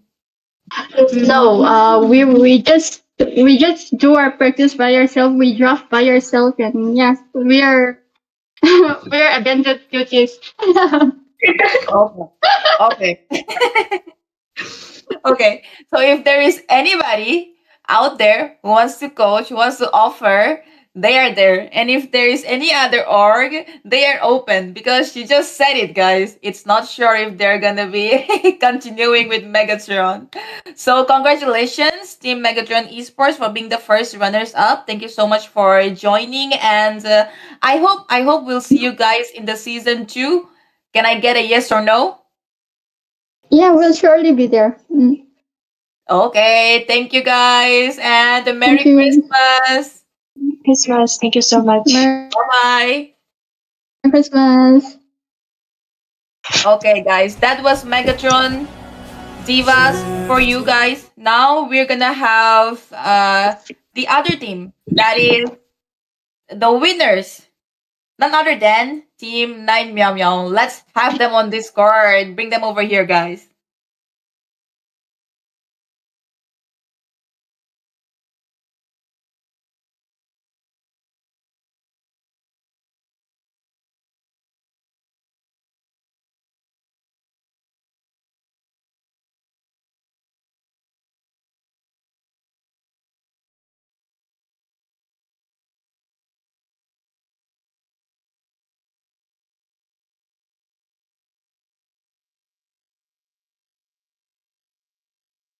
Normal wala game ko, daldo na.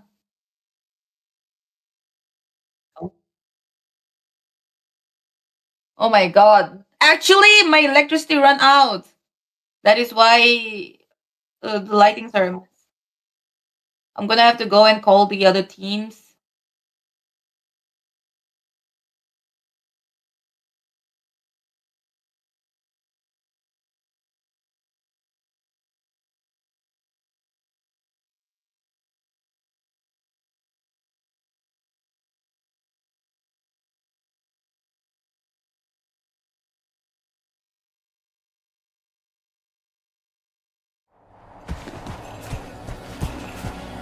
अरे God उनको लेके आना है ना अभी तक नहीं लाया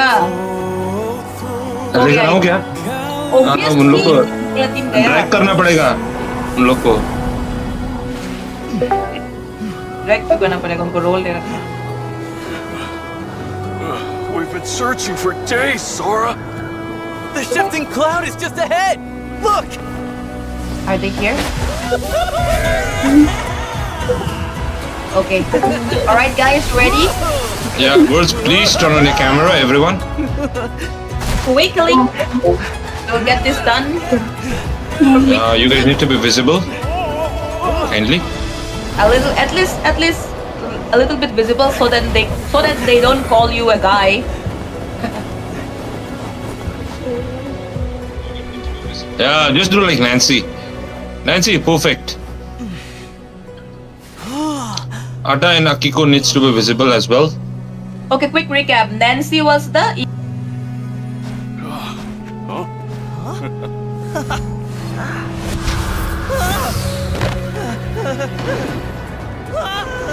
Oh, that's no cloud. That's a sandstorm.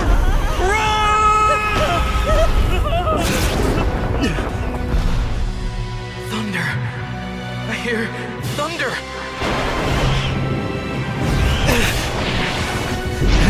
It's here! I know it!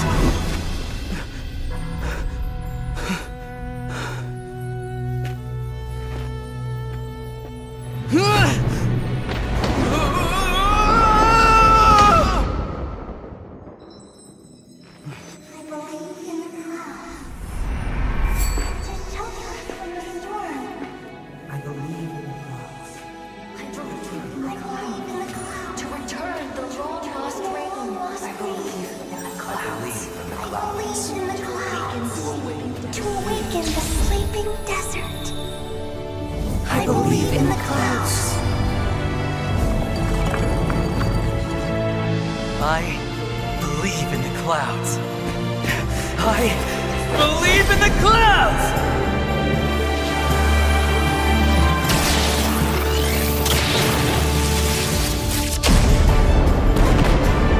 Wow! Hey! Whoa!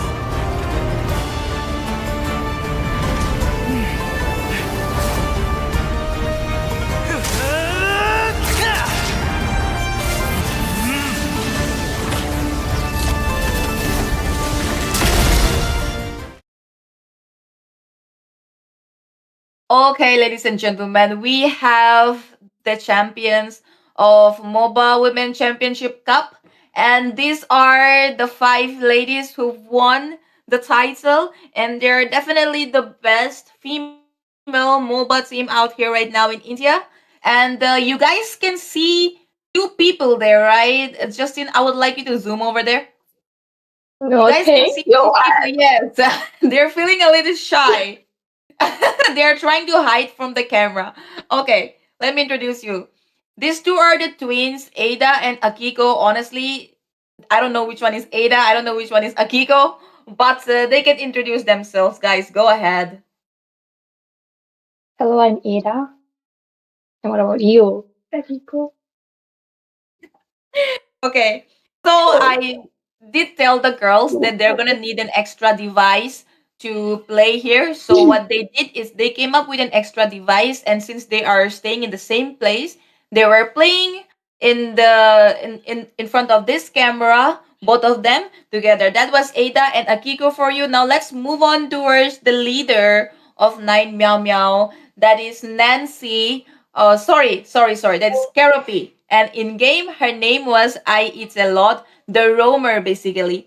Okay, Keropi, I want to ask you the same question and most important question that I asked previously to Anxious. Were you satisfied? I mean, the rules and everything, the fairness, the transparency, and everything. Were you satisfied with the tournament? Yes, I was. Okay. And what do you want to say? Like, was this too easy? Do you think that female tournaments right now are very easy? I won't say it's easy, but mm, it was a great experience. Okay. And would you like to go and participate in a male tournament? Um, I don't know. Mhm. I still think we lack a lot for that, but we're trying our best. Okay. I feel personally that you guys do have the potential, and only when you go there, you play against them, you lose against them, you will learn. Until and unless you don't go and explore that competitive zone, you are never going to learn. So I want to encourage you guys that even if you go and you lose like anything, just go and play. Because I have seen so many squads, not female, male squads, performing really bad in the earlies, and now they are so good. And that can happen with you guys as well. So this was the roamer, guys. This was the roamer, as well as the leader of 9mm. Moving on towards Nancy. Nancy, the mid laner, right? EXP. EXP, my bad. I'm so sorry. Okay, Nancy there. What is your favorite EXP laner? He's cooking with that one. Sorry? Okay. Can anybody hear her? Please let me know.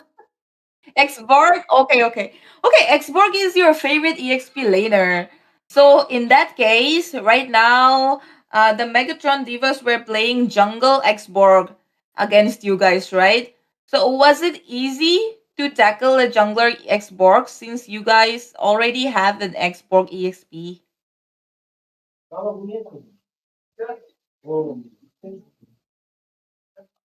Okay, okay, okay. I guess I'll have to I guess I'll have to ask that to somebody else. She's speaking, but it's not audible. So let's move on to Inanna, the mid laner, right? Mm. Inanna is very shy. We can only see her blanket. But don't worry, guys. I mean, you guys can see that it's a girl, right? It's a girl. The main reason behind this interview was to let you guys know that these players these players are legit females, especially 9mm. So what would you like to say, Inana? What would you like to say to those people who keep telling that no, 9mm, these are only guys playing? I don't know. They can see that we're all girls now. They can see that I read the interview, so it's clear that we're all girls now. Mm-hmm. Mm-hmm. So no That's cap, it. guys, no cap. They're just good, admitted. It doesn't mean like if a girl is playing good, doesn't always have to be a guy behind the scene. So it is them, and they did play well. And yeah, they are the winners of the Moba Women's Championship Cup Season 1. Any last thing you guys would like to say or express? Raise your hand. That's it, I guess. In the comments. Okay, the twins are saying something. Trying to frame. No. I'm sorry guys, but we cannot hear you. Never mind.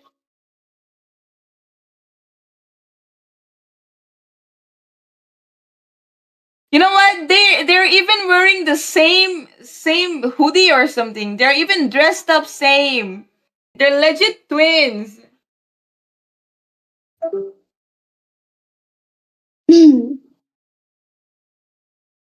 Okay.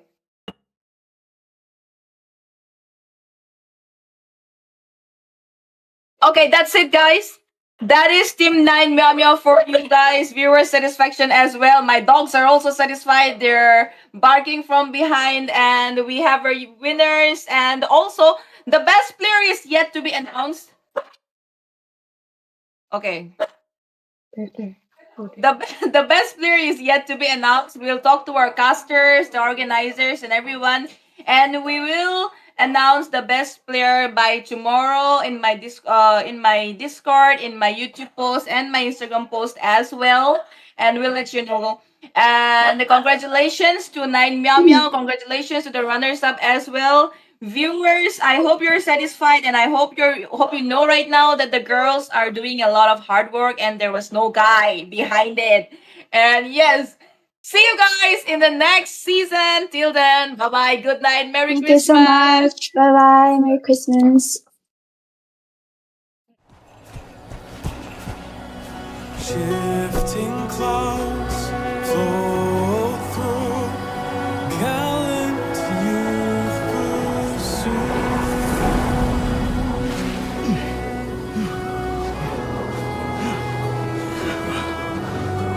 We've been searching for days, Sora. The shifting cloud is just ahead! Look!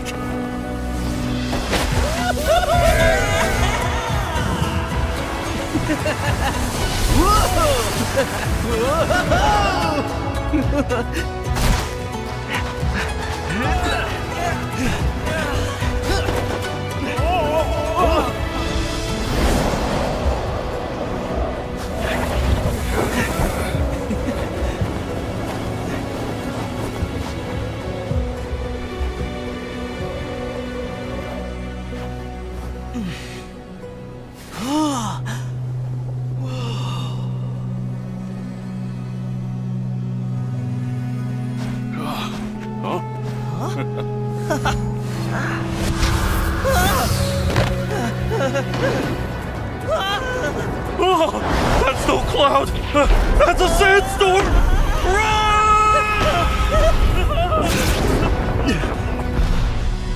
Thunder! I hear thunder!